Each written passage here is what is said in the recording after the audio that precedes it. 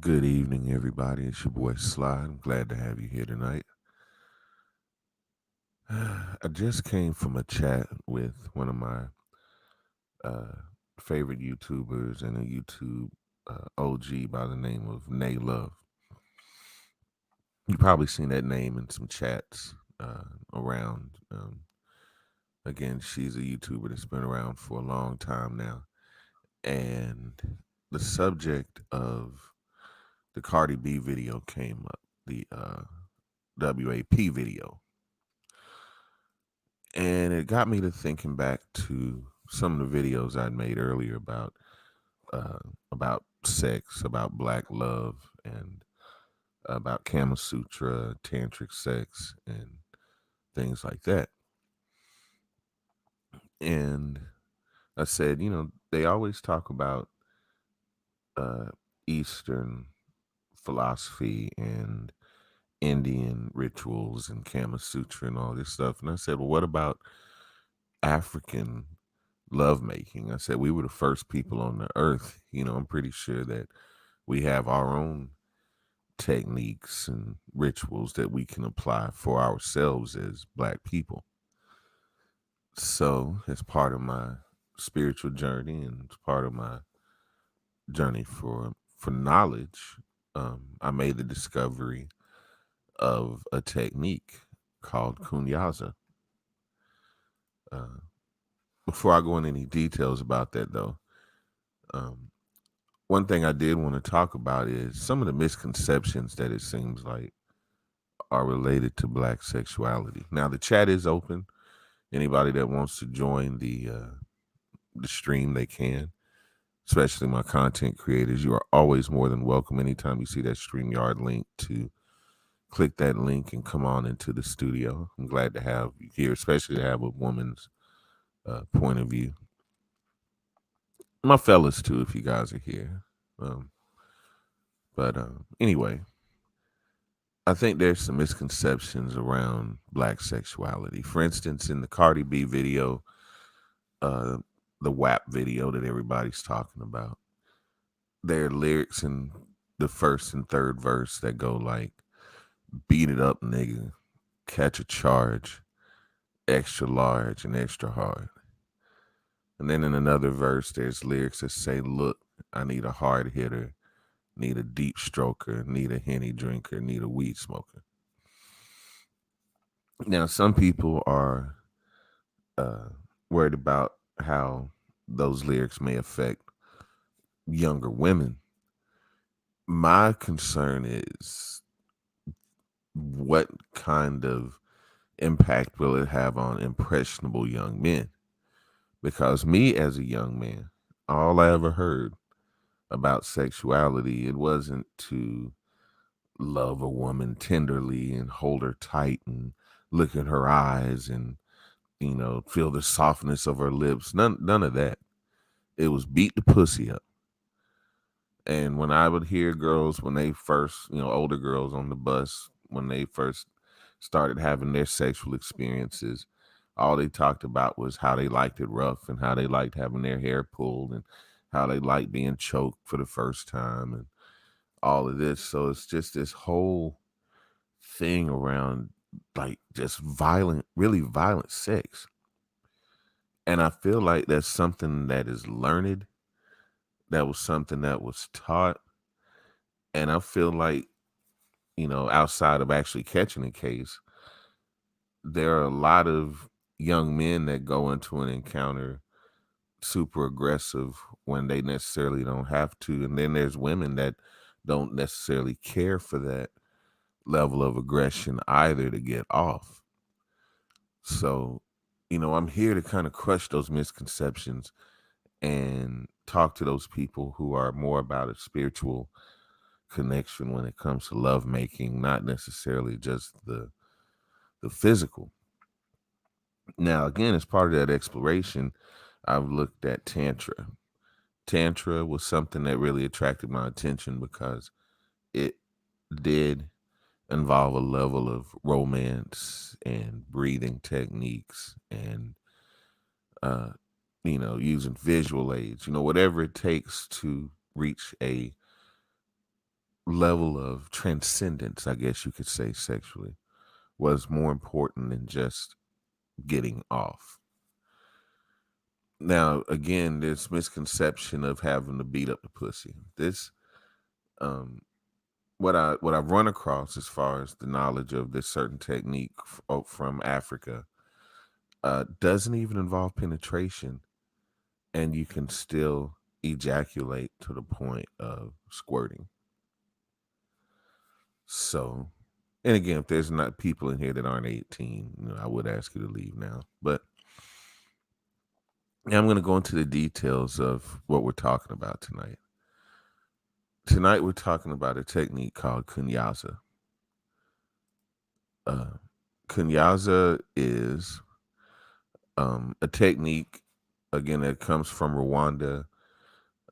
The information I'm giving you tonight is from a book about Kunyaza written by an author by the name of Habib Akande. Kunyaza is an African sexual technique that triggers female ejaculation and orgasms in women during heterosexual encounters.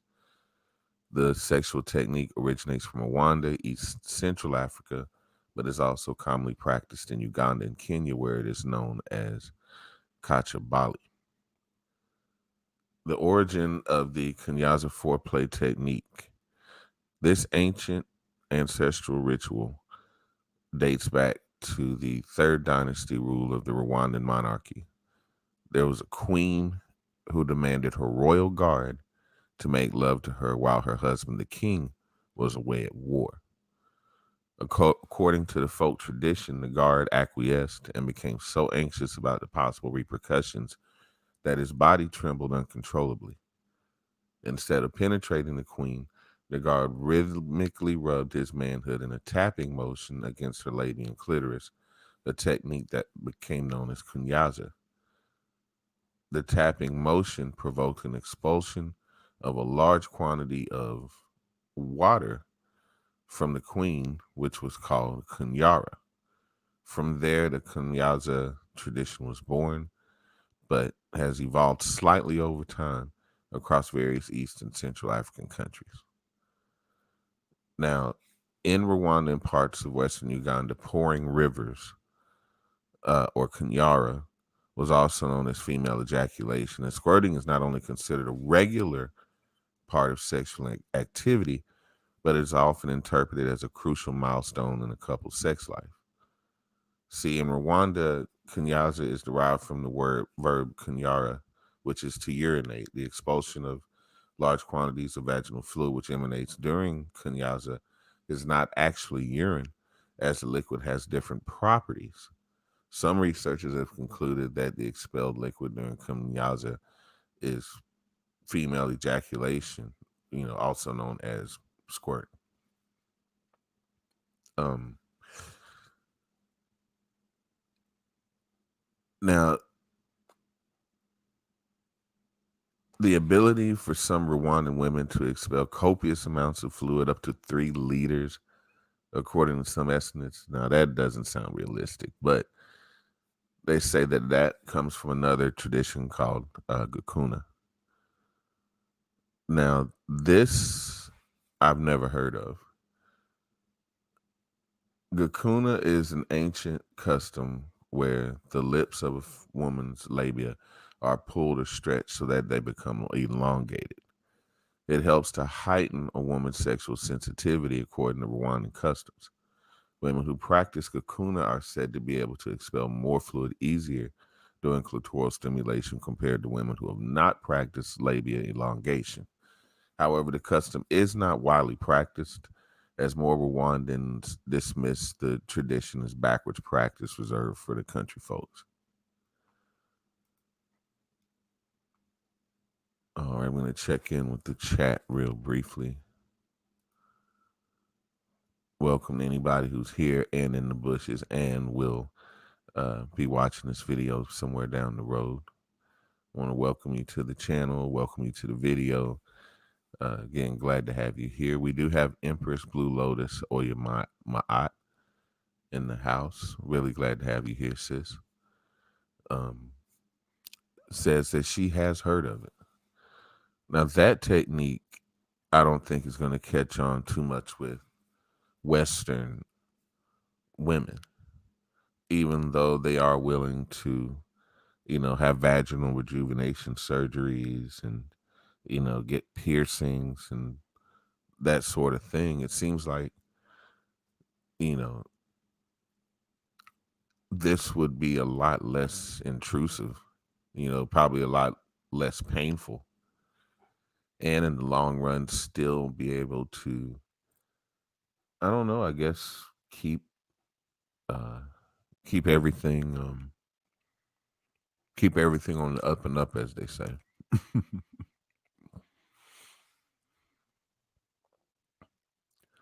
Now, again, I haven't ever heard of that. Now, it says for Gakuna advocates, a woman performing Gakuna is not an automatic pass to realize female ejaculation. A man must also do his part. This means making the woman feel comfortable, engaging in foreplay, and demonstrating sound Kunyaza technique. Even then, it's not guaranteed. It depends on your feeling and your connection. See, and that's another thing that goes back to the teachings of Tantra and of the Kama Sutra. It's knowing your partner. It's having an understanding of one another. And in Rwandan culture, it is to put the woman of the needs of the woman over the needs of the man, which is something again that you don't hear in Western culture.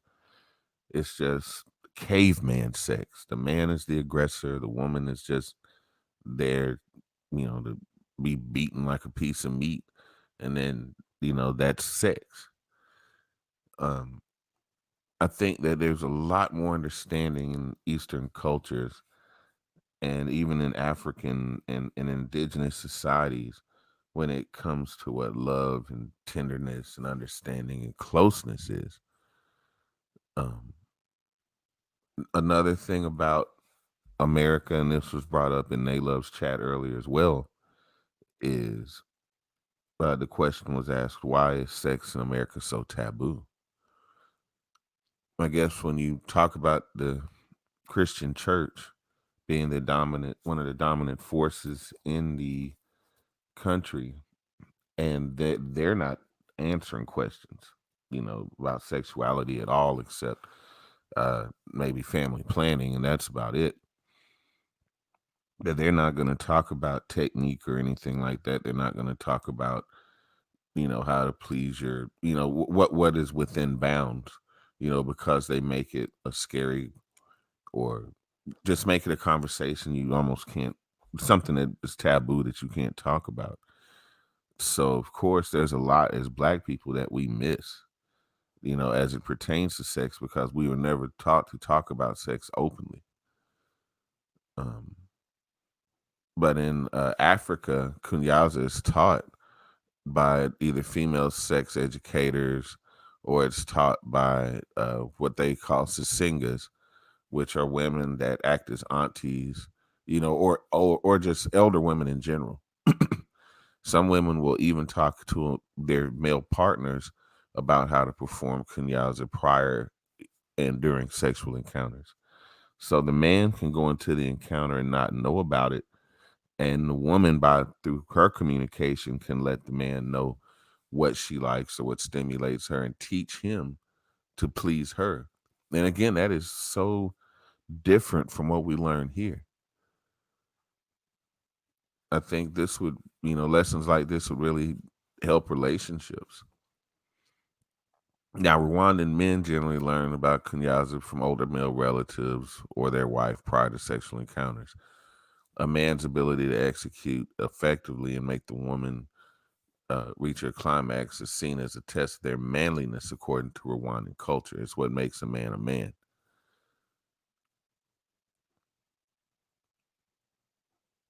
So the technique is explained this way. When you're doing the kunyaza, you brush your penis over the vagina, mostly on the clitoris. She will feel it nicely, and she will start releasing what they call water. That is what they call kunyaza. It is what women enjoy most. They say they also enjoy it when I'm doing it because I am with the woman who is dry. I feel pain. It's the sound that comes out of the Kunyaza style. It is what makes me and other men happy. When you see that water coming out, you feel that you've done what you need to do as a real man to please that woman. So, uh, the technique itself involves a combination of non penetrative and penetrative stimulation of the external and internal uh, female genitalia with the penis to enhance the female pleasure and achieve orgasm accompanied with ejaculation.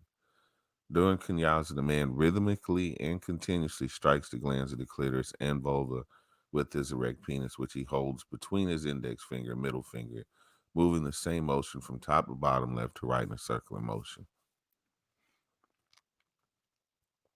Now, this can be done from a sitting position, a lying position.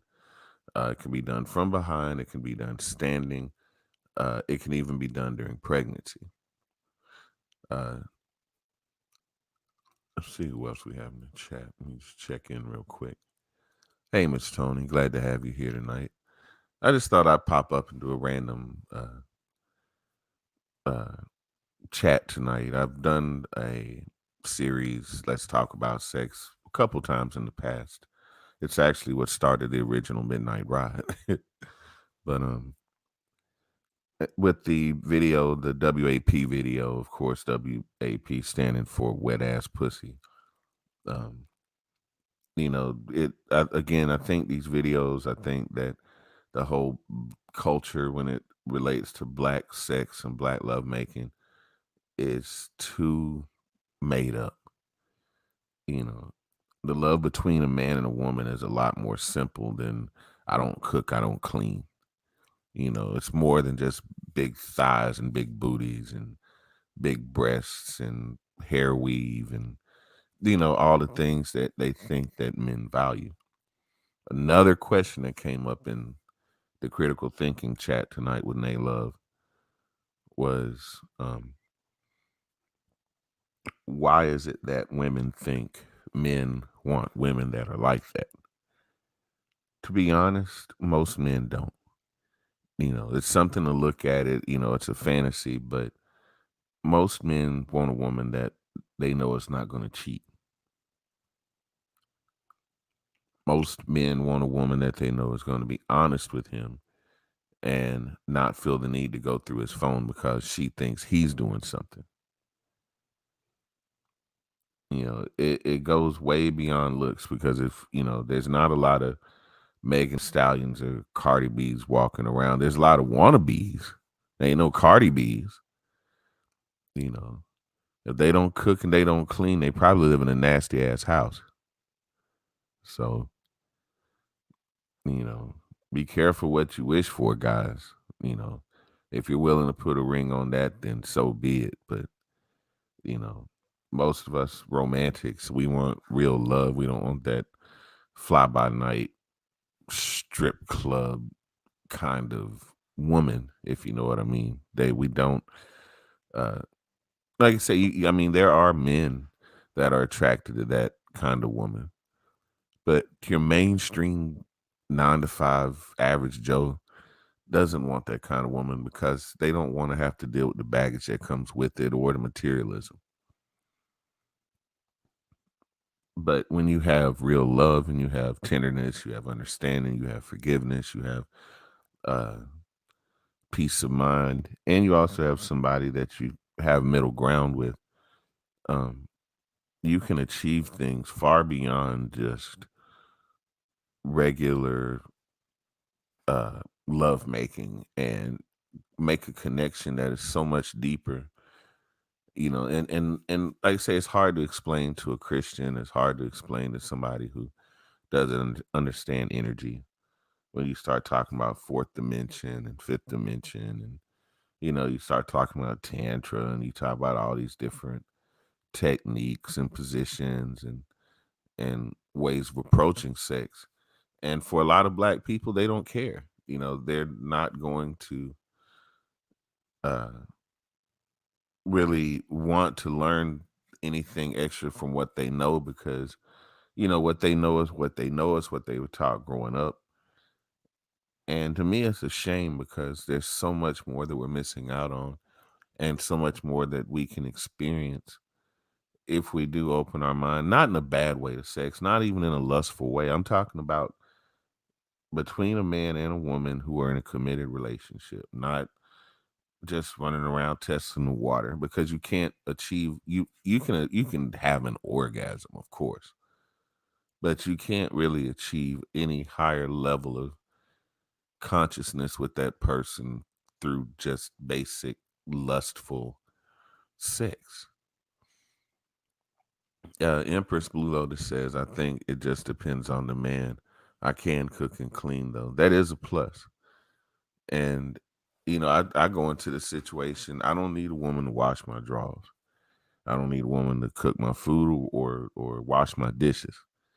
I have a dishwasher for that. I have a washing machine for that. I put them in. I put in the soap. I push a button. Boom, it's done. I don't need you to do that for me.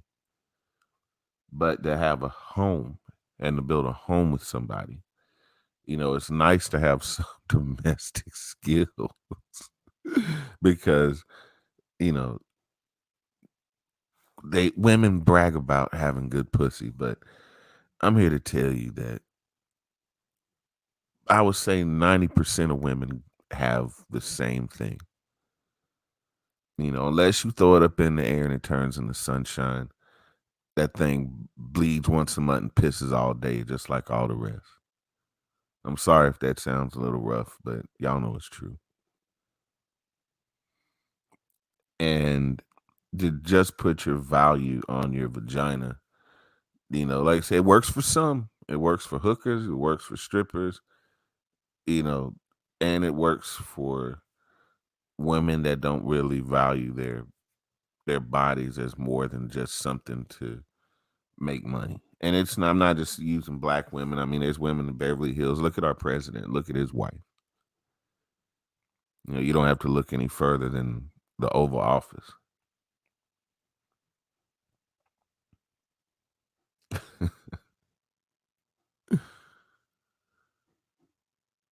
Well, I'm not going to stay on here long unless y'all want to. If you want to chime into the chat, you can. I'll send the invite one more time.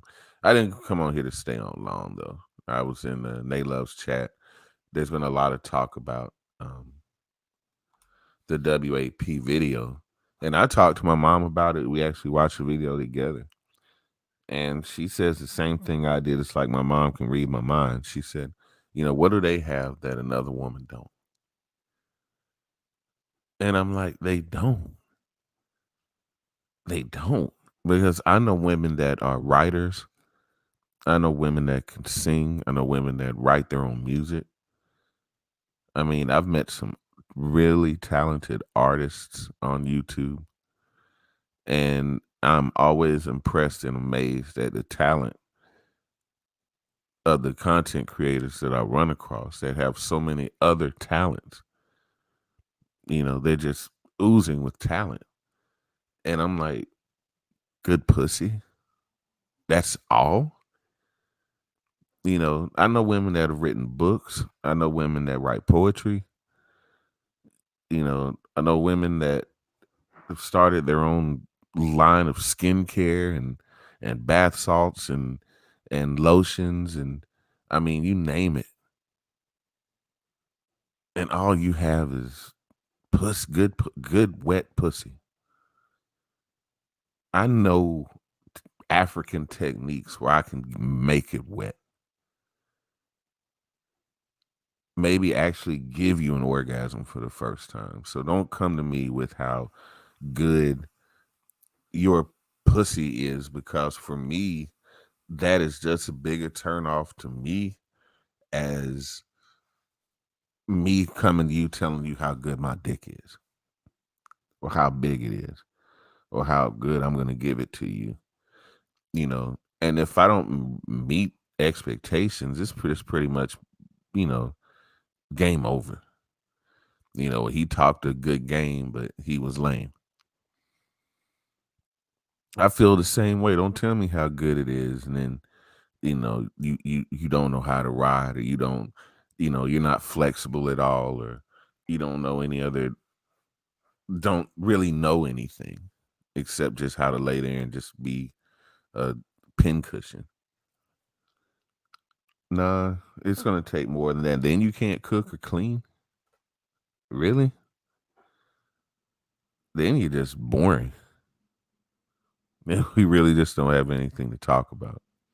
I would much prefer a woman that had a specific talent, that could sew, that knew how to knit, or had a side business, or was an entrepreneur who knew how to invest, or worked on houses, flipping houses, or had a specific skill or technique or something that they know outside of the bedroom that could make us, a power couple, not just a couple, but combine forces and just become unstoppable and have a decent sex life instead of just this sexual gratification for money and then still come home to a lonely house, or never really feel fulfilled to have that person that you can lay next to and just hold on to, and kiss on the back and the neck in the morning, or when you're not feeling good, that person that can tell you everything's going to be all right. All right, we have Empress Blue in the house. Let me add her to the stream. Welcome, Empress Blue. Glad to have you here. Hi, thank you. Talking to you again. I want to know, when did this become such a, well, I know it's a commodity for people who like to pay for it, but I don't understand if it's clean and it smells good, as you were saying. I don't understand what makes hers better than anybody else's. I don't understand that. We all have one. And I just don't see, and not just Cardi B and Megan Thee Stallion. I think anyone. What makes somebody else's better than the others? Because I pretty much think it, like you was, it all does the same thing. It all works the same way. So to me, just rolling in the hay with somebody for a minute, that's not impressive to me. You have to have something else that's more impressive for me as far as a man. And I should hope that as far as a woman, a man would want something a little bit more impressive from me. Exactly. I mean, it seems like the standard, the bars is being set lower and lower. It's no longer quality. It's just I don't. It's I don't know. It's not my cup of tea. Because I like to know what's in a woman's mind and work my way to getting to know her better. So that way, if we have a physical encounter, we know enough about each other, that at least we should know enough about each other from listening to one another to have a great experience with each other and, please each other without having to choke each other out, without having to, I don't know, it just seems like there's misconceptions around sex in general for blacks, that it has to be just beat it up and choke her out and damn near rape her, just to get her off. And I really think that there's a lot of impressionable young men that go into their adolescence and think that, just like that's all I heard and thought, and it was like, whoa, wait a minute. There's a whole, you mean you can actually make love to a woman? You can hold her, you can be tender, you can be gentle. You don't have to choke her out every time. Really? Let me learn a little bit about this because, just going in like an animal, it's never been my speed, but that's all I ever heard, and then, woman is like, why are you being so rough? And I'm like, well, isn't this what you want? This is all I ever hear is beat it up, drive it into me like a Mack truck and all this other shit. So I mean, well, like for me, if you really, if you want to get me wet and all hot and bothered, use a couple of big words, in a good, with good sentence structure. you know, you Hmm. do that for me. You know, some of the stuff that guys that these, I will say a lot of the things that the younger women will go for now, that doesn't impress me. You know, just because you pull out a wad of cash, that doesn't impress me. But as I was saying earlier, you know, these young girls will do anything for a Gucci or a Coco Chanel bag. And no. There's other things, you know, I can, there's other things that you can get from me, and I still ain't gonna do nothing for you, because to me that's the way it should be. You shouldn't have to do something to get some male attention, or feel like you have to do something nasty for material gain. I wasn't raised like that, and that's also the difference between, like I was saying, you're Cardi B, Megan Thee Stallion, Nicki Minaj, Lil Kim. None of those people are supposed to raise your kids. You are supposed to raise your own children. And after you raise your children, you just, you know, or while you're raising them, you just have to hope that they make wise decisions. You can't run around, and there's too much exposure now. There's going to be internet, there's going to be things on TV. They may not be able to watch it at your house, but you work, they might be at your friend's house. At their friend's house, their friend might come over with their, what is it, Apple Watch or something, and they Hmm. might see something on there. You cannot stop the information from getting to your child. So the best thing that you can do is raise your child right and Yeah. teach them all you can teach them and go from there. And see, I grew up in a single parent home, and it was my friend that had a mom and dad whose big brother gave him a stash of porno movies, which was again my first exposure to, and then R-rated movies too. You know what I'm saying? But there was always something sordid and lewd and nasty about sex. It was never anything that was positive or clean or loving, Right, you right, know. And I feel like the communication has to be there with our kids to let them understand sex in general at a very early age, and not this PP stuff, use the real words, explain it to them in plain English, let them know they're not to be touched by anybody, let them know how to, to secure and to honor themselves. But at the same time, as they get older and do get exposed to this stuff, because you can't stop them, they got tablets, they got, access to everything we have access to, and they can see anything, they know how to cover their tracks, you right, know.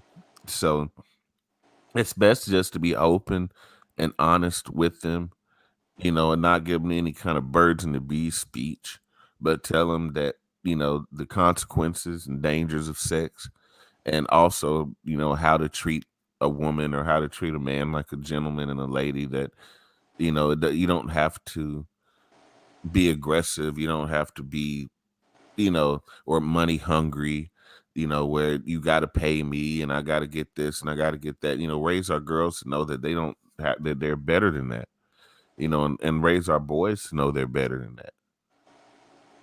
There will be simps, and simps are made to be taken advantage of. I'm sorry, but prostitution is the oldest, uh, it's the world's oldest profession. right, And there will always be that, trade of sex for money, sex for things. There'll always be sugar daddies pulling up in an old pickup truck, to pick up some girl so he can rub on her thigh for $20. You know what I'm saying? It's always that's always going to be there. You can only hope that, you raise your kids to know that there's more to sex than just lust, and to protect themselves. But after that, there's not a whole lot that you can teach them. Most of what we learn about sex, we learn by having sex.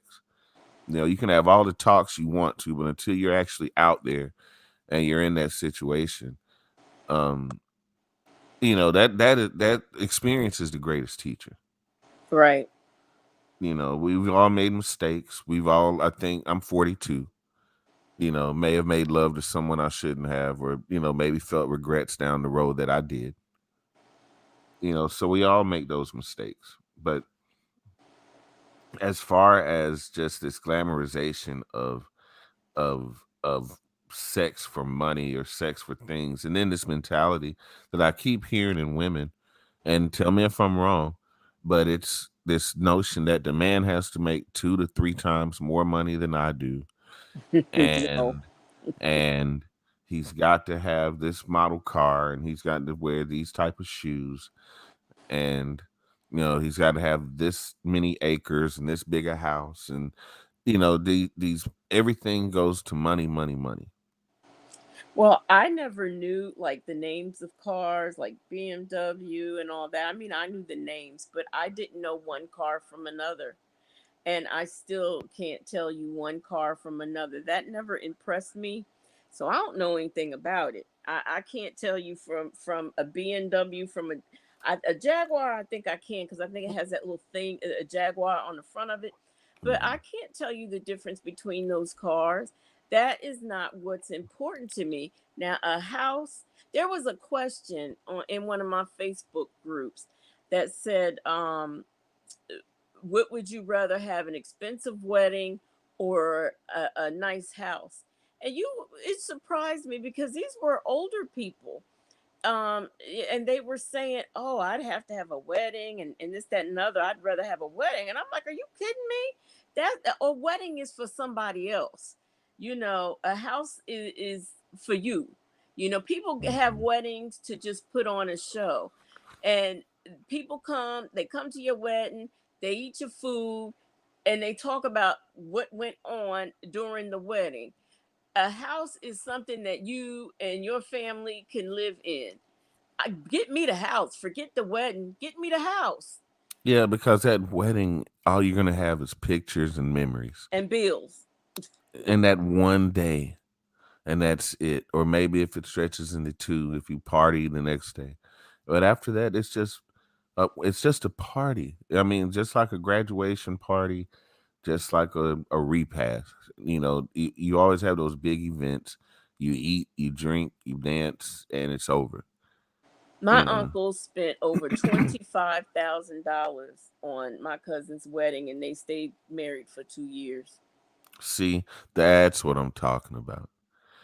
That's exactly what I'm talking about. I mean, 20. I, I mean, did they have the Temptations there? They must have had the real Temptations. They had real New Edition with Bobby Brown, with Ronnie, Bobby, Ricky, and Mike, and Ralph Tresvant. They had a lot of good food. that's I'm all I I'm can. sure. That's all I can say. I'm sure all you can eat shrimp cocktail. I mean, but but still, at the end of the day, just think about what an investment that would be, in a trust fund or a bond or a mutual fund, or, or start off the kids' college fund. Yes, yes. I Hmm. could think of so many. I mean, to start a small business. Yeah. I was amazed by that. I said, this is incredible. I You can didn't add think. a room onto your house for that kind of money, maybe even two. If you want to expand and have kids or whatever, it wouldn't even cost that much to add a room onto your home to add value to it. A down payment on a home, something. Hell, just buy us a car and we'll be good. Just buy us I mean, because a car is like 35,000, but Yeah, still for 25, I get a decent bucket. Just something to get around in, something that's going to be reliable. right. But golly, I mean, Yep. I'm all for love. I'm romantic, but not that romantic. Yeah. And they only stayed together 2 years. Yeah. Oh, I'd be pissed. The next guy she's gonna marry will be in the courthouse. Next, what? I think she's on her fourth. Oh yeah, it's definitely courthouse. Yeah, yeah. Y'all jump in the broom in the backyard. Hell no. Wow. Oh no. Then again, if I had the money and I had a daughter, I don't know what I might do as a dad. But still, I don't know. My niece, she's been one time we took her whole collection of bridesmaids dresses out, Hmm. and I said, you know what, how much money you can make on selling these? And half of those weddings that she was in, those people aren't even married anymore. And my niece just hit her 30s. And, you know, because these young people, they don't really understand when they get married. I don't think they really understand. And these young girls, they don't understand what marriage, and the guys too. They don't understand commitment and what they're literally doing when they get married. I don't think they think past the wedding.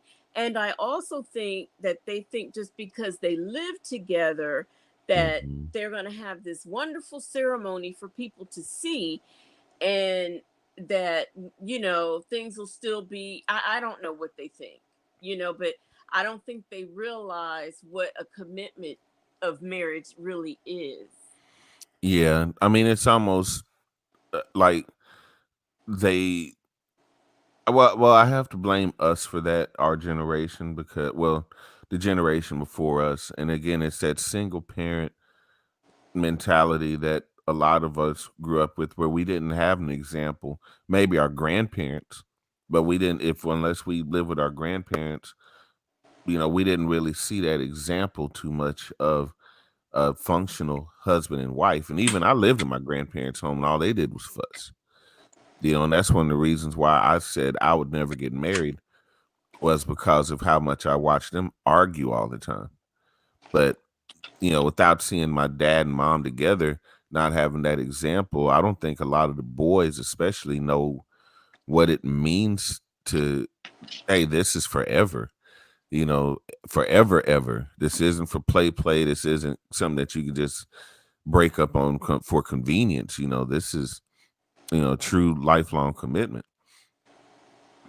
And and I like this, I just think, I mean, I was raised with, you know, my mother and father in the home, and um I know I know all about commitment and everything, but sometimes I don't know. I don't know how my sisters, they're like a decade older than me. And I do, from what I understand, the rules became a little bit more lax when I came along. But mm-hmm, at the same time, my older sisters, they saw a side of my mother and father as a couple that I didn't see. mm-hmm, Like when my sister talks about my mom baking some kind of cookies or this cake or that cake, and I'm like, what? And they're like, yeah, she used to bake, and I'm like, well, I don't know. That's not the mother I know. You know, me and my mother, we were cool. We had fun and we did things together and stuff. But as far as baking and me seeing her bake and cook and all that all the time, I didn't see that. mm-hmm. My mother, though she didn't have to, you know, when I was growing up, I was a latchkey kid. Whereas when my sisters were growing up a decade earlier, she was a stay-at-home mom. Yeah. So there are differences in how we were raised, but no matter, even though there were the decades different, I still knew right from wrong. And even though the rules were a little bit more laxed with me, I still knew right from wrong. Mm-hmm. I still knew I still knew what do I want to call it? I still knew how to make wise decisions. You know, Mm-hmm. I still knew there was still a balance as far as how to act in public, how to act behind closed doors. And I knew that looking up to a stripper wasn't, a stripper wasn't my role model when I grew up. Yeah. Angela Davis, who was before my time, that was my shero. Maya Angelou, that was my shero. Nina Simone is my shero. Those are my sheroes. People who were even before I was born. Those are the women that I look up to, and those are the women who I strive to be like, I want the courage of Nina Simone, of Angela Davis. I want Asada Shakur, I want, those are the women. And I was not exposed to those women by my mother. I exposed her to them. Mm-hmm. But these are, and I think that these are the people that inspired me to be and molded me into who I am as an adult and as a woman. These young girls don't have that. Now they might know who Nina Simone is now because Beyonce mentioned her once or twice, but these young girls now, they don't have the role models and stuff They that. they really don't. I mean, I look at women in mainstream media, and I look at men in mainstream media as well. I don't take the onus off the men. Like without Farrakhan, I mean, you got guys like John Lewis that are no longer with us. I believe Harry Belafonte is still alive, but you got men like Farrakhan that are not going to be around much longer. And once he's gone, who are the truth tellers that are left that can go to mainstream media, that can go to the government, that can speak to the world on behalf of black people and speak for us, about us, you know, and represent us in a way that he has for so many decades. I don't think there's another leader like that. I mean, definitely not Jesse Jackson, No, definitely not Al Sharpton. no, not at all. And you know what? It's funny. Sometimes, you know, like I said, my mother, she was totally different. And it's funny how growing up, she passed away 3 years ago. She was 75. And it's funny the direction our relationship took. I Mhm, was kind of more reserved than my mother was. I found out the rapper I mhm. found out about Ti through my mother. She says, "Oh, that rapper Ti. Oh, he is just so cute." I said, "What is a Ti?" And she says, "You know that rapper." And I didn't. I did not know who that was. My mother was on Facebook before me. My mother, she did a lot of before me's. And I set up and in watching that and all the discussions over this WAP video, I wonder what my mother would have to say about it. I've been thinking about that the last few days. What she would have to say. I'd be interested to know because her viewpoint of things really changed a lot. Mhm. In her older age, and I would really like to know what she would have to say about it. I really would. Yeah, because you know what, our parents as they get older, we learn a lot from them still, even as they get older. And I'm blessed to still have my mother with me, but she learns a lot from me too, especially when it comes to pop culture and politics. Try to keep her on the ball, and I showed her this video. We watched it together, and she didn't flinch because she remembers the records she bought for me when I was 14, 13. Whether it was Poison Clan or Luke or Two Live Crew, or if it was 3 6 Mafia, whatever it was I was listening to at the time. My mom would go to a little record store called Flipside. They'd had a parental advisory, and you had to be over 18, blah, blah, blah. And I'd tell her what I wanted, and she would hand it right there to me in the store. And they got to know us to the point to where I could go in there at 14, 15, and if I asked for something that was behind the counter, they started to give it to me because I came in there so many times with my mom that they just totally disregarded it. So, um, I can't be a hypocrite and act like I never heard or never seen anything or be all Pollyanna like, well, this is a disgrace or an outrage. I mean, because people been shaking their ass for ever, and it ain't nothing new. Just like they had that wedding the other day, and all the bridesmaids and everybody else just starts twerking. I mean, now it's just so mainstream that there's nothing shocking about it. Really? And see, I still am behind. I'm still behind the times. Yeah, there I'm was a viral video the other day where they just broke it down, just in the middle of the wedding. I guess after the ceremony or whatever, the bride, all the bridesmaids and everything. Yeah, and this wasn't in a church, was it? I believe it was. Oh my! I might be able to pull it up real quick. Let me see. I'm not. I don't. Even though I'm not a Christian, but my goodness, Yeah, they. disrespect. Look, listen, they love. Let me see. They don't have role models. In a sense, like we knew. My generation barely had it. Yeah, role models far and few between. But during your generation, though, they did have like the Angela Davises, and they did have the Maya Angelou's, and and then you had more of your like your Dick Gregory's, and you had your more insightful black authors and poets, your Ossie Davises, and even Bill Cosby to a certain extent, for the doors that he opened and the things that he was able to do. Um, so yeah, there were a few. But there's just so much that our young girls don't know about the struggle of these people back then who struggled as women to just exist, to be able to be on film. And I think that they need to educate themselves about it so they will know.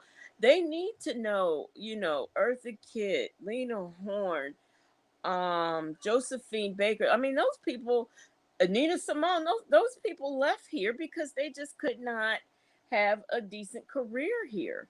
And they left. Tina Turner. I mean, who is Tina Turner gave up her, she's not even a US citizen anymore. And these young girls don't realize the barriers that these women broke down. And they Yeah, had to do it from a whole nother country. Now I'll take now Josephine Baker. She was a nude over there, and I yeah, think what Maya Angelou, what was she was prostitute. I think she was prostituting over there too. I'm not sure, but they excelled and excelled and excelled. They always told you from where they came, but they let you know where they are going and where they went. exactly. Yeah, and that's what made them so influential too. Here's the wedding reception video that everybody's talking about. Well, who got a? They've got a garter. Granted, you see those little kids. Oh no! Oh my gosh! Yeah. When did we start? And I mean, I'm not talking about. Oh Lord. I don't talk about sexuality and stuff like that. But the fact, okay, in the video, the way that Megan Thee Stallion and Cardi B were kind of like feeling all on each other and this that, and you will not see that in a man's video. Hell no. The Hell no. I mean, if you do, it'll probably be the little dude that made the cowboy video, and he'll probably rub it on another dude. I wouldn't put it past him. And there are some gay rappers, so yeah, that there. But I won't see 50 Cent rubbing all up against Ti. I mean, mm-mm. I won't see that. I will not see that at all. But the fact that these two women did it's not even mentioned. You Yeah, know. because it's a simple fact that a man is aroused by watching two women together, and most women find gay sex between two men to be gross. And that's why I the mean, I'm double just going to put it standard. out there. I'm just going to say it. I I'm mean, just but gonna I don't understand the double standard. because gay sex between well, first of all, gay sex. Well, I in my personal opinion, the whole mechanics behind two men is gross to me. It's not natural, and I feel like it involves a certain level of injury because the body is not made that way. It's just everything about it to me is foul, and there's nothing beautiful about it. Two women together is beautiful. See, mm. And I argued with somebody not too long ago I mean, I'm just gonna put it out there. because Say Nayla, you gotta turn something down. I had to argue with somebody once because not too long ago, because they were talking about how homosexuality period was just an abomination, and that and this was in a spiritual group, and I said, listen, some of the deities that we follow, they are intersexual. They can appear to you as a man or a woman. And I said, so for you to sit up and say that, a man dressed like a woman, or, this intersexual stuff is not right. Some of these very deities that you follow did the exact same thing. So which is it? You can't say that. You can't say it. So I had a very long fight with somebody over that a couple weeks ago. Mm. Well, me, I look through the hypocrisy of, you know, of what people, especially a man's sexual appetite. You know, I won't pretend like, you know, you don't get aroused by seeing two women half naked, out there shaking what they got. You know what I'm saying? But again, that just goes back to, I mean, when the bikini was first came out, it was controversial. You know what I'm saying? It was a big deal, to wear a two piece. Yeah, But we but one always, time it was a big deal if you just saw a lady's ankles, because dresses used to be all the way down to the ground. So if you just saw a lady's ankles, so now it's to the point where it's all the way to the opposite end of the, extreme. Where I mean, if it's what's gonna be next? What's over? well, I mean, I saw Tony Braxton live the other night. Did y'all see Tony Braxton the other night live? Mm-mm. Or have you seen her most no, or have you seen her most recent video? Mm-mm. uh-uh. Well, she's got on next to nothing. Now If Tony Braxton always wore next to nothing. Well, Yeah, but I mean, it's still. I mean, nobody really made a big deal out of it, but she's not wearing much more than what Megan the Stallion was wearing in in the Cardi B video. Matter of fact, I'm going to pull it up right now. Let me pull up this video. The ad is playing, so and I don't well, want I the feel music like to get me. Cardi's video just set the bar for, somebody gonna go above that. It's just gonna keep on. To me, I think it ain't gonna stop till it's nude. Well, they can't go. There's no way anybody can go above that. I mean, I just don't see how. Okay, here's that Tony Braxton video. I'm turning down the music because I don't want YouTube to spaz the Yeah, fuck out. they muted my video, child, on Facebook off of that Cardi B stuff. I should have muted it.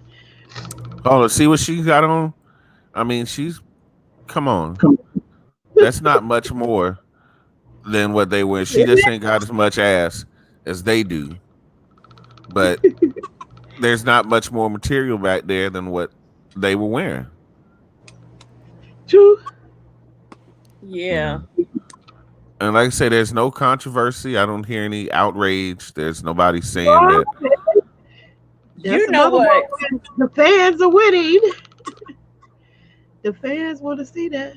Well, I'm gonna tell you what. I don't think that video would have gotten as as much if Cardi B hadn't have been in that leopard outfit. Yeah, Cardi that's B in that why. leopard. That's why I want to do the compilation, because the faces was just royal.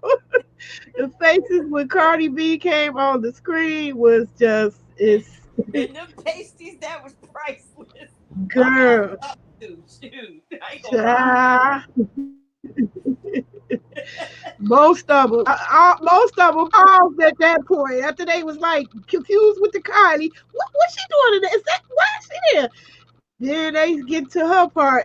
Everybody, that's I definitely gonna do a compilation. Mouth dropped open, eyes bucking. It's crazy. Um, I really, you can't really go backwards and tell these girls, no, you should wait till marriage. Well, you never really could do that too much anyway. But Look, you really everybody ain't waited till marriage. I know some people up in age who didn't wait till marriage. can't. Shoot. Yeah. But again, it goes back to my point of actual love and wanting to be with somebody for a long time and honoring them and cherishing them and appreciating them. I just don't see a lot of that anymore. I don't see that in dating. Dating now is just so whack. And I'm You 42. say now. And I don't even get it. It's like I got well, y'all know I got, my share of followers. Um I ain't made it to first base with nobody. Not even to the first date. Cause I really feel like it's this new generation, they feel like they can have a relationship in a text message. Me, I can't do it.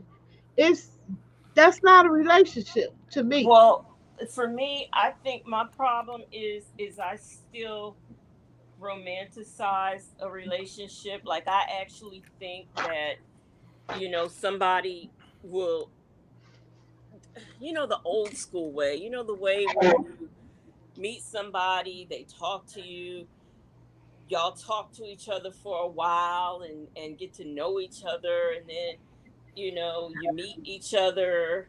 And I mean, that's what I'm still looking for, and I don't think that I'm going to find something like that. I don't see that happening. And I done had plenty of opportunities to get to the point where that should happen, but it didn't. Yeah, I mean, I know I'm being unrealistic, and I know that that's never going to happen for me, but that's just. No, now, see. I We don't don't talk say like that never around here. for We me. don't we don't I, we don't say never here. Uh, I, I I, I I don't say see it that because I'm. Oh, on go the ahead. Go ahead. I say I don't see it on the internet. I've Oh, tried. oh, I on the don't internet. because first of all, it's a high expectation where of a guy. Okay, he meets you on Facebook. He live in Kansas. You live in you know uh, Texas. Well, how y'all gonna date You can already? date somebody from far away. It was done in the military for years. People in the military Well, did they it for say years. that. They say that. They say that. They say Yeah, that. there's a lot of Jody calls too. Huh? There's a lot of Jody calls too. Yeah, and I'm I gonna mean, say I wasn't even in my third week of basic, and they were already getting Dear John letters. Like the third week, like them boys are already breaking down in the third week of. I mean, we ain't even barely got there yet, and already they were getting Dear John letters. I But wanted to know if I was in a couple absent make the heart wonder. It'll make my heart grow fonder. I feel like I'm already alone. I don't need to be in a new relationship where I'm alone. that's That's interesting. Well, I mean, to and if also in this game in the day we're now in the day of Corona, and Corona ain't going nowhere for a very long time. So we're in this day of Corona. So now it really doesn't matter too much how you meet anybody, even if it is over the internet. I've met some good people over the internet that I still have relaxed lasting friendships with. I've met some good people, and I really do consider the ones that over the years, the long term, they really are friends. They really are my friends. But I can't hug that at night. Yeah, but you're not. I mean, I'm not trying to talk to somebody. I mean, that would just be like me talking to Slide and then going to want to hug on him in next week. That it I don't. need that. That's the type of I person don't. I am. I I don't do. need that. I don't I need need that. that as far as the relationship, especially with my condition. Yeah. See, I don't need. I don't. That ain't me. I don't have to have it like that. I don't have to Right. have it like that at all. Well, my biggest crush, you know, is somebody who doesn't live anywhere near here. But, even if I'm not able to meet her one day, I still am hopeful that I'll meet somebody of that caliber. You know what I mean? I still think that she exists. I still think the woman that appreciates romance, that appreciates being appreciated, Oh my It's still out there somewhere. God, you just disrespecting your chat. Who's Who? disrespecting the chat? Oh, I see. I don't know who this Wait, clown what's is. going on? I don't ever get. uh We usually don't get a lot of trolls in my chat. Um, Let me see. Where did that message go? I don't see it now. Look, I'm usually all up in the chat, but I'm not. I'm doing my little. I'm trying to do my tarot thingies, and Yeah, it looked like some Indian. Ain't no telling. I don't need tech support right now, buddy. I'm sorry. Oh, But yeah, they're nothing but a distraction. Oh yeah, I do want to. We do have Mrs. Leon Life in the chat. Welcome, Mrs. Leon Life. I'm really glad to have you here. She's also a content creator, and I I really like her channel. I didn't. I don't know if she's still here. I was just speaking back. Hmm. Miss, Well, before this chat, Naylove, and I'm not sure if you heard any of the parts about the Kunyaza, but what are your thoughts on Kunyaza and the technique itself? And do you feel like it's something that you would be able to apply if you were to uh, have an open-minded partner? I missed it. I don't know what it is. Okay, well let me give you a brief rundown on what it Okay. is. All right.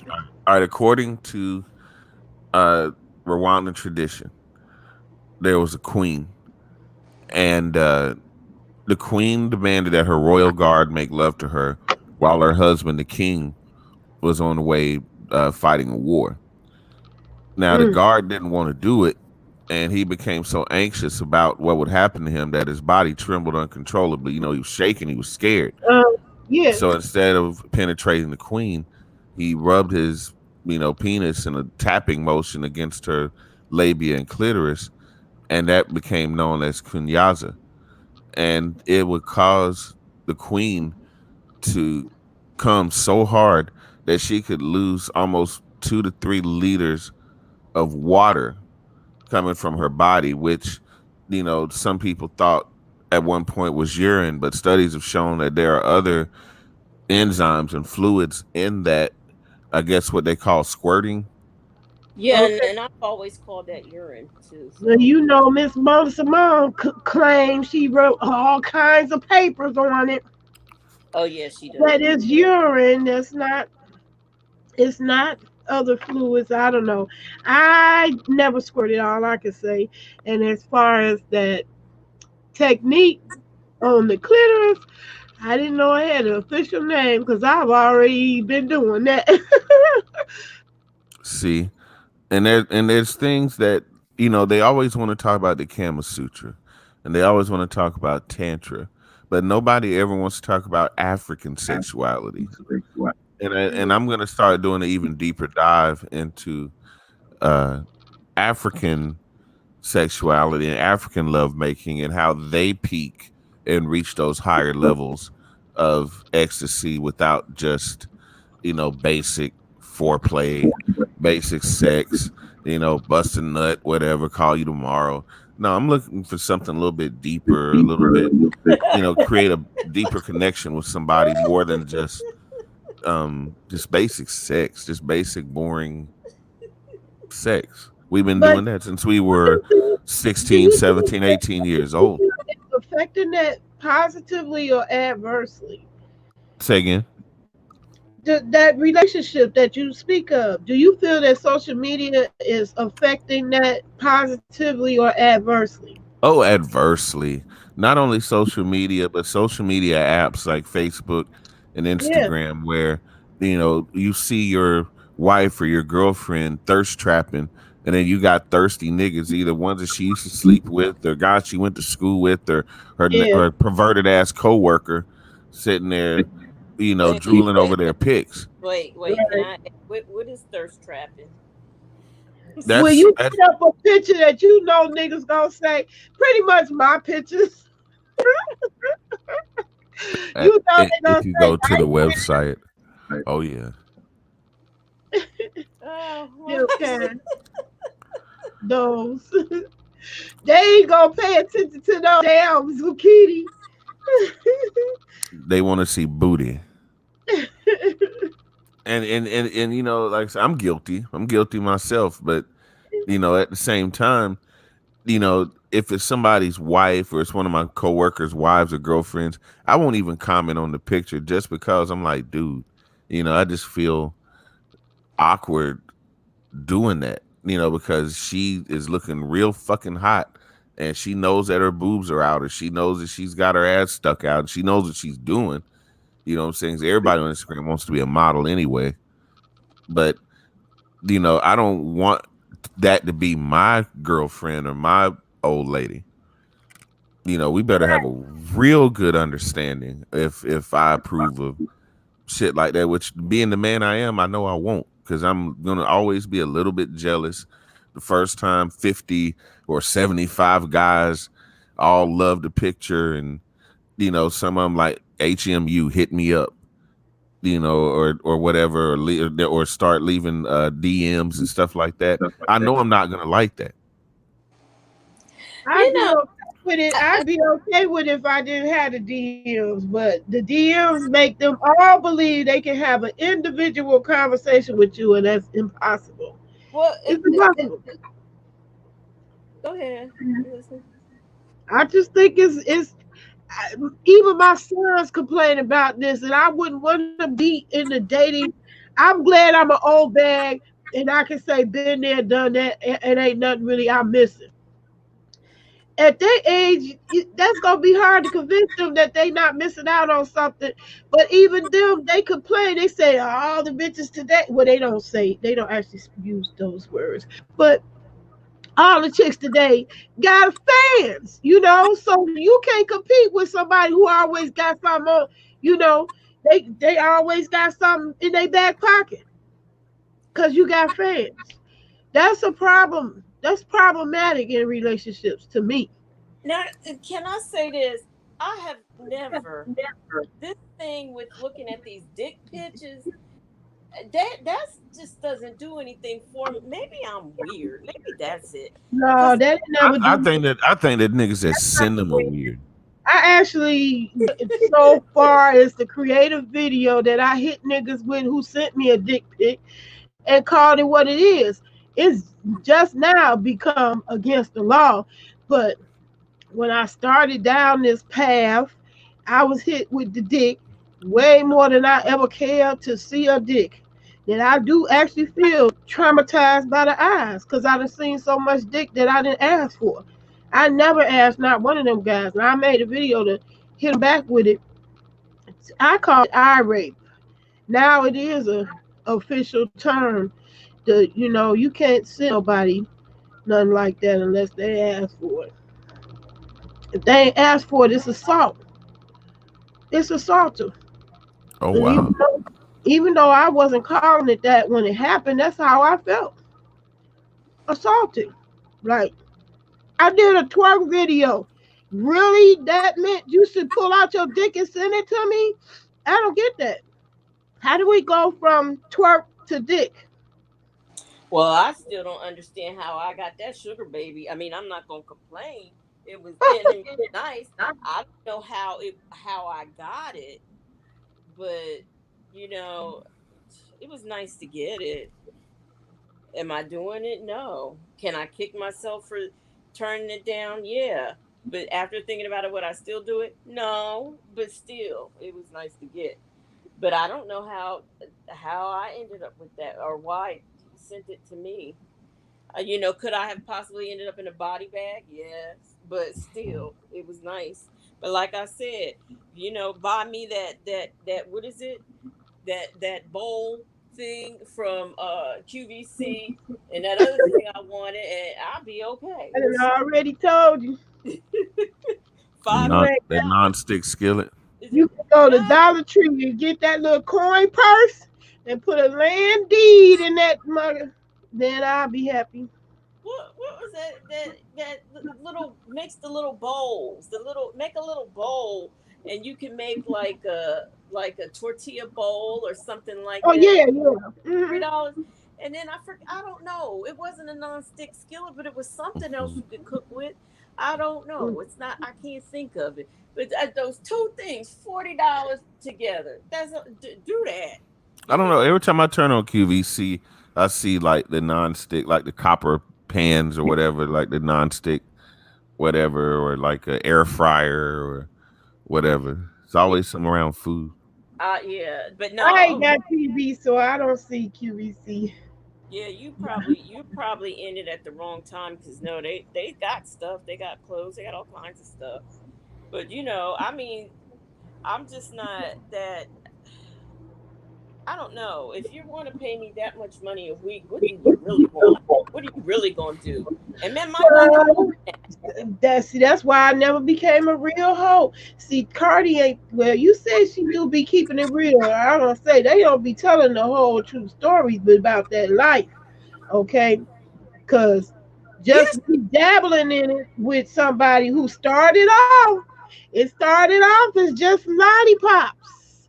And I guess as grown as I was, because I was well into my 40s, so this ain't no, this happened to me when I was a teenager. Um, Started off as lollipops, then it, slowly was trying to progress to other things. And when I proceeded to not want to be bothered with the other things, that's when I got the worst, most horrible verbally abuse in the form of an email transmission. And it was horrible to the point where I did actually file a police report because what was in there was horrible. So I bring that up that police do take those matters seriously, and they read it too, and they would have taken it the same way I did. But it started off with lollipops. Innocently, he was paying for that, and I was like, "Oh, that's cool. That's easy money." Never. They don't say. They don't tell the truth about that. Might start out that way. When that girl say, "Oh, I don't do nothing but dance," I don't do nothing but dance live. That's what I want to say, and they ain't but saying that part. she's always said she was a prostitute. She worked in prostitution. She said all of that. She's talked about Okay. how she's taken dates home, or gone to dates, gone to motels with dates. She's even talked about robbing them. Mm. Yeah. Yeah, I've heard about the Robin. I mean, I heard that part of her story when the Tasha K mess came about. I heard. I Yeah, heard. but these are things that, I mean, you could go online and find just videos before she really blew up, blew up. I'm just saying, I didn't check for her like that. She didn't interest me. That's not the kind of girl I would have hung out with. That's what that's what I feel is underrated. But I guess we too boring. Um, that kind of girl wouldn't have interested me anyway, in any kind of sense of the word. Not her musically, not the way she looked, not her lifestyle. It wouldn't be something I check for. But I came to like Cardi when she did get popular enough to get interviewed by bigger people. Then I was like, oh, she's a genuinely likable person. I think it was Ellen DeGeneres, the interview she had with her. That's what I really. Oh, see, I was way into her before then. No, I wasn't at all. Because I don't like rap music for one. That ain't me. I will But, see. I don't. but they got me with WAP. There's some hoes in the house. I was one of them though. I was one of them hoes in the house. Definitely. I had them Yeah. days. Yeah. All in all, I think that, the song is fun, but at the same time, there's just too many. And I like opening black people's mind to different ways of thinking, Yeah, especially me. when it comes to love making and that sort of thing. That's the reason why I do videos like this and talk about the Kama Sutra, or talk Okay. about Tantra, and talk about the different aspects of sex, because all we ever hear is hit it and quit it, Yeah. hit it from the back, put her in the buck, and that's it. That's all you ever hear about black sex. And if you watch a black porno movie, that's all it is. It's just a man with a horse-sized dick, just I run just from them. I don't know beating, about you, boo. just You got a Donkey Kong, please don't send to me. And it be crazy. I think a lot of people just think a big ass is synonymous with can have a big dick. No, baby, I don't even like my boo boo coming out. You know what? I'm gonna tell you, the women that can handle the most are tall, slender, skinny women. They can handle a freight train. That ain't me. It ain't me. I run. I'm a runner. I ain't ashamed to say it. It'll be the That's most. that. That's another song, like Vanity Six. Now I'm gonna tell you. Now I Oh, love I that love song. Betty Six. I had That's this right. poster on my wall Girl, because I love Prince. Oh, I Nasty love me Girl. some Betty I Six. like that song. That is my jam. I I made like a that video song, to that song. and I knew all of the lyrics. But it wasn't until I got older Okay. where she was talking about 10 Oh, inches or more. oh, And, okay. I'm like, 10 inches or more? Is she serious? But I, even though as a little girl, I was knew all them lyrics, boy. But then when I Yeah, got that older, I was my listened and bought jam. That was my jam time. like, what? I'm like, she 10 inches or more. What is it with these women talking? Oh, he gotta have a big one, or it's gotta be fat. It's gotta be look. Look, it don't. If you need that much technical skill, then it's something wrong with you. Because no matter whatever size he has and whatever you guys are doing, you should orgasm or something. And if you don't, then I, something's not but I right. can attest to the fact it can be a lot smaller and do the trick. They just need to be knowing what they doing. I Yeah. mean, because the a woman, sometimes them women are born with them long clitorises, and they could do it to you with that. So you I don't don't need. need 10 inches or more. No, thank you. I don't have. I Yeah, mean, look. I can manage 10. I've had it. I can Now, manage. since we're talking about the lyrics to Nasty Girl, why don't I just go ahead and pull them up? Um, that's right. I'm Pleased to feeling meet you. you. Just Please that don't my want to tell you my name. name. Don't you Don't believe you believe in this? me? Don't you Don't want you to want to play play my my game? game? I'm looking for a man to love me like I've never been loved before. Before I'm looking for a man who will do it anywhere, even on a it limousine is floor. floor. What? Do it in a fancy, my own little Little nasty nasty world. world. Oh yes. Tonight, don't you want to come with me? Do you I was think I'm so sick when nasty? he got that little Apollonia. Uh, uh, uh, uh. Yes. People used to save us. I think they got water on the brain. I think they got more water upstairs than they got sugar on the candy cane. That's right. It's been a long time since I had a man that did real Real good. good. If Yep. you ain't gonna take Yep. it Take out, it out. you're I like should a have real real life live nasty girl. Yup. please, please, please,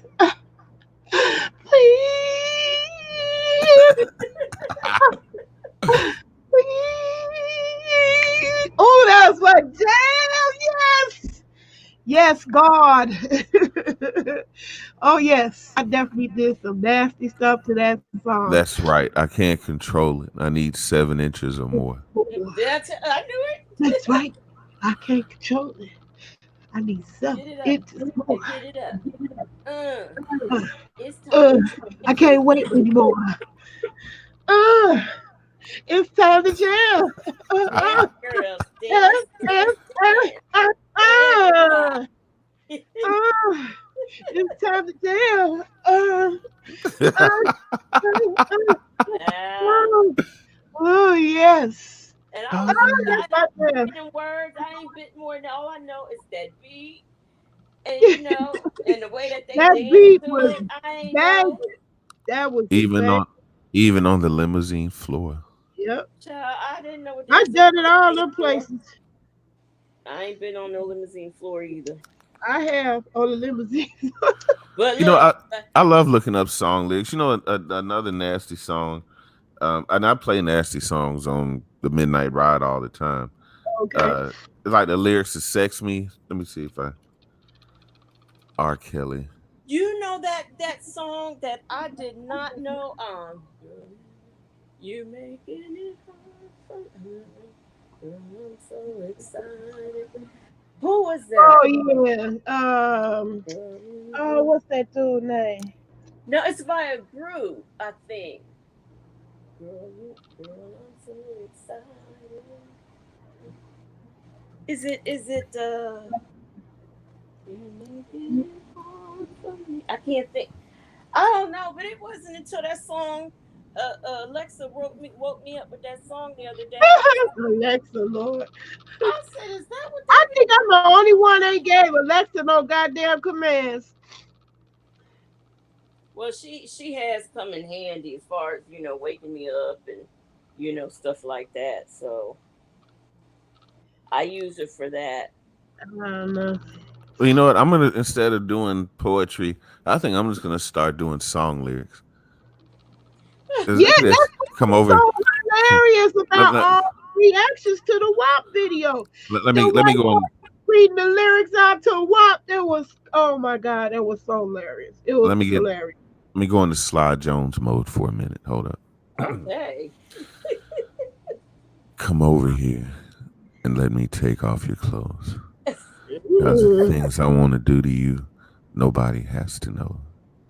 Just lay your body right here, lady. Have no fear.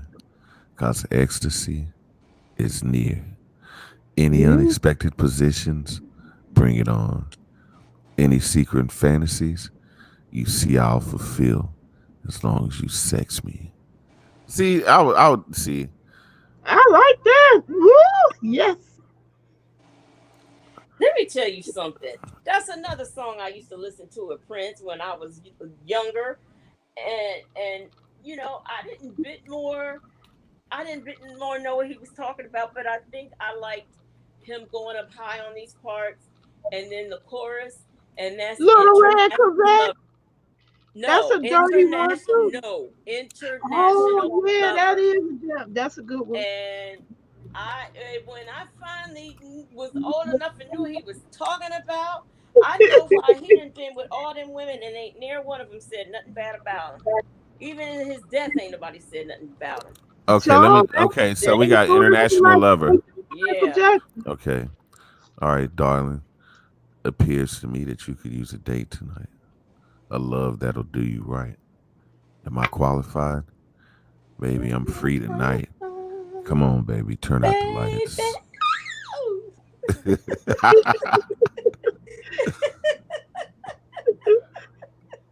Yeah, it's a whole different experience when you read the lyrics. It's a whole different experience Yeah, when you you learn think? the lyrics. I'm telling you, they couldn't even say Megan's part. Let me take you for that ride. Come on, baby. Let me come inside. Let me come inside. There's no innuendo there. I mean, he's just telling you. But back when you were a kid and you don't get the same thing in your head as you do when you grow up, and you listen to what he's saying, and you like, wait a minute, what? My earliest recollection of a song was "Knock three times on the ceiling if you want me. Da-da-da-da. Twice on the pipe if you don't wanna show." What Oh, song is that? What nasty song is that? it was a mainstream song. Wow. Said, "Knock three times on the window if you want me. Da-da-da-da. Twice on the pipe if you don't want to show." Oh my darling, I What? gotta. I know my singing is terrible. Oh no, I'm here to the lyrics. I'm a strict. Oh, speaking of which, have y'all heard of this nasty woman from 1936? Is a black woman, and I keep seeing her popping up on YouTube, and it's Mom, I mean on Bailey. Facebook. Nah, Lucille Bogan. Oh no, I never And heard of sh that. Oh yeah, I'm gonna play her for us tonight. I'm gonna have a little treat since everybody's staying up with me tonight. Um, That's barely. Look, I have to be. Look, I need something to do while I'm at the hospital, and sleep is it. I had to come out them clothes. I am in my birthday suit as we speak. See, I had okay, that late nap. here we go. Denise Bogan. Um, She was the Cardi B of her day, I guess. Let's see. The name of this song is "Till the Cows Come Home."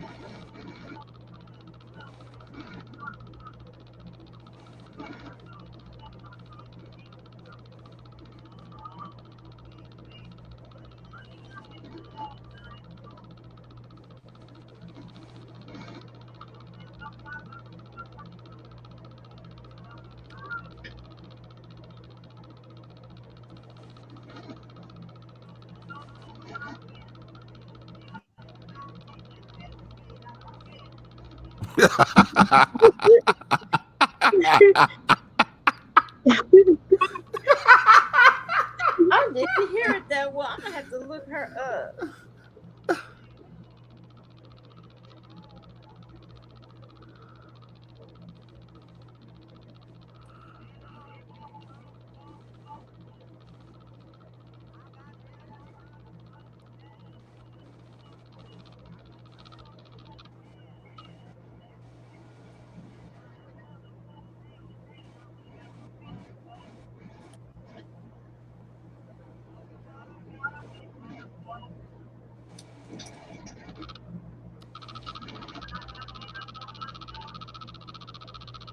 I think Bessie Smith was kind of raunchy too, right? She was a little raunchy, but not that bad. Like, well, I ain't mad. Long. I ain't mad at what do they call it? Well, well, I don't like the term femininity. I ain't mad at the aggression and uh yeah, the aggression shown in that video.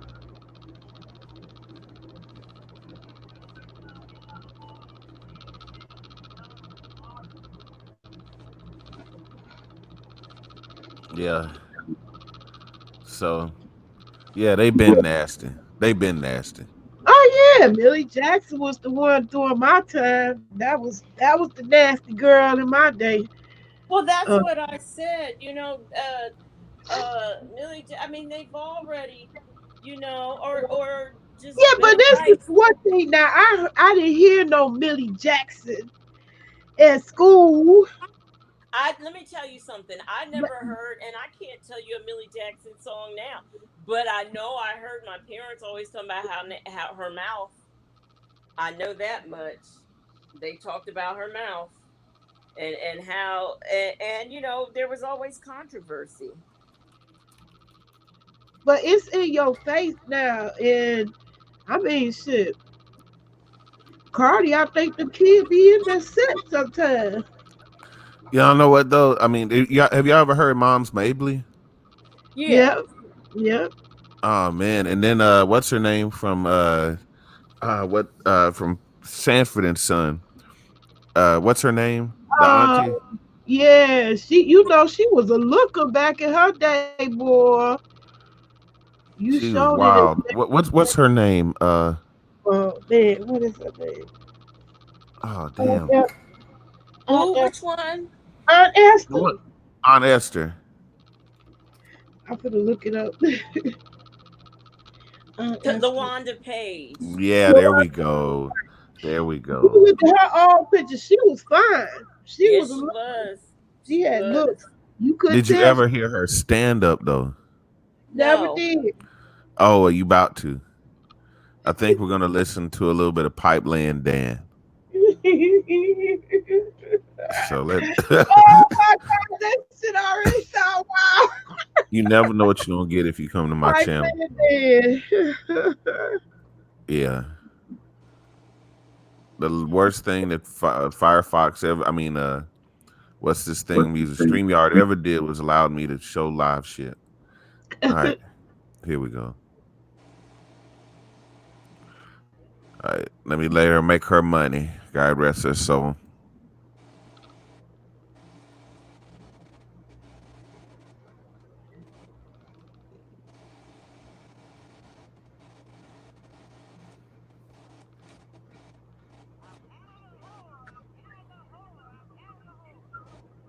Oh,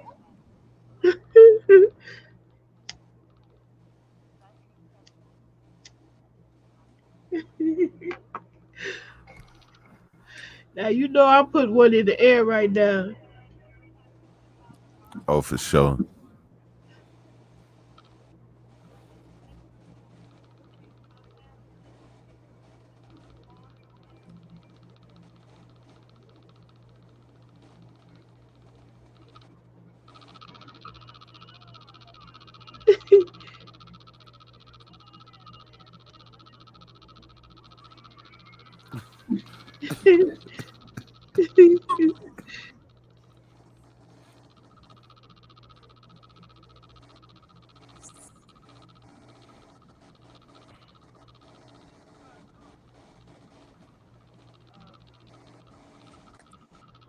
I hear static like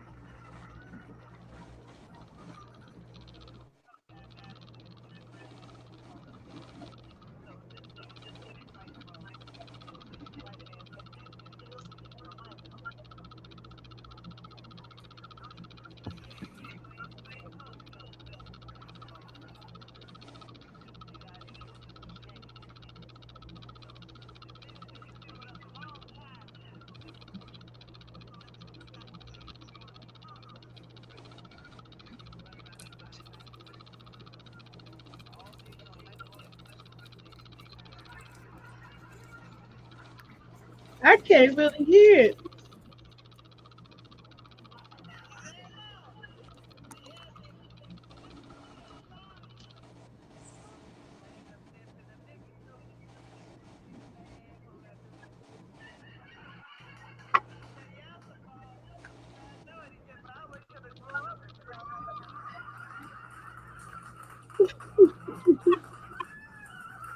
Wait till it grow up.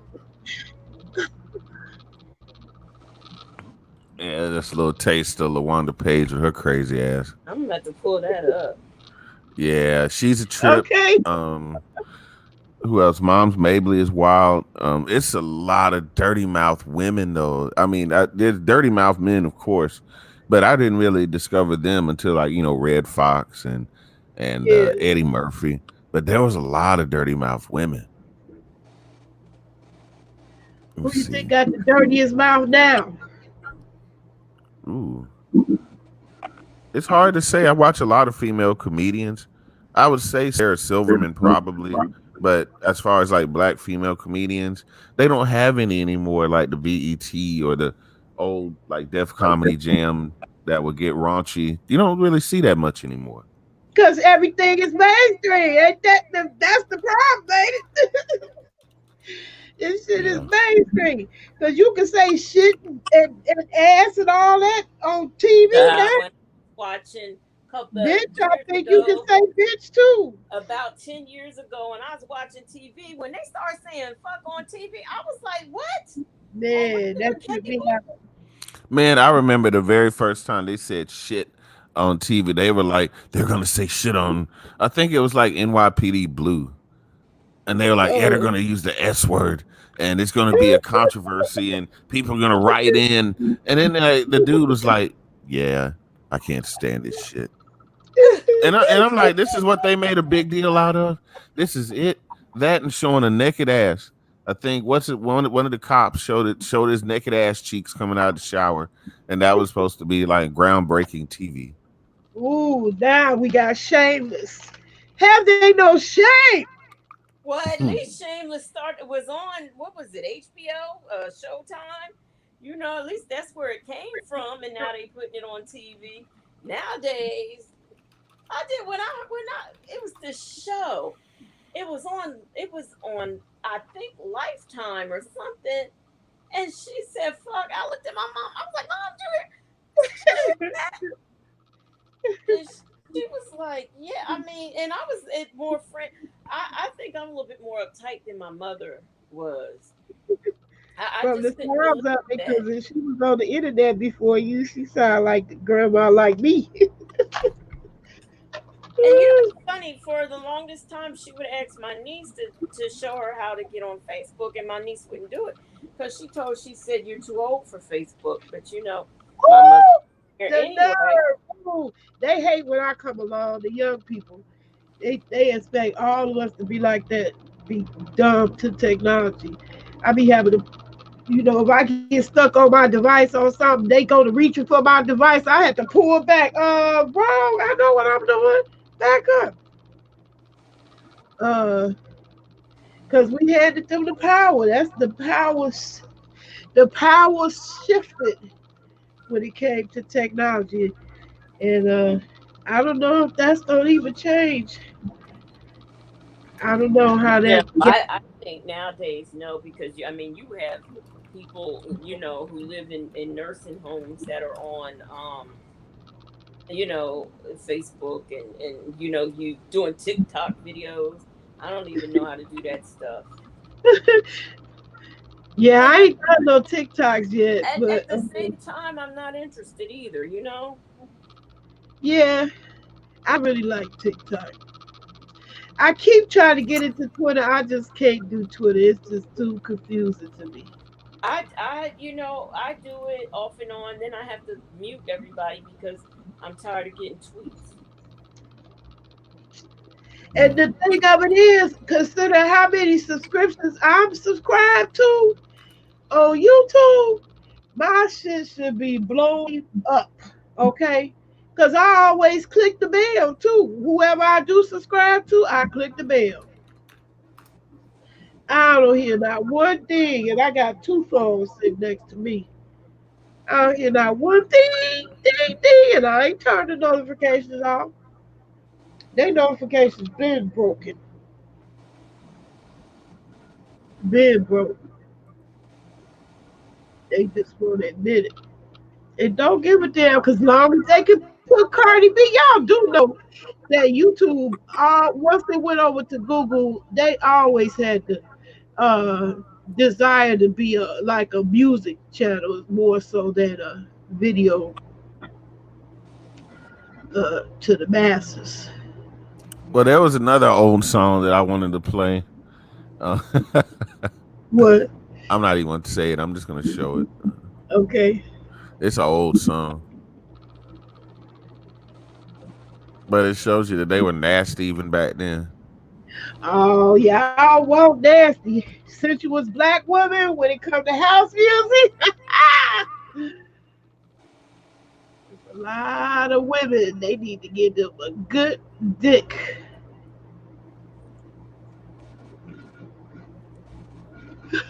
Please warm my wiener.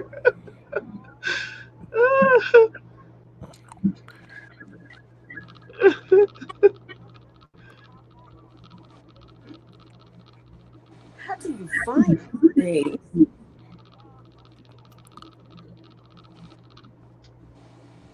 That's how I feel about real black. You know the real black Oh YouTube channel. yeah, Oh my God, they have some treasures. I be wondering, how'd you find this?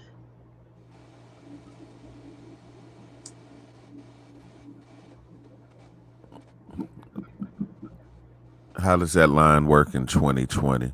Baby, please warm my wiener. Baby, please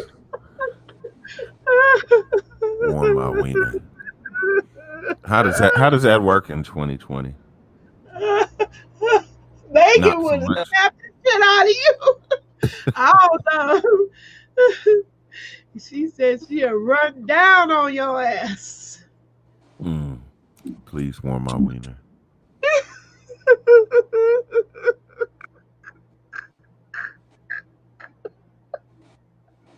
On You what know you what? call it too. On real black. I watch stuff over there all the time. Oh Yeah, I my God, do. I stay on that channel. Have y'all seen Rufus Jones for president? You know what? No, I Mm. haven't. Well, you know what? We ain't got shit else to do. Hold on, let me pull it up. But you know what? Who has heard the original "I Put a Spell on You" by the man who originally wrote it? I saw it the other day. I That pulled that man, up and I pulled up Fever to that see who actually wrote it. I the the reason why I pulled it up is because the only person as far back as I've ever heard it was Nina Simone, and I'm like, who originally sung this song? So I pulled it up one day. I I pulled up the video of the man singing. That man scared the shit out of me. I said, "Is this Ooh. man?"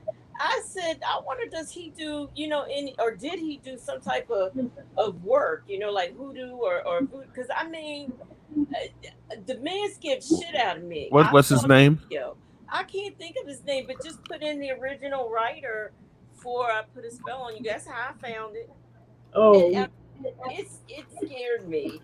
And I put a spell on you. I do the works, but that I Did he mean, have a puppet with him? he had a puppet. He had on the tall what are those hats called? The like a magician would wear. Oh, Screaming Jay Hawkins. Uh, Okay. I'm like, ooh, scared. Oh yeah, let me show. He looks a little. Hold on. Yeah, he looks a little crazy. Hold on. Let me share. Damn. He did that, man. He scared me. Ooh, girl, man. When I tell you, yep, that's it. Oh, he don't have the top. He must took his hat off already. People still making reaction videos to what? One interesting thing I learned watching those reaction videos, just how many people got way more followers than Five Babe. I'm like, these people ain't doing none of that doxing crap. They doing. They funny. They got talent. One of them was two brothers. They did a whole rap to the beat, added on to the WAP thing. I was like, go ahead, all right, okay. Right there on the spot. It was cute too. Damn, this nigga is scary. I told you, he is. It's scary. Damn. He,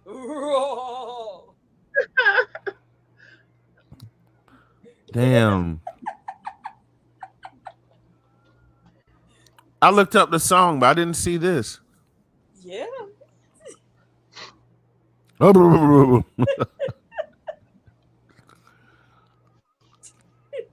Scared the shit out of me. I was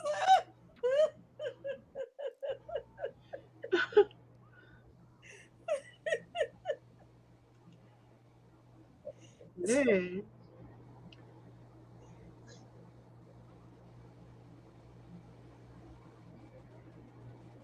so that's scared. I'm like, Yeah. What is the deal with that? I bet that nigga didn't have no groupies. Probably had like one weird ass white woman smoking a cigarette.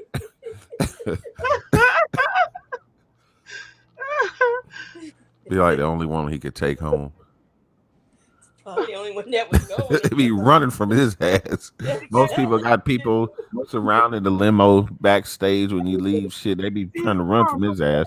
Because I you know, wonder what you they hear gonna be people, saying about our stuff 100 years from you now. hear Oh wow. people singing it, and you're like, because like I said, the one that is most played is Nina Simone's, and she says it when she sing it, it's like she means it, and she wants you to know she put a spell on you, and that's why I wanted to see, well, who initially wrote this song, and I looked at him, I was like, oh no, he letting you know I put a spell on you. Whoa. Like, damn. Yeah, I mean, that was crazy. Yeah, I'm always going down them YouTube rabbit holes finding crazy shit. Um, I know we done went so far off the topic of I sex, but that's know. okay. That happens. That happens in my chat all the time.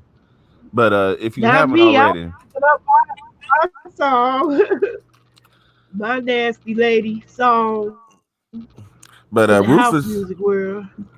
yeah, but Rufus Jones for president tripped me out. Now it's Sammy Davis Jr. and he was only like 5 years old, and I didn't even realize there was film Oh, of him from that young. damn. Oh yeah, he's been in the he was in the business I for knew a he was very in long. the business long that young. I knew about that part, but not talking no dirty, raunchy stuff. No, I Well, thought see he the was a little song. tap dance. See, speaking of dirty and raunchy, the song that he's singing in this show is uh "You Rascal You." Somebody, I wish you were dead, you rascal, you, or something like that. And the whole song is about sleeping with another man's wife. Let me look up Ooh. the lyrics because you ain't gonna be able to understand him singing it. But let me see. Yeah, I'll be glad when you're dead, you rascal, you. That was a popular song back then. And let me see if I can find the You lyrics. know, I'm gonna tell you something else. That's another thing about men in my age category or younger. They not into this kind of stuff. You know what I mean? The old What? looking up old stuff like this, or you know, they just not, or they don't know what you're talking about. You know, like when No, I, because they like everything in 30-second sound bites like TikTok. you know, like if I They talk don't. about something like what's her name, Minnie Rippleton singing something other than loving you, they don't know that she made something other than that. Even if they, I don't even know if they know she's deceased. They don't But even know that her daughter was on SNL. yeah, You know, they don't know that. I didn't even know that. Damn. I mean, you I know, didn't back know. down memory lane and come. Oh, how about her song slide? Come inside, my love. You know, there was some pretty racy lyrics for back in that time. yeah. Well check this one out. Yeah, This was from 1933, and a little kid, 5 years old, is singing these lyrics. I'll be glad when you're dead, you rascal, you. When you dead in your grave, no more women will you crave. I'll be glad when you dead, you rascal, you. I trust you in my home, you rascal, you. You wouldn't leave my wife alone. I'll be glad when you dead, you rascal, you.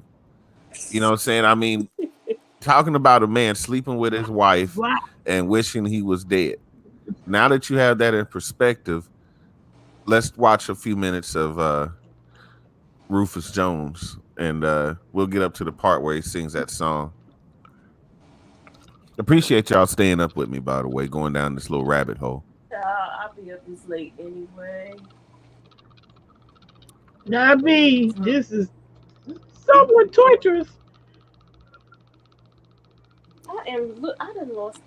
I done lost You know, Ethel Waters is beautiful. there's a Oh lot of yeah, and beautiful. so is her daughter. Her daughter is a house music queen. Da da dee da da da dee da da. But she's That homeless. was her daughter. Now that She you, wakes up early. Yep, I had her whole collection of Goodness, songs. After Waters was bitch in house music. I didn't know. I did She not. wakes up early in the morning just to comb her hair down, 'cause she cares now. She just like you and me, but she's homeless.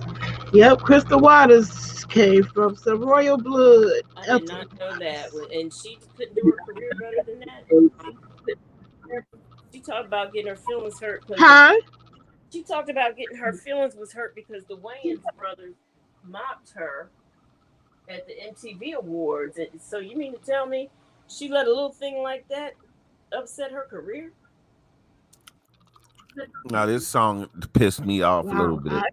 I, I didn't I didn't really care for this song telling us to stay on our own side of the damn fence. I said, yeah, that's the white folks' way of knowing don't get too happy, nigga. Okay.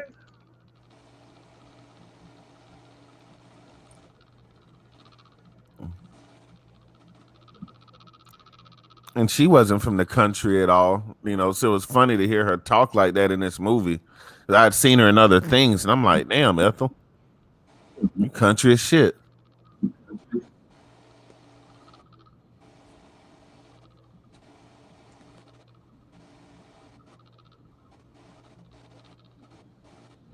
Ethel Waters was thick too. She was.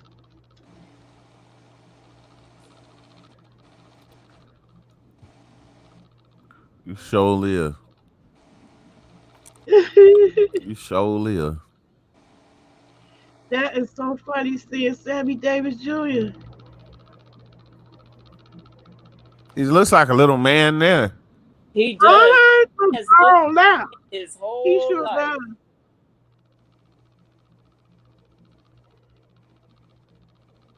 All them light bright next to white. Where all the chocolate women at? Child, now you know they wasn't putting them chocolate ones on the screen back then. If you couldn't pass the paper bag test, you did not get on that screen. Okay.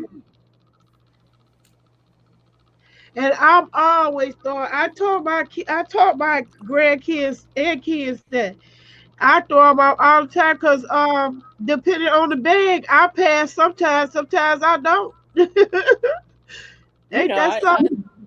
I used to get fighting mad about that. I wanted to flunk that There test so you. bad. There you. You'd be amazed how many people still talk like that here in the South. But the paper bag, There you go. There you. uh, They still talk like that. They do. I yeah, know they I do. do. I say it. There he is. I've literally talked to some people down from the south, and I don't know what they say. Of course, I talked to some people who ain't from the south, and I don't know Ooh, what they say. You do know them? y'all consider them fast talkers? To me, they talk fast in the South. Everybody I met from the South, even in my personal life, they talk fast. Really? I They always thought we talked slow. uh-uh. All the ones that I met talk fast. I'm like, can you run that past me one more time, please? Yeah, I guess it depends on what part of the South they're from because there are some I can barely understand that still sound like they came straight off the plantation. Because uh, well, that's I have a hard time with people, period, because some of these young people typing Oh, child. WYHRU. Look, They Okay. type how they talk. I don't know what you're saying. I don't know. Uh-huh. Oh, and I'm gonna tell you what. The quickest way to get blocked by me is if He you do. He put look like a little old man right now, just like he with look the suit and And they singing everything. that old man song. look I'll be he glad when you dead, you rascal, you. he didn't get that much taller either. He's still the same. Look, he wasn't too much taller than that. I can't understand shit he's saying. I know, right? I'm like, that's what I'm sitting there. What is? I mean, it's a good thing you I don't gave me care the what lyrics in y'all say. I advance. love my culture because look at that footwork. That footwork was on point back then. That nigga say deep that I do don't. The hat, the hat, the hat. You know his head was real big back then. He Look at do that what he grow. footwork. Look what he do. Grow about what? No, Another what's three, killing four me is them inches. niggas back there eating them pork chops. They tearing them pork chops up. That one man's eating two, and he's eating one. That nigga did all that dancing, did not drop that piece of chicken.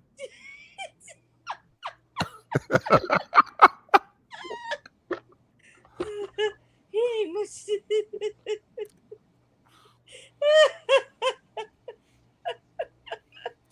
I swear he only grew 3, 4 more inches, and that was it. Oh my gosh. But yeah, I gotta do. shut it I down. do. Oh, you gone? My body is telling me I gotta go. I gotta go, y'all. All right. Well, I guess me and Empress Blue are gonna continue down this little crazy ass rabbit hole we done discovered. At late night on the channel. I know, that you find the darndest things at night. You don't even be looking for it. You run into it. Are you familiar with Betty Boop at all? Yeah, The old yeah. Betty Boop. Feel familiar enough to know she was black because so many people don't know that. But did you know the dance steps? Well, I'm just gonna show you. Uh, Cab Calloway did the dancing Yeah. uh for the ghost and for the clown. And I thought it was really cool to see that side by side. So I'm gonna see if I can. Oh yeah, that would be neat. Yeah, and then we'll go back and watch the actual cartoon. But this is Black Excellence. I mean, are you able to see it? Mm-hmm. See, this is stuff they don't want to tell you, or the and at the same time stuff that our people are just interested in. And then you look at Prince and you look at Michael Jackson's dance moves. I mean, and this was in the Wow. 1930s. And then look how smooth the animation was back then. Mm-hmm.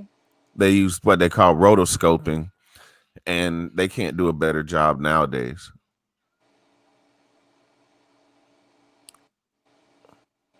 Yeah.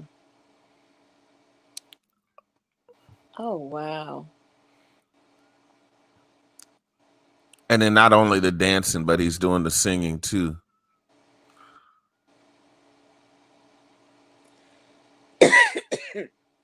I mean, it's just amazing.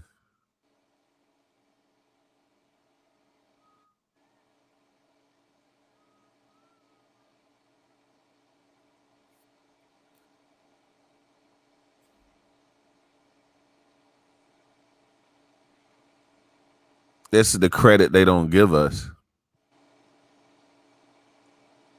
Yeah, let's see, this is really amazing.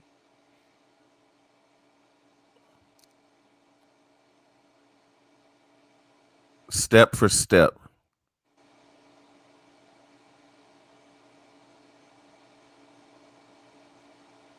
And I played a video game called Cuphead that uses hand drawn 1930 style animation. Every time I watch these old cartoons, it reminds me of that game. But yeah, just seeing that side by side comparison of the dance moves. That is yeah.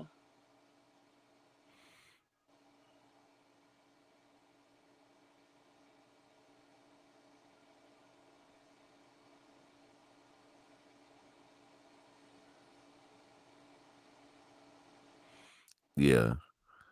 See, they don't want to give us credit for, the things that we did for animation or for culture back then. But, everybody just wants to say Harlem and, this and that and, Harlem Shuffle and, Jitterbug and all that stuff. But they don't really go back and look at how much influence we really had on things back then. And I Yeah. think that was a really big one, especially with Betty Boop being black, after learning that after all these years. Right. All right, we have a question in the chat. Is it weird if he farts when he comes? What? Where is my phone with the chat? I can't find that phone. Oh, here it is, right here. Oh, that's a rather odd question, you know. But I don't know. Maybe that's one you can answer, Alpha Omega. I don't know. And if you were born actually in 1963, you're a lot older than me. So I'll leave that up to your wisdom, good sir. Yeah, yeah, you're. Yeah, I got nothing for you. Mm-mm. But yeah, yeah, Cab Calloway's influence on Betty Boop was huge. And like I said, I don't think a lot of people really uh give him the credit that he deserves. Um, let's see. And like you said, there's not a lot of you say there's not a lot of brothers that are into this kind of stuff. There's not a lot of sisters that you find that, willing to go back and look at this kind of stuff either. That's the reason why I like the people on my channel. They, a little bit different, kind of get into different things Yeah, yeah, I and love stuff. stuff like So this. yeah, because even the singing that he did back then for the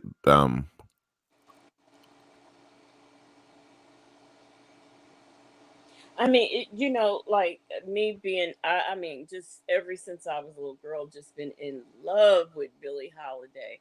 And I'll never forget a friend of mine gave me, what were we about? I think 12 or 13. And he gave me a Billie Holiday tape. Oh, and I never lost it. And finally I was able to replace it with the CD. mhm. Oh, wow. I mean, I love me some Billie Holiday. Is there any specific song? Well, I love Them Their Eyes, Strange Fruit, um don't explain. Gosh, I could just go on. Hmm. Now you uh might be helping me discover something. Gloomy, I think it's Gloomy Sunday. Everybody thinks it's really sad. And they also, in over in, I think, Germany, when that song first came out, Hmm. people were found to have commit suicide after listening to that song.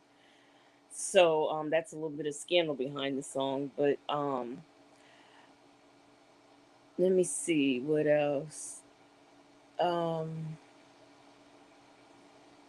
There's another song playing right in my head, but the title won't come to me right now. But Them Their Eyes is just one of my, the way she does it. And see, that's another thing. You can hear her doing songs live. You will never hear the song the same way twice. You never will. She could be doing it live. She could record it on two different albums. I mean, you'll never hear it the same. Also, you could also tell when she was high. Her voice was very different, when she Mm. was high. But Yeah. she still, it doesn't matter. I still, anything she did, I just loved it. Wow. I recently started going back listening to Mahalia Jackson, and her version of "Summertime" is one of my favorite songs to just chill to. Um, there was another song too, "Motherless Child," that they played. I believe it was in that one movie that we all were forced to watch as a kid, where the little black girl denied her mom and wanted to be white. What is the name of that movie? It's a classic. Imitation of Life. Life, imitation of life. Yeah, it's the song that's played, I believe, at the funeral. That's good. Trouble of the world. Yeah, Trouble of the World. Yeah. Yeah, it's another one of my Oh, favorite. I had to argue my mother up and down. I was like, Mom, that's not the first, that's not the original Imitation of Life. Yes, it is. Yes, it is. Yeah.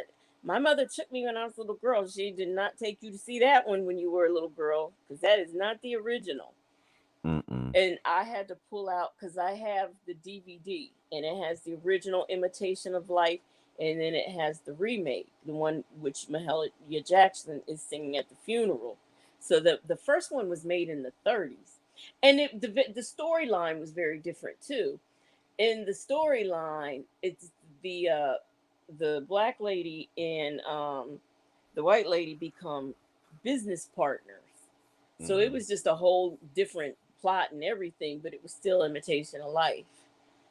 So that was very interesting. In fact, I think I hip they love to it as well. You know, a lot of people when I say that they're like, "No, there isn't." I'm like, "Yes, there. That was not the original." And as a matter of fact, in the original, I think the girl who played, uh, what was her name? Whatever the child's name is, I think she was actually a light skinned black woman. Hmm. I like all those old movies. I like Pinky and there's a couple other movies from back then that you know I like to watch. Yeah, because there was one from 34, and I don't think many of us saw that one. We saw the one from 1950s Right? Yeah, with 19. Mahalia Jackson in it. Right. Yep. Nope. It was one 1934. Oh wow. Now, if I have to pick the better of the two, it'll be the one with Mahalia Jackson in it. But it was nice to look back and see that one and to see a whole different like sort of Mhm. plot and Yeah, with everything. Claudette Colbert. Yeah. Okay. Damn, I'm gonna check that one out. I'm gonna put that on my list of movies to watch. Because the funny thing to me when I look back at the past is we're not that different. No, we're Tech not. Technology has not really come that far in the 20th century. I mean, telephones got a little bit more advanced. They became wireless.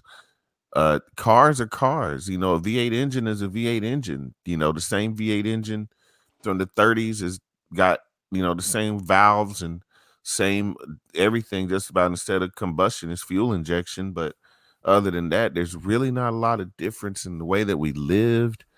Washing machines started coming into play, dishwashers, a lot of gadgets and everything. So they had some things even that back then that were really cool that became outsourced, you know, but we're not that different. Music, pop culture hasn't changed. You always got your shocking moments, and even Elvis was shocking for his time. Well, considering he stole all his moves and stuff from everybody. Yeah, that's true. He's just a hybrid of everything that came out of the South, and Little Richard and James Brown and everything that they were. He just kind of took notes and said, "Okay, I can do that," and just kind of ran with it. But even he had a certain charisma and appeal for his time. I got to give it to him. I've watched Elvis perform live, and there's some things to be learned for a performer or any kind of artist, or if you want to know about confidence and stage presence and everything, you can watch Elvis, and Elvis can teach you a lot about how to own a crowd, how to own a stage. He just has that certain it factor that stolen. I know he stole the blues and stole rock and roll, but um still he had the charisma to carry it over. Yeah. Because I went back and watched some of his performances. I said, what is the big deal about this guy? But it's the way that he carries himself. It's the way that he looks at the crowd, the way that he kind of commands the band, just a certain way that he moves that um, is really cool. Yeah. Well, Look, when you study black folks, you do pick up on our a lot of us. You know, a lot of the things that we embody. yeah, because I mean, the things that James Brown did cannot be simulated or duplicated. Prince came along, Michael Jackson came along, Usher came along, and then uh guys like what's the little Hawaiian kid's name? I never remember his name. Bruno Mars. Yeah, him. You know, little wannabe. They can try, but they can never be what James Brown or what Yeah. No. or what George Clinton was or what any of those guys were back then. Wilson Pickett or any of them. Just it's like there's something missing there. Chris Brown is a very talented guy. Usher is a very talented guy, and they add singing and dancing elements into what they do, but still they're not. They just don't have that same it factor that a James Brown or somebody like him had back in the day. Not to me anyway.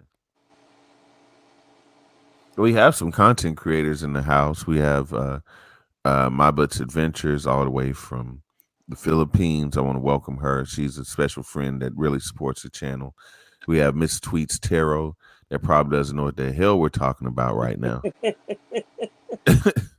We were okay, just to get people up to speed. We were sometimes I'll have discussions about sex, and we'll talk about different aspects of sex from a spiritual point of view.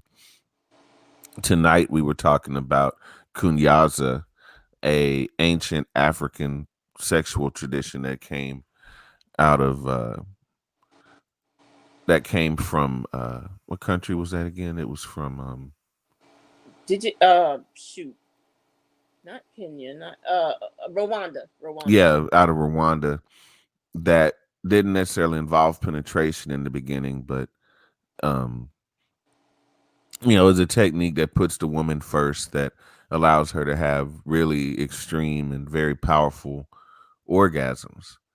And just it's when I discover these things, I like to bring them to people's attention, talk about them, because I don't feel like we as blacks really discuss sex on a deeper level than just penetration. And you know we don't talk about different positions, we don't talk about sexual health, we just talk about the things on the surface and never take it to that next level. So I always want my channel to be a place where we feel comfortable having these discussions as men and women, and don't feel ashamed, or don't feel like we can't talk bluntly about these things. So if you have questions, or you have comments, or you have things to add to this discussion, please don't be afraid. I welcome all comments. um No, I HT. My thing is moving. No, HTH. I'm sorry, TV3. my thing keeps moving. Yeah, no, we didn't cover Lilith. We didn't cover Lilith, but yeah, she'd be interesting too. Well, let's talk about it. Wanda Wisdom, I'm glad to have you here. I see you're up late. I love Wanda Wisdom, by the way, my homie. She's using her alter ego, but Yeah, that's okay. okay. No, we didn't talk about Lilith, Are we but talking about biblical Lilith? oh, I mean, is that what you're referring to when you say Lilith? well, is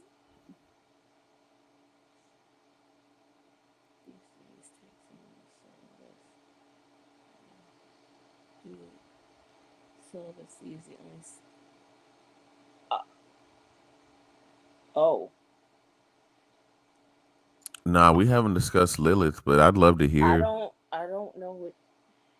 Okay, let's see. Sex creatures soul create soul ties. Empty sex is taxing on the soul. Thus, if it's not death, rather do not do it. Celibacy is the only sane route out.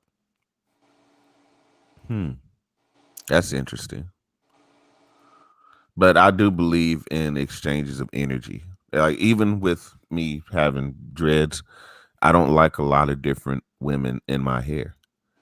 I feel like a bit of their spirit rubs off, and I just don't want anybody whose spirit isn't right, or energy isn't right, really in my presence that long, or have to deal with them. So even just getting my dreads done, I have a certain person that I go to that I trust.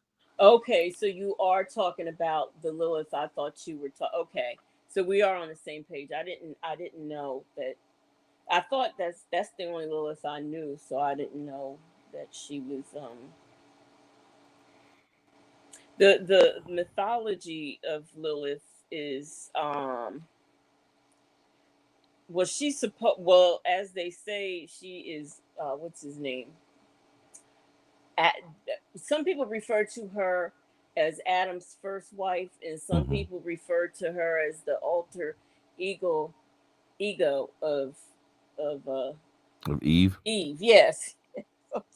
Hmm. Act like I don't know the Bible, but yeah, and she is very I don't want to say poisonous, but she's very much so someone to watch out for. I'll say that.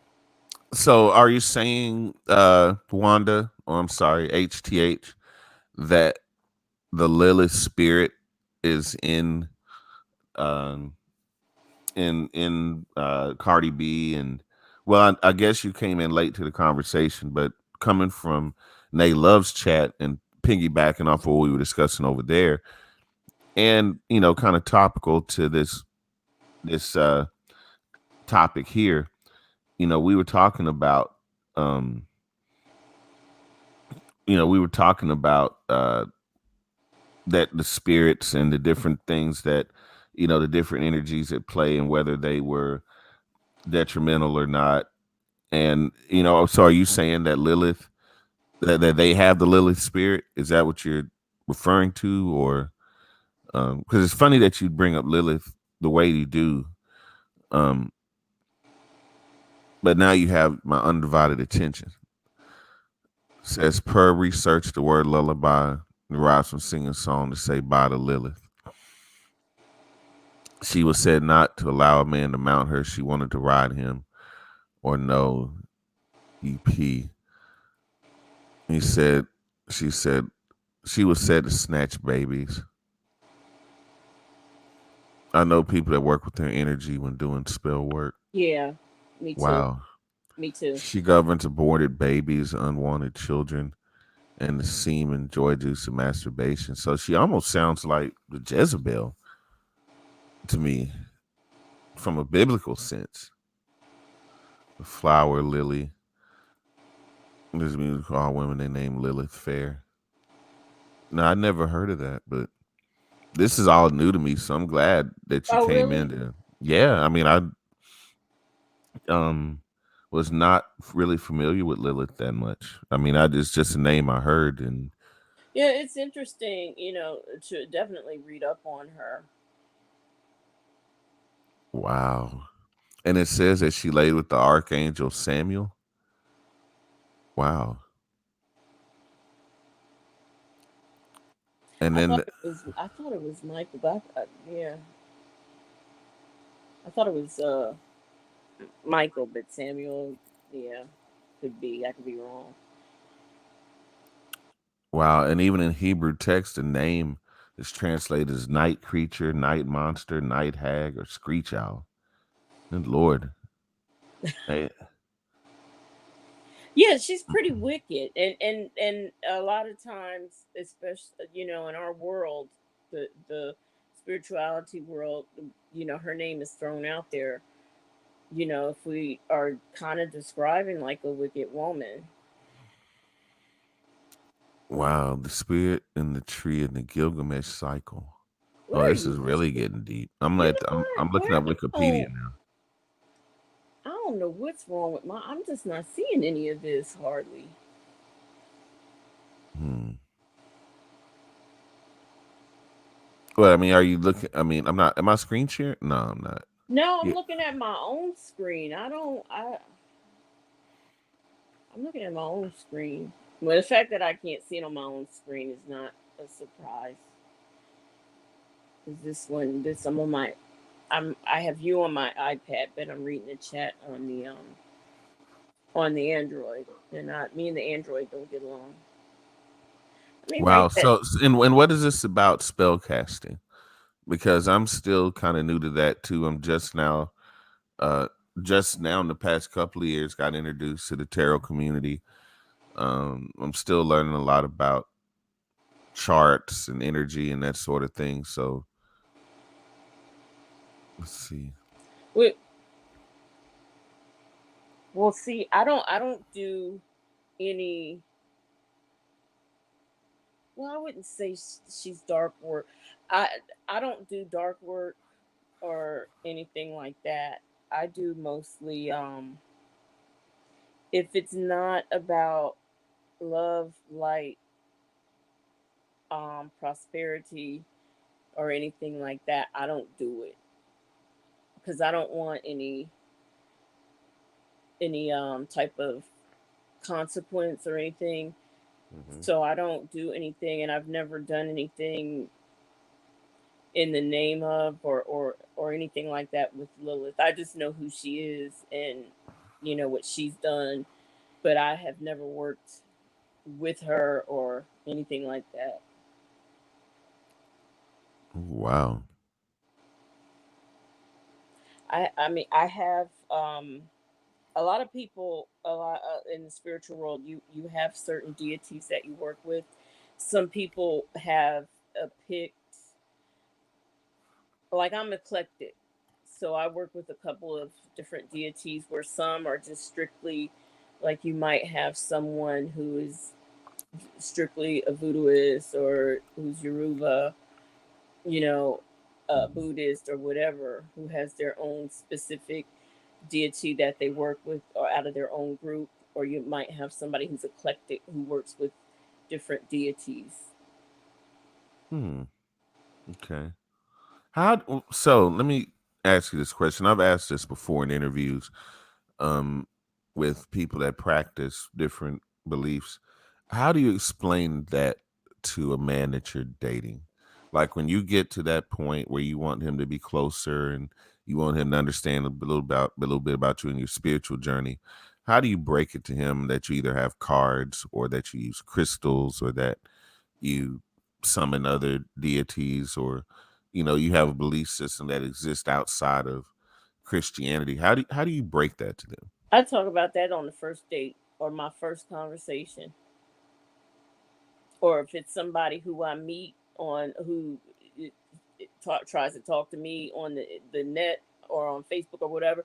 That's the first thing I say to them. Have you seen my page? How many men has that actually scared away that we're too afraid to delve into the more esoteric side of things? Not a one, Oh, really? really. Because I would think a non-spiritual man would be hard to get through to unless you just attract, spiritual men to begin with. No, I've had Christians. Hmm.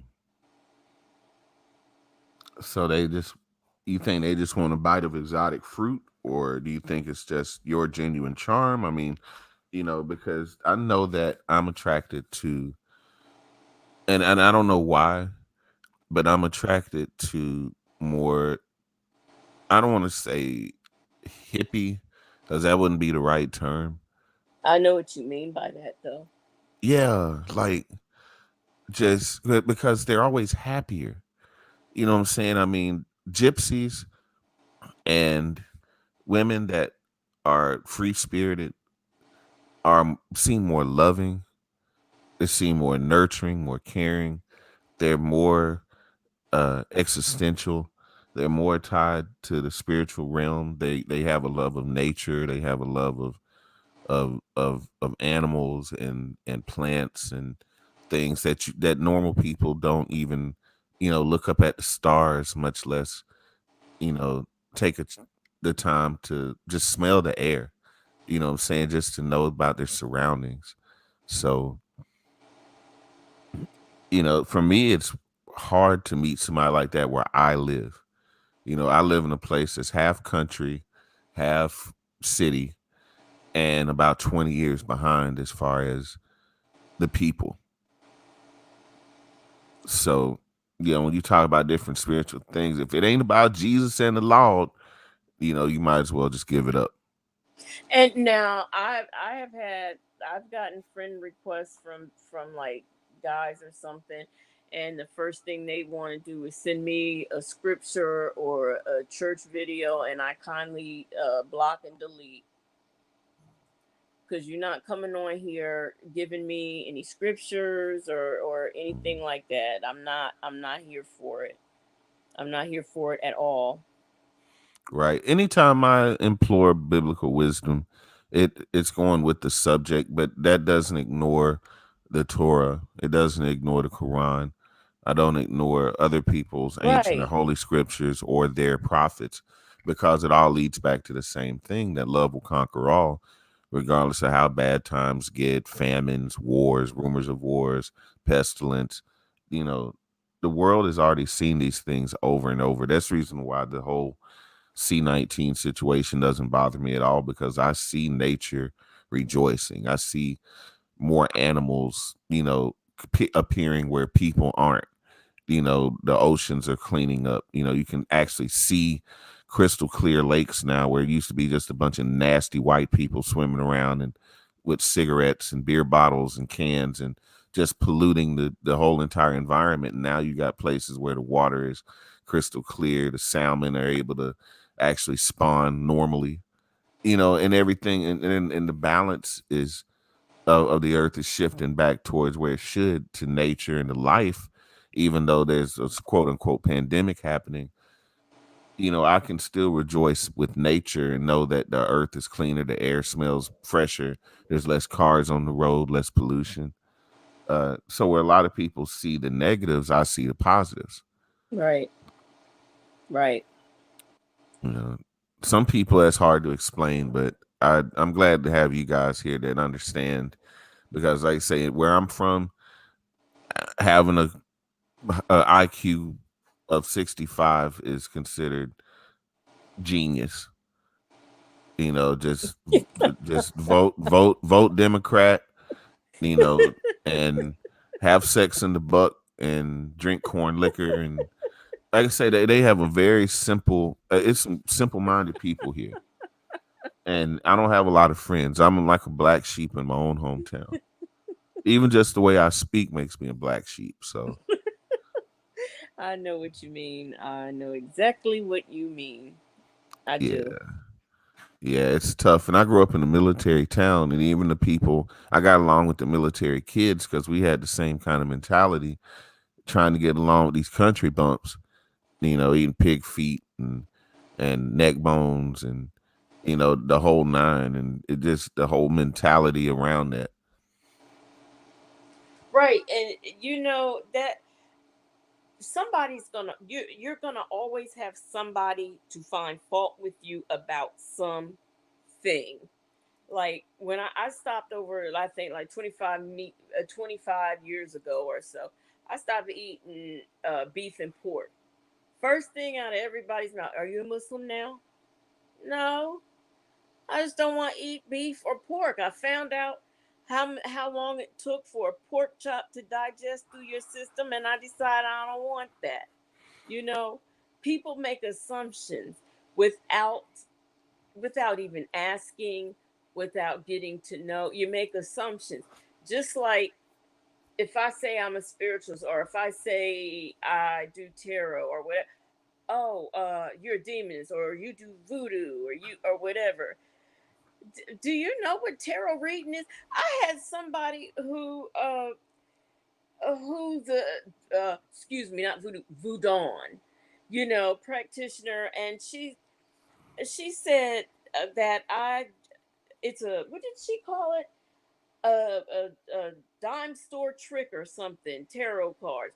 First of all, I the person whose cards I read, I did because they asked me to. I never, I don't, when I'm on YouTube or anywhere, I never say, "Oh, girl, you want me to read your cards or whatever." I never do that. And the thing about it is, not only did I read the cards, I didn't even charge. And then you're gonna say I'm fake, but the information I was given was correct. So how that work? So you're saying, well, who do you talk to open the gate? I ain't got to open up nobody's gates to read some tarot cards. What are you talking about? What do you know about spirituality since you sitting up here asking me all these dumb questions? So you're going to always be challenged by somebody is going to do something. But you have to be firm and strong in what your belief is and what your decisions are, and forget about anybody else who doesn't agree with you. Somebody else's opinion of me is none of my business. That's theirs, not mine. Yeah. And like I said, I'm more, the more I learn about other people's beliefs, the more tolerable I am of their beliefs. And like I said, I've been delving more into Eastern philosophies because I want to learn more about meditation and finding balance and peace when I'm worried or frustrated. How to balance my mind and not deal with anxiety or depression or those things. So the more I delve into it, the more I learn just so much about energy, and learn about chakras, and learn about balance. The things that the church doesn't talk about. Well, you just pray. Well, you just pray and everything gonna be all right. You just Mm-hmm. pray. Leave it at the altar. Yeah. Yeah, and still it's on my spirit, it's on my Mm-hmm. soul. I can't just leave it. I have to deal with it. Because God helps those who help themselves. That at least that's what the word says. It didn't just say just leave it and everything will be okay. That money or food is gonna fall out of the sky. No, these bills still got to get paid. Or you didn't believe in it hard enough, or you didn't trust God enough. There's always a reason. When it doesn't happen, there's always a reason. Right, right. So, like I said, the church isn't answering questions. So I had to go on my own spiritual journey, and I had to get out of that Americanized. I had to get out of that soulful, my grandma's church, my grandma's Baptist church mindset, Yeah. because it had me so lost, and I was extremely judgmental. I wouldn't be able to talk to a Wiccan. I wouldn't be able to talk to anyone that practiced tarot. I wouldn't be able to talk to anyone that practiced light magic or believed in astrology or any of those things, because I would instantly be demon, demon, demon, wicked, wicked, wicked. Yeah. Mm-hmm.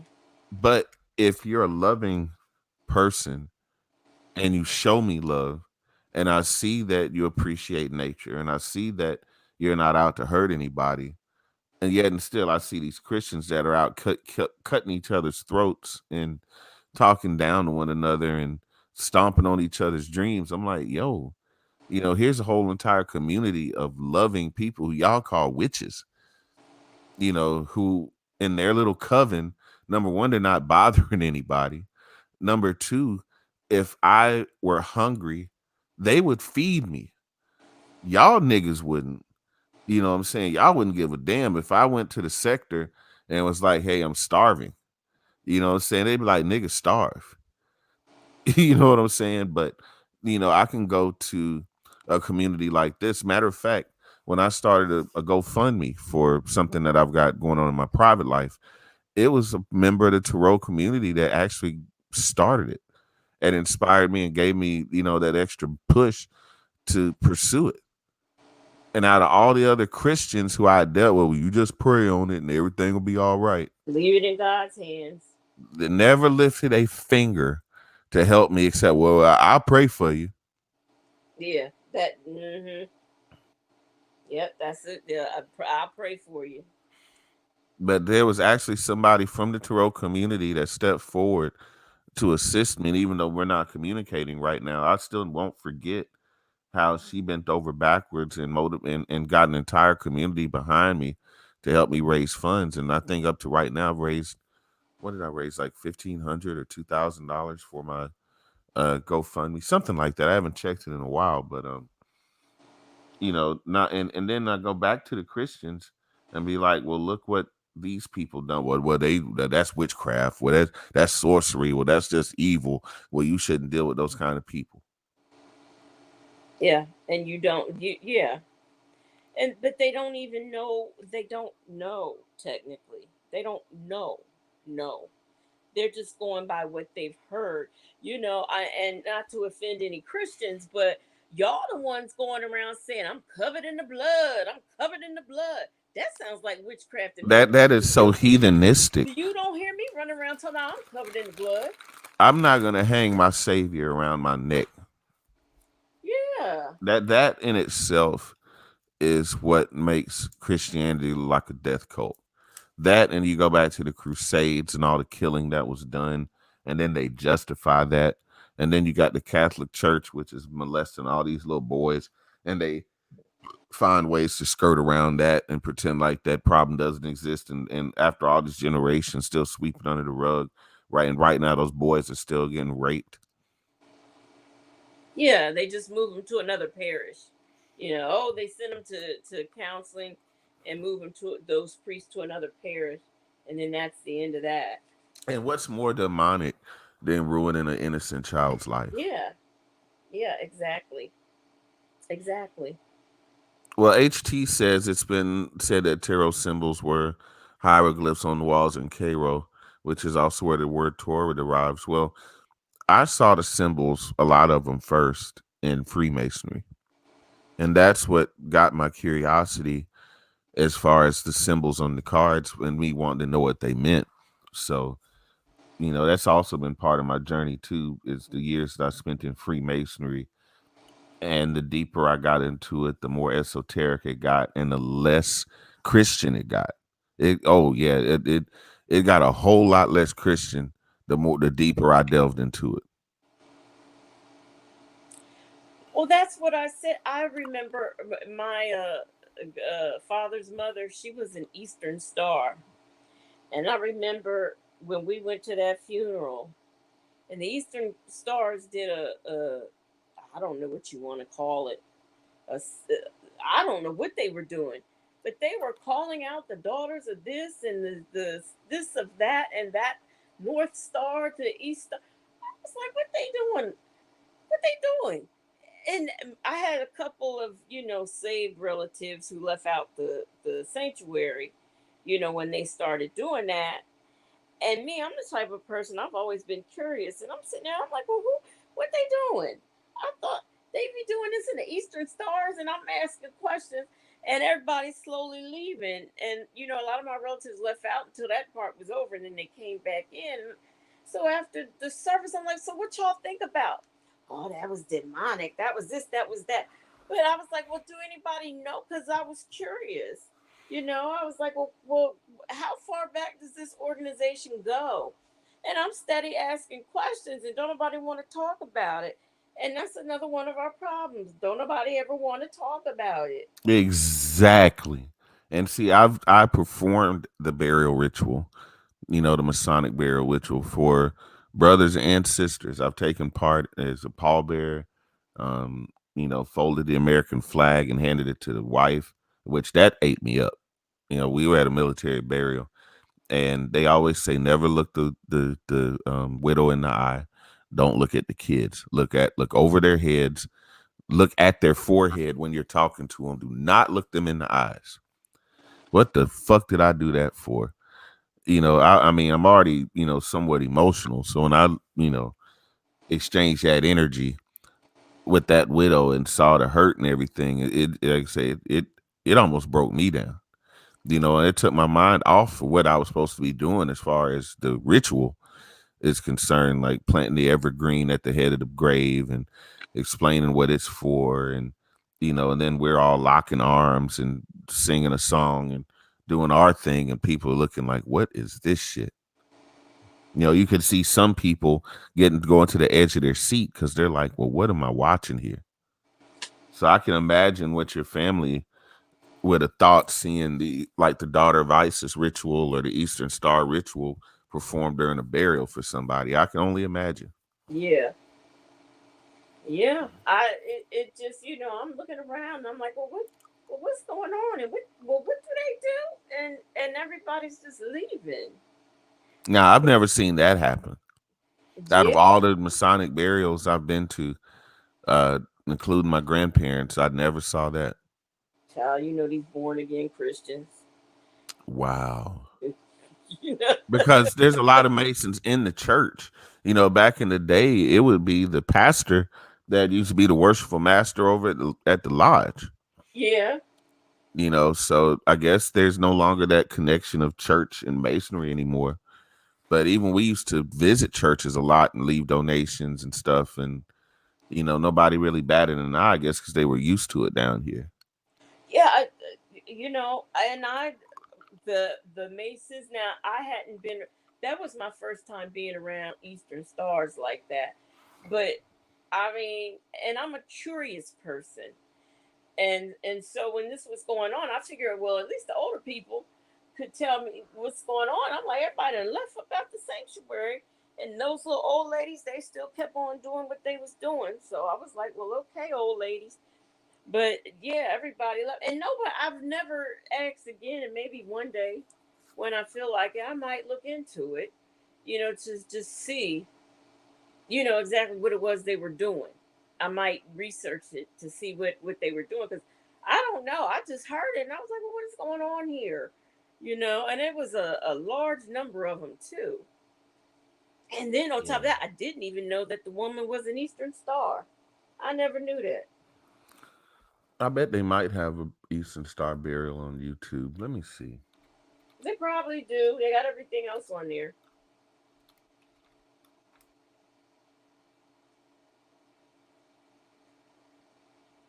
Oh yeah, there it is. There the sisters go. There they go. Them old ladies. Yeah, let me show you. Yeah, they show enough too. I can tell. Let me see. Let me get the share screen up. And I say we strayed far away from sex tonight, but it's all good. Well, look how Yeah, long we've been on here, though. I know, right? Worthy matron,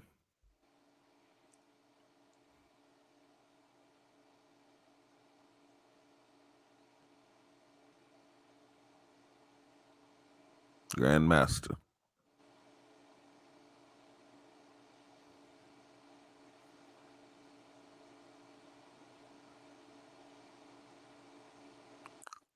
Wow.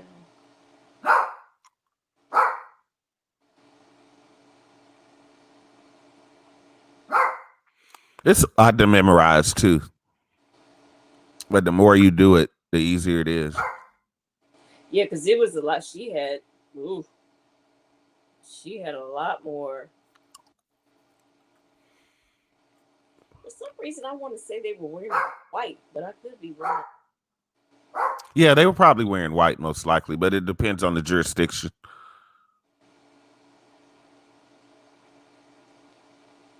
He squared away. He knows his ritual.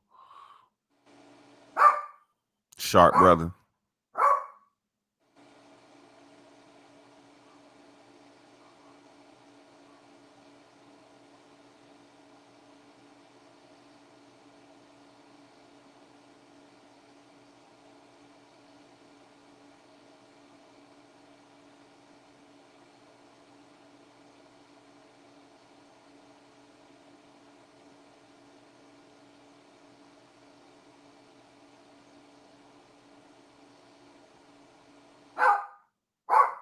Hush, baby.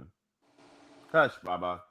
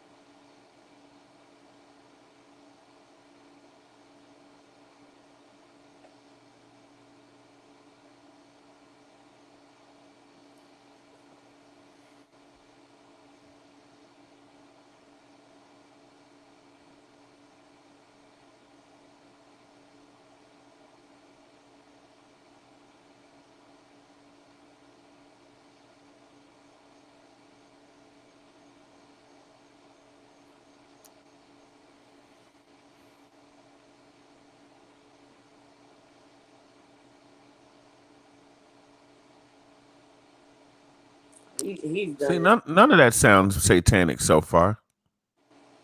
He's done this a couple times. I guess maybe since it was a group of them, I don't know.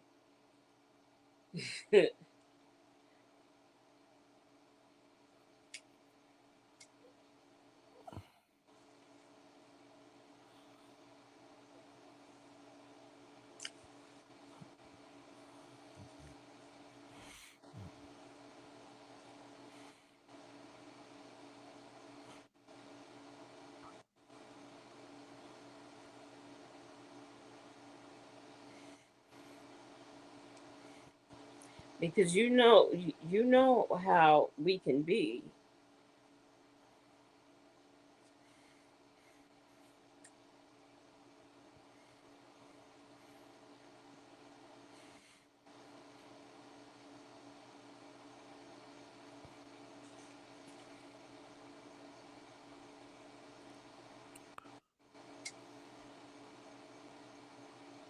She was reading on the way to the funeral. And notice all five have biblical names: Ada, Ruth, Esther. Yeah, interesting. They all represent the 5 points of the star, the pentagram. Yeah.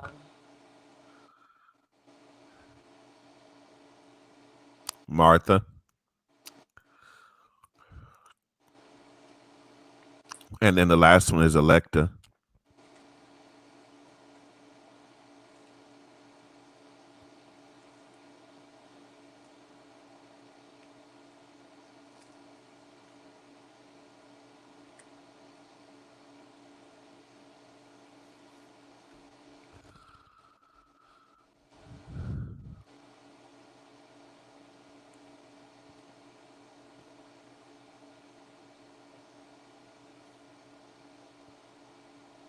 No, she knows her part.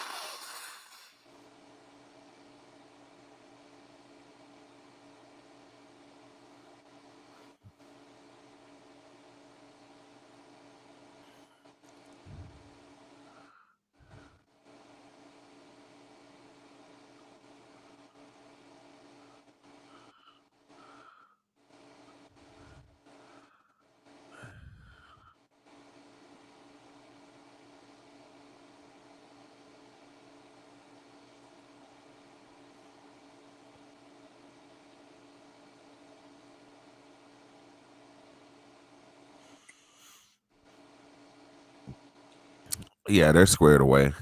This is probably one of the most squared away Masonic funerals or uh, Eastern Star funerals I've ever seen. You know what? Might I add something since we're doing this? Uh huh. Even though we started off with sex, this is the type of thing that I talk about. There are so many, like in that the beef sector, there are so many channels where people are reading and roasting and gagging and doxing and talking about this and talking about that. But conversations like this, things like this that people can learn or add to or educate the people about or whatever, you don't see that stuff. Yeah, it's not real popular. And I do it for fun. I know that it probably won't get me a lot of new subs and it's not as fun as watching Phi Babe twerk, but um, there are those of us that still have questions about, you know, spirituality and those things. And I'm a curious spirit. The rest of those things really bore me after a while. I'm a straight man. So, the things that, a lot of these, I don't want to say old women, but there are some over 35 women in the sector that have nothing better to do than just absorb that energy 24 hours a day, 7 days a week, with what Phi Babe says or what Tracy says or what King Jive or this one and that one. And like I say, I indulged in that for about 2 months until I just said, you know what? This isn't doing anything for me, not intellectually, not spiritually. Not that everything I seek has got to be that grandiose. I'm just saying that particular shit just didn't do anything for me. It got boring. 'Cause it was the same old beef. Well, she's talking about somebody's child. Yeah.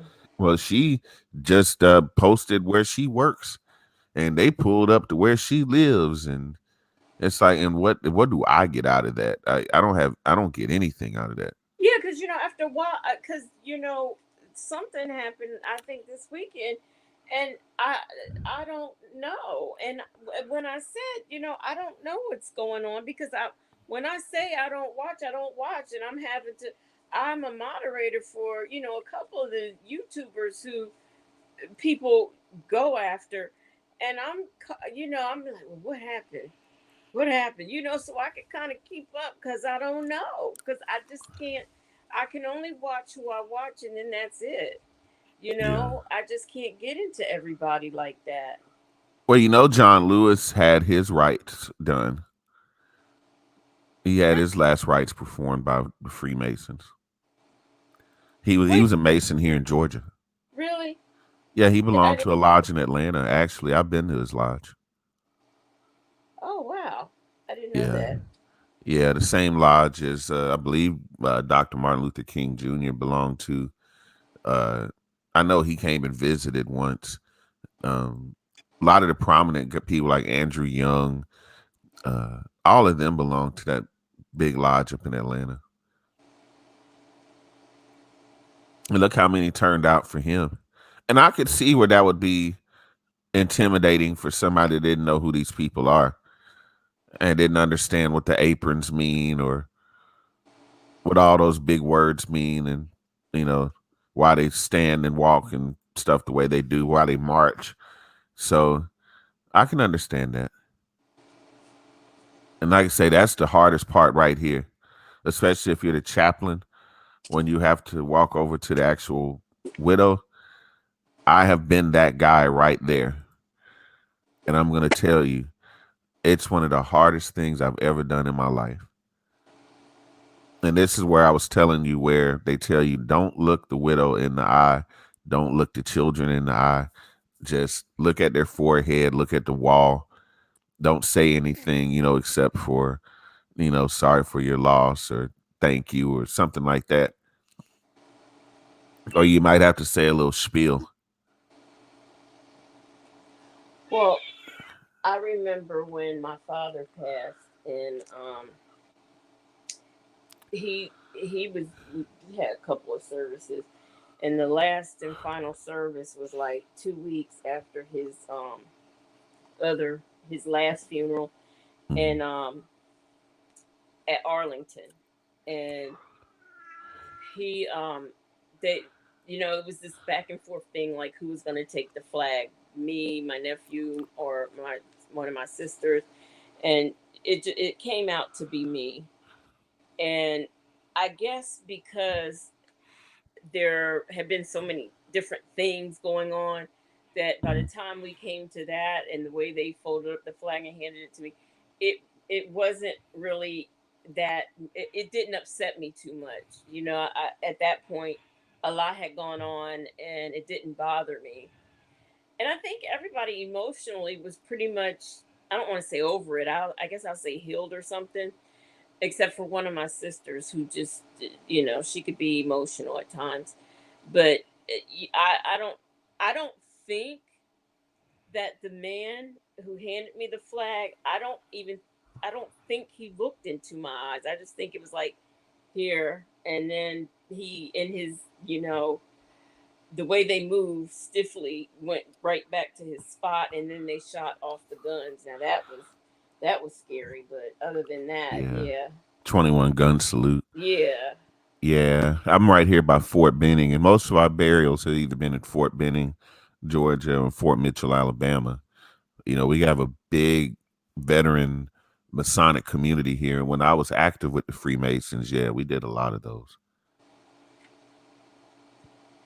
Now, the ones that really hurt were for the soldiers that were lost overseas. Now, old guy, 90 years old, he lived a pretty full life. But the 26-year-old with like 3 kids, that was the rough ones. Those were hard. Well, they fly all those guys in here where I'm at in my state. They all get flown in here, and then they go to wherever their home is. Where you And where you at? I am in a place where they fly in the bodies. Right. I would tell you, but these people, I don't Oh trust yeah, you're right. You are absolutely right. them. Well, I don't have too many stalkers, so I mean, I I did one know. time. Look, I know you probably don't, but you never. I never know who be up listening right quick. Oh yeah, I had somebody in Tracy's chat that was a stalker. She came at me talking about she was gonna move in and what color she was gonna paint the walls and What? oh yeah, yeah. And then I fell out with Tracy, so she fell out with me. Only because I fell out with Tracy. You And I know, didn't even really fall out with Tracy. She was just mad I talked to somebody she didn't like. So, but anyway, right? that's water under the bridge. But yeah, our those of us with Masonic grandparents and parents and family members, they're into some stuff that like you say, if you've got other hardcore Christians in your family, they would ask questions because the deeper you go into Masonry, the more you get into ancient Egyptian spiritualism, uh, you get into Judaism, you get into Islam, because a Shriner has to quote unquote go to the mosque and pay homage to Muhammad. And I'm like, how awkward would that be for a Christian who says there's only one God and there's no other God before me to go into the grotto and worship Muhammad? And you got these old white men with hats that say like El Hajj and El Muhammad and Al Farouk, with these Arabic names and everything, and nobles at a mystic shrine and this, that, and the other, that white men that say they hate Al Qaeda and that they hate Arabs and all of this stuff, but yet and still they are willing to go to the quote unquote mosque and kiss the stone and worship Muhammad. I mean, have you ever heard of anything more confusing Yeah, exactly, exactly. and confounding?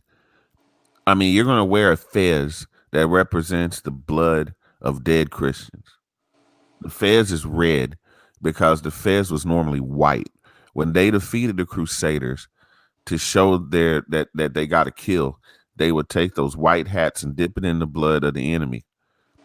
And that's how they knew that they were holy warriors and everything. So why would a white man who says that he believes in Jesus Christ wear a red fez?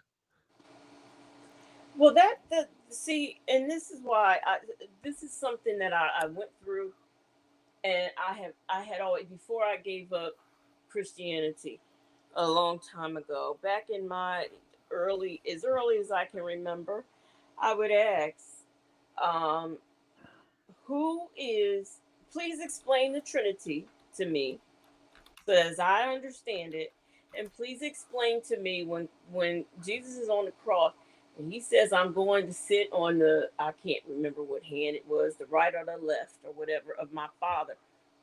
If he's God in human form, why was he talking about sitting on beside somebody's hand?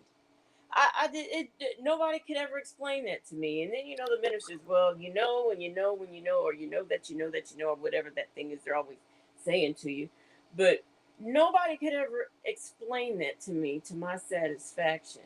At least in Buddhism or Hinduism, they have a Trinity as well, but at least on this Trinity, it's three different people with three different names. I'll give you $5 if you know those three names. Um, Bra, Bra, Braham, Brahma, Braun, is it Shiv? Not Shiva, Shiva, yeah, Shiva, and I can't remember the third one. Vishnu. Vishnu, yes, I've yes, been I've been studying all three of them. yeah. And the one that I relate the most to is Shiva, because not only the dreads, but um Shiva is known as the destroyer. And Shiva is all about peace, all about meditation. As long as you don't piss him off. You piss off Shiva, and it's hard to quell his temper. Uh, It takes either one god or the other to calm him once he is, once you've pushed him over that edge. And I can really relate to that. I have a very meditative, loving spirit, and as long as you don't upset that, we don't have a problem. So, and in my younger days, I did have a really stern temper. So I relate to Shiva more than Brahma or Vishnu. Uh, Miss Sweets Tarot, she said that was a deal breaker for her too. That Trinity. And well, and see, this is the ironic thing of when I was younger. I have, I just have always been, for whatever reason, researching Ganesh. And when I say these things, and I say when I was younger, I will at least say maybe when I was about between the ages of 12 and 13. That and Krishna, and Hmm. my all time favorite that I haven't, I sort of kind of have worked with, but Kali Ma. I mean, those. So I've always had like a very strong, or Hinduism has always had a very strong presence for me. And one of the Facebook group that I started, you know, it's for, whatever, whether you're at the beginning of your journey, or have are already through your journey and you just want to hang out or whatever. That's why I said I'm going to break different forms of spirituality down. And I decided to pick Hinduism because everybody learns about voodoo and Ife, but you never Hmm. learn about anything else. And you could learn those things anywhere from any number of groups in here. But I want to really teach people so people can choose. They need to know, well, you don't have to you don't have to pick this one or that one, or you don't have to pick any at all. You can be eclectic. You can believe in this one and that one, or whatever. But And that's even in the what. world of tarot, there are people that try to set up their own rules. Like, well, you can't buy your first deck; it has to be given to you, Mhm. and it has to be in this particular sort of box, or it has to be in a velvet Right. bag, or a Right. wooden box, or it has to be in metal, or it has to be in stone. And everybody has these different. Even that people start adding religious overtones and rules and regulations, and I can even see where that's frustrating for people that have still broken away from the church or kind of following their own thing, and still have people telling them how to do it and how they Right. should do it. Right. Then that, yeah, because somebody told me, oh, you're not supposed to buy. See, first of all, I did not use cards. I just did it. Hmm. I just did readings, and I did it for people, and I didn't charge. And it wasn't even like they asked for it. It was just stuff that I felt that spirit kind of like told me or showed me, and I would tell people, and a lot of times it'd be people I didn't even know really, and that's how it happened. And then a couple of people would pull me to the side and say, "You don't charge. Why don't you do tarot? Why don't you?" And I'm like, because that's just not what I do, and I felt like I shouldn't put a value on a gift because I felt like that's what it was, and everybody's like, "Girl, you better, this that." So I was like, "Okay, well, I'll get cards." And when I first used them, I just wasn't comfortable. And then I said, "Well, I'll get into them, and so that I can be comfortable with them." And I found myself more comfortable with an oracle deck. And then you have some people, oh well, no, you can't start with an oracle deck, and I'm like, well, I didn't read a rule book that said that. So I now have like I think 3 or 4 different decks, and they're different. Like I have a chakra deck, and a couple of decks like that, where I plan on using for different things. But it has taken me a long time to get used to the idea of using tarot cards and charging. It's just something, I don't know. It's growing on me. But now I am very experienced and have been something else that I've done since I was a child. Pendulums. Now Hmm. those I can do. I have no problem with a pendulum. I can do those, and I mean I've never charged anybody for that either, but I can and I am very comfortable with doing pendulum. And a lot of people don't do pendulum. As a matter of fact, when I ask people what they want and I say pendulum, they don't know what it is. So Mm. that's kind of like a lost art with Mm. people who do readings, I think. Well, you know what? Almost everybody in this room at this point either practices tarot or it has an eclectic belief. All right, we have somebody new to the chat, Hera. I'm not sure who this might be, so I'm going to let him in anyway. Welcome, Hera. We got somebody new to the chat, Hera. Are you there? Hey, I'm not new to the chat. It's HT. Oh, hey, HT. Wanda, Hera. TV3. What's up, y'all?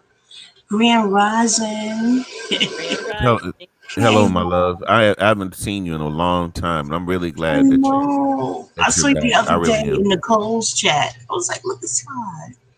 I know. I've been well, I am naturally an insomniac, and but I did nap earlier, and I got up to tinkle and make some tea, and I said, let me get back to work because, as I told Nicole, I've been writing. People hire me to write. In this instance, a family member has commissioned me, and with family, they're rushing and very picky. So I've been really, really just writing and writing. Writing is very therapeutic for me. I don't know if you remember my saying that to you, Slide, years ago. But I saw you. I said, can we still be live? I saw a little red live. I said, the slide's still up. And sure Oh yeah, enough. up all But I'm night. enjoying the chat. I'm enjoying this discussion because I really do believe that ancient times ago, all this stuff was common knowledge. Like now it's like called New Age, which is really age old and you know what I mean. But I believe before the advent of what's called the Caucasian, before Yakub went in the cave, per those Patakis, I believe this was just common knowledge. You had your village astrologer. You went to these people like doctors for whatever need you had to, be fulfilled or healed. But when they took this out of the public, even astrology, to some extent, they took out like, don't believe that, believe what we tell you. And now that is coming back because the age of Aquarius reveals the Aquarius key phrases I know. So this is really just activating what we've already known that's been, dormant inside of us, all of this. But I love it though. I'm a study addict, so I just really, really am happy this is, and also to take sex very seriously. I came in when you were already 2 hours in, Slide. So I don't know if this was discussed about the song WAP, which was a dance in the 80s in New York City. I don't know if that Ah, dance yeah. was out of New York City. It was spelled WOP, WAP, back then. And that's what I thought it was when I heard it. I'm like, oh, the ladies are bringing that dance back?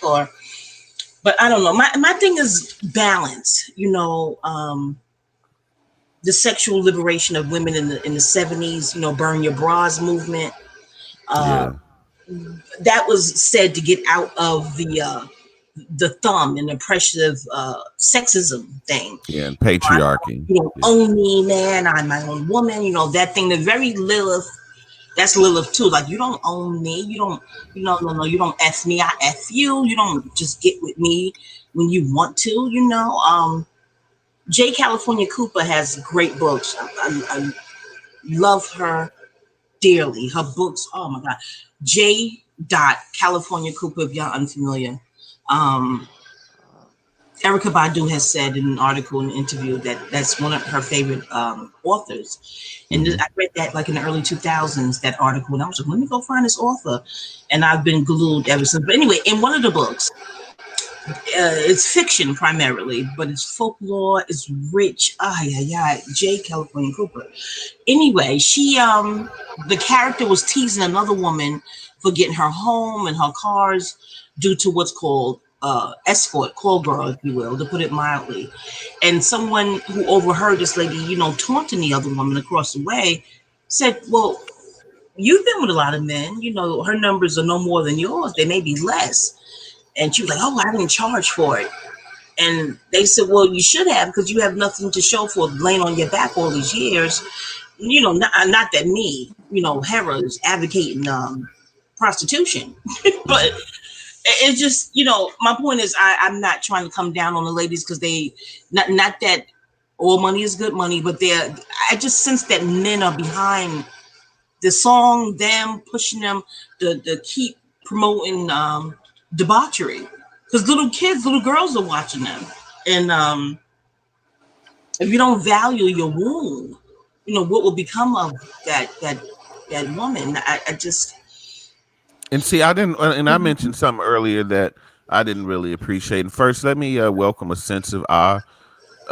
She is an awesome podcaster and a content creator I've recently gotten to know, who I really appreciate having around. So, a sense of Ah, welcome.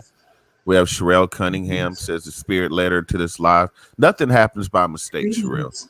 And we have a bunch of spiritual people in this room right now. I'm getting confused. Now, where is a sense of awe at? I see her in the chat. Okay. I don't know what's wrong. Okay. I like that name. Yeah. And she's chill too. She has a product line and bath salts and different things. So yeah, she's awesome, and her channel is a place of, how I always call the Midnight Ride a place of peace. Her channel is reflective of that too. Place where grown folks can just kind of chill and not feel offended or have to deal with any sort of drama. So yeah, I like I said, I appreciate what she does. We have Purpose Soul Mystic in the house. I think she just came in not too long ago. So to everybody that's in the chat, welcome. I'm really glad that you're here. We're in hour 3 of our conversation, and we started off the conversation talking about the African technique of Kunyaza, and now we've talked about everything from every little bit of everything, but like they do, my conversations always turn to the esoterical and to the spiritual. All of it is. Right.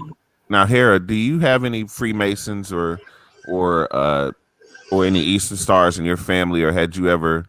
Well, we were talking about their rituals earlier, and talking about how these hardcore Christians, who praise Jesus in the church, go in the temple and do everything from rituals that promote the Prophet Muhammad and Islam, and then also have rituals that deal with Kabbalism and ancient Jewish mysticism, and then have practices that deal with ancient Egyptian rituals, as far as the daughters of Isis and these different houses. And I'm like, how big of a conflict of interest can you have when you're delving into all these different forms of mysticism, but still going to a Christian church? I don't think our parents and grandparents who participated in Masonry really knew what they were doing. No. Well, in my family, let me not answer that one. Matter of fact, I guess I'm answering it if I'm choosing not to answer it. But again, I have not initiated in that realm in this lifetime. But as a little girl, I've been to cotillions and things of that nature. Pardon the My thing is, I believe there's how can I say this? Not no frills versus designer. I just believe that the Caucasoid purse studies are not that creative. So if the Earth is billions of years old and we're millions of years old and they're thousands of years old, they're the youngest race of all races. Yes, again, according to my studies, not just the youngest race younger than us.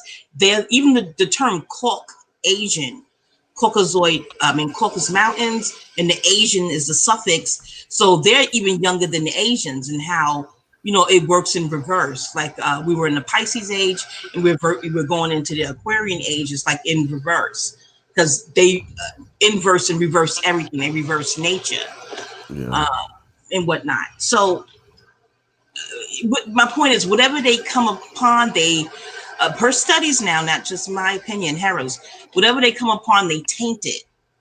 So when I'm studying all that you just mentioned, I'm trying to figure out, okay, well, what could have been the original version that they inserted their will upon to taint it and twist it. Even with hip hop was one thing when it started out. They got a hold of it and now it's something else.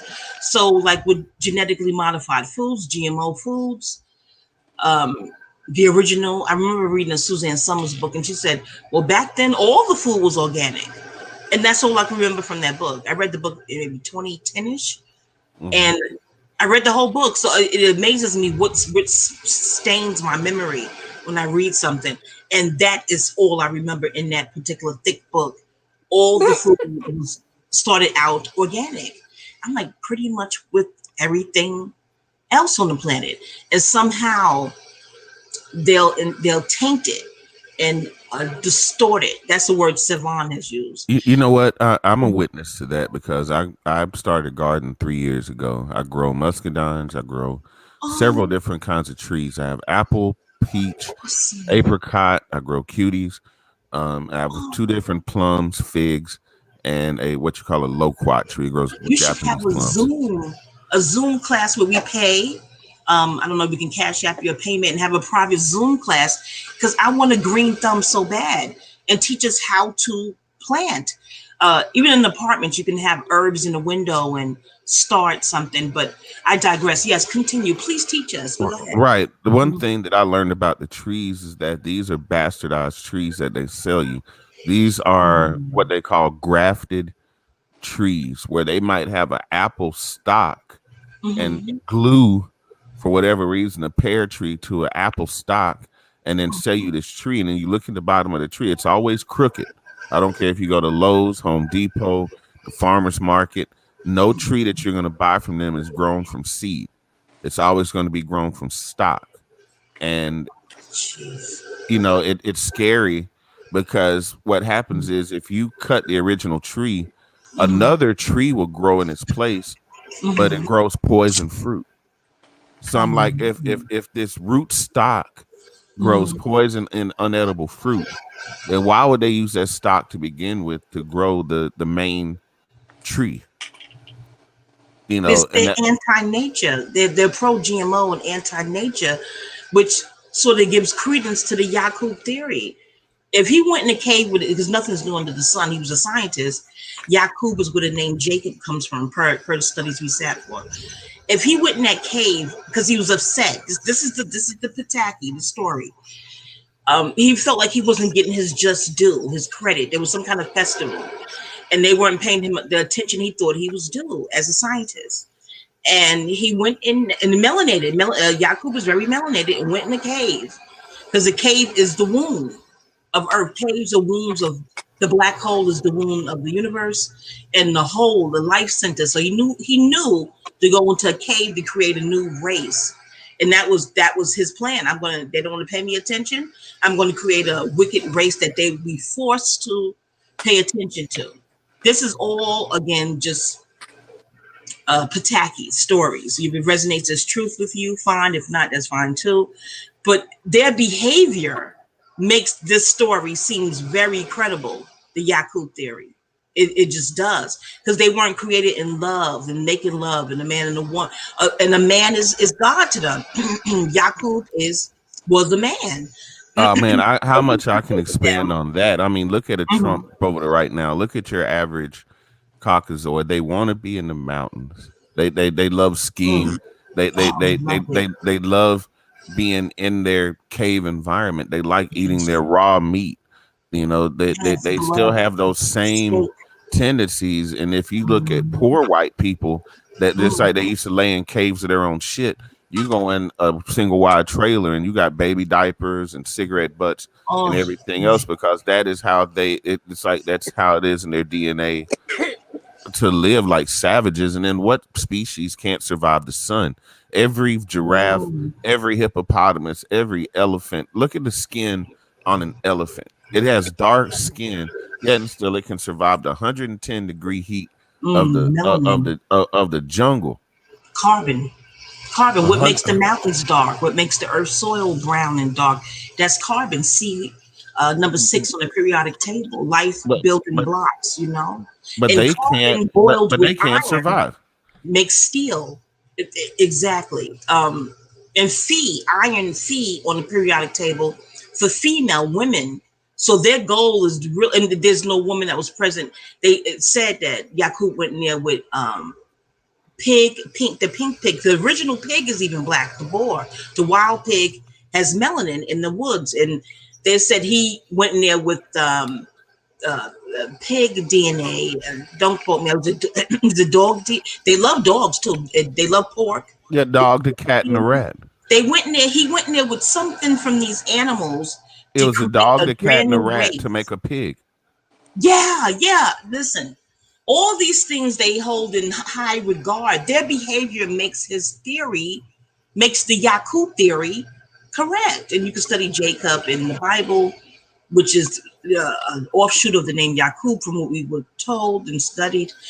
The thing is, listen, their fear, the genetic annihilation fear that the late great Dr. Francis Cress Westland talked about, other greats, Bobby Hemmett, talk about their fear of genetic annihilation is what makes them attack us, the original people. That also holds credence because it really makes no sense to hate someone based on skin color. So it has to be some other subconscious, psychological, deep-seated reason. You know what I mean? Look at And, the spirit in these Karens. That's huh? not the Yes. spirit. The spirit of these Karens. That's not a new spirit. Exactly. That's an old spirit Hmm. that's been conjured from many generations ago. That's showing itself. Attention. He was reportedly mad that they did not give him the just due attention for his scientific skill set. And he said, I'll show them. But I don't know if he thought it was meant for it to last 400 plus years. I don't know. But yeah, a sane person that doesn't like a people or a group of people or a person, they're not magnetized to what they don't like. They're repelled by it. You're not approaching someone you don't like. And a stranger, that's not sane in and of itself. They're drawn to us. And that doesn't make sense. If you don't like us, you would be away from us, not drawn to us. I And know then melanin is magnetic, but what kind of yikes. creature can't survive in the sun? I mean, the very Exactly. life giving sun. You Exactly. know that the trees, the flowers, the birds, the bees, everything thrives Everything. off the energy and the light of the sun. Yet That's and how it still, grows. these creatures can't even survive in that because it's like they don't belong. They can't survive seemingly in an unair conditioned house. I mean, they go and where's the air conditioning? When you go to when I used to work for them and work, if that place is air conditioned all year round. In the summer, you need a sweater, a jacket, and they Yeah. have the AC on swole too. I'm like, what the hell? Uh-huh. You So yeah, so they don't great. like heat at all. So it Mm-mm. don't matter what the season, you need a coat, a jacket, or something. If you work with them, Mm-hmm. without a doubt. But I just the key is, in case there's another race that listens to this in the future, the key isn't to down anyone. I like to gain, overstanding. Like, well, what is this? What is the psychology behind this behavior? Especially if you're a full grown adult. But again, they're the youngest of all races. This is why it's said they're trying to make rappers, grown men call themselves baby and little, and they like to reverse everything. So we're the original people, we're the elders of all races. They, oh no, we have to change that. So they call you a boy, and if you become a public figure, let us name you like a Toby ritual. We'll give you a rap name. It's allegedly from the studies, because adversaries. Well, we have proof, so let me just add in the allegedly. But again, how allegedly much do we need when their behavior is showcased all over the internet? You know. Right. Right. Well, Sherelle Cunningham says, I have Freemasons in my family, from my great grandfather to my twin brother. Even my great grandmother was an Eastern Star, but she never had the urge to join. That is very interesting. Mhm. I am so surprised that they didn't get you to, come down there to do your petition and then vote on you and then get you in there and blindfold you and get you to walk around in circles and say a bunch of stuff you don't understand. And What is yeah, with the blindfold? I have a friend who said he went to a regular church in Brooklyn, a regular church now, broad daylight Sunday, and he don't even go there. He went there to drive his mom, and this is in the either the late 70s or 80s, and his mom was like, "Come in, come with me, come in, sit with us for the day." He was like, "All right, mom." So he went in there, quiet, very quiet, reserved man, naturally, and at the end of the service, they walked over to him like, "Hey, do you want to join?" He said, "Oh, no, I'm just here dropping off my mom. I'm just with my mom." They was like, "No, no, come on, join here, put this on." And they was trying to physically put a blindfold over him. And he was on his eyes. He was like, no, no, he didn't want to push them back, but like, no. And they took offense to it. So I thought of the movie Bird Box. I'm like, what is with the blindfold? What is that like? Are they going to do something with the cloth? A ritual to alter your vision in theory or actuality? I'm like, what is that about? We well, will it's never to know, but it's very well, weird. it's to maintain the mystery, and for somebody who's new, you don't want them running out the door afraid, saying, "Oh, well, I saw this, and they were going to poke me with that, and they were going to stick me with this, and they were going to make me eat that." Oh See, my. you don't want to scare them away, and at the same time, you want them to understand the gravity of the situation, that you are in 1,000% total control of this person right now, and they are at your whim, and they have to know that, for it Wow. to sink in. And then, because at the end of every ritual, there's an explanation of the ritual. Well, this is why we had you walk in this circle, and this is why we had you stop at this station, and this is why we had you recite this, that, and the other. Because everything that you have a coach that's whispering in your ear, telling you how to respond. Oh, Because wow. you, because, because you don't really know how to respond. just like if you pledge, it's almost Mhm. the equivalency. If you're pledging in college, I mean that's at least my opinion. All of that came from Freemasonry. Freemasonry is the original fraternity.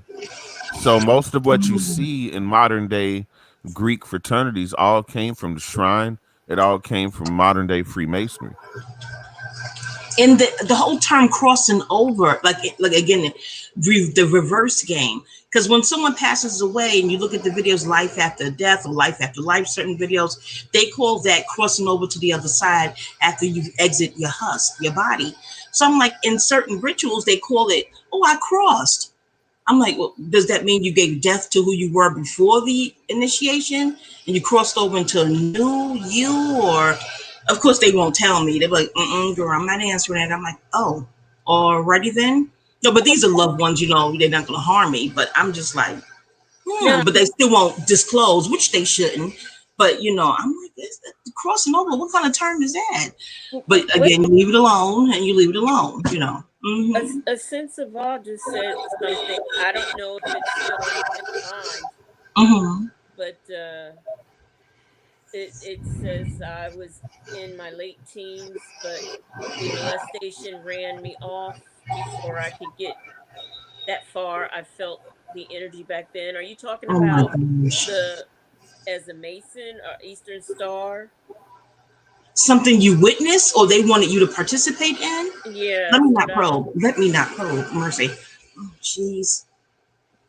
Let me tell you, if you have to be 21, at least 21 to legally buy liquor, and now cigarettes as well, that should tell child molesters something. The law is telling you, oh, no, no, you have to be 21 before you can make this purchase. Minors should not be looked upon for adult activities in that nature. And that should be common sense. I guess if you're saying it is common sense, but I will never understand an adult looking at a minor in that way. I would never, ever, ever, ever understand it and don't want to. It's incomprehensible. The children are sacred. I'll tell you what gave me some sort of insight as to what that could be about. In the movie Sleepless in Seattle, when they're walking through the airport, with that scene where the son says to his father about children being a purity and things of that nature, and how being that way aligns you with certain higher spiritual realms. I'm like, that's what they want to taint. To taint the purity of the planet. And those are children. Children are the purity of the planet. And Sapphire, author Sapphire, has an interview with Katie Couric. I'm not sure if it's still on YouTube, but in it, she described molestation as disempowering the person before they even got a chance to grow up and become fully actualized as to what they came to the planet to do. That splits, that messes with the prefrontal cortex of the brain, which is in Yeah. fully developed until you're 26, your first Saturn return that time. So if they can alter that, I guess they can hopefully in their mind alter what you came to the planet to do. Because if you don't do what you came here to do, you have to come back. You know, you keep recycling back, reincarnating back to this dense dimension. I know these are all theories, but again, you Well, want to study, why would you alter a child? Why would you? but see, it starts with the baby. Like Mm, I have a little cousin, and I say their situation is fucked. I mean, my older cousins, both I have two that are HIV positive, brother and sister. One was mm, gay, one was a hooker. They ran the streets, and they babysit their little nephew. Now, my nephew knew how to twerk and knew every song to that one Cardi B song, Yeah. I make money Yeah. moves, blah blah blah. Knew all the words to that song and was dancing before he could spell his name, before he mm. knew his ABCs or any of these things. And I see little girls in my aunt's hood ass neighborhood that twerk and dance like adults, and everybody sitting around cheering and laughing. And I'm thinking about, but what about this old pervert over here rubbing his dick? You know what I'm saying? Sitting there looking at this child. I'm like, you are just setting this child up for failure. I mean, that is, I mean, I feel like that's almost just as bad as molesting a child, to plant that seed in them so young, that that adult behavior, the adult language, and at that time to think it's cute and think it's funny. I don't think there's anything It funny or taints cute their about that. innocence. Like into dancing and entertaining massa on what's called the slave plantations. Yeah, and you know how they molested adults, children, men. The Hidden Colors DVDs can definitely, you know, bring y'all up to speed for that. No, I don't work for Tariq Nasheed. I'm just saying, those who don't want to read, you know, volumes and volumes of books, what I like about those DVDs is it condenses a lot of data into one DVD. And they said, well, you know, this started, you know, the molesting and homosexuality started in Greece. Some say, oh no, the slave plantation. It's just mind boggling that such a thing would start to begin with. When you look at boxing, pugilists, and they all have to weigh in and measure in. Why? To ensure it's a fair fight. And you look at that, grown men about the boxing fight, because anatomy and physiology class teaches that the side of the brain for fighting is the same side that governs lust and sex. Mars energy. So I'm like looking at boxing like, interesting. They want to make sure it's a fair fight. So a small child that's but so tall compared to a full grown tall adult, you can tell that's not a fair physical exchange. It's just, anyway, And the book plus Homo you're Sapiens. dealing with the moldable mind. You're dealing with a mind that at that point hasn't been made up, that really doesn't know. You know, so they imitate, they mock, they mimic what they see. And even if you send your child over to somebody else's house and they get babysat and then they come back using words that they would never use or doing something nasty, and you're like, well, where did you see this? Well, who showed you that? Mm. So I'm You speaking know, of the mind of an adult that preys on children. But I feel you. I feel you. Kids are sponges. They, what Bruce Lipton said about ages 0 to 7 is best to just, I'm paraphrasing, but watch your child like a hawk during that time, because that's when the mind is really a sponge. You know, they may mistake something for normal that's really not in the same sense. You know, There, it's just, the babies are the future. there Protect innocence as best as you can. there's a video going around on Facebook where this young man, I don't know how young he is, but he looks to be between the ages of 12 and maybe 14. And he's at a part, he's at, I'm assuming his birthday party.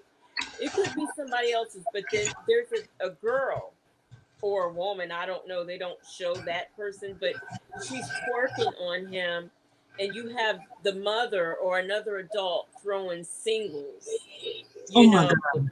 in the kid's lap, and people are laughing because at some point in the video he like waves his nose, like something stinks, and people are laughing at that part.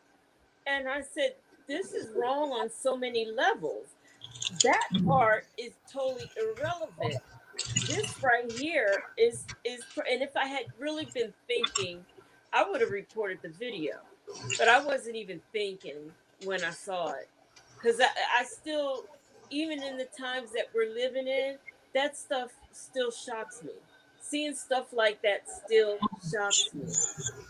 Because you And know that child to be an adult one day, and what will they do as an adult that's quote unquote feels normal to them? Can they make it to adulthood?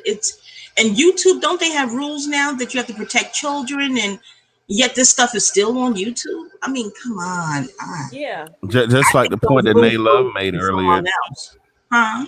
the WAP video did not have a parental guideline at all. Are you kidding me? no, it didn't. After all the rules YouTube came up with? Yeah, nope, doesn't The, have the, no. and the last thing that I heard from YouTube when I had a discussion with them about my videos being taken down before I even posted them, I would Oh just no. schedule a live and they would Uh-huh. cancel. I done blasted it out on Instagram, Facebook. I told everybody, oh yeah, Oh, come to Slides Midnight Ride, blah, blah, blah. Next thing you uh-huh. know, everybody's clicking on the link. Well, where did the video go? And I go back to Gmail. Oh, well, we canceled your video because it was sent up for review and we saw Mm-mm. that it either violated copyright Oh my or goodness. our decency standard. And I'm like, it didn't violate either one because I haven't made a video. All I have is a description and a thumbnail. Exactly. So what are you talking about? And you Exactly. have no videos where children are shown in explicit compromising pose. You have no videos where children are shown in any type of disparaging way. So Right. But and Tommy they got Sotomayor, those videos up here.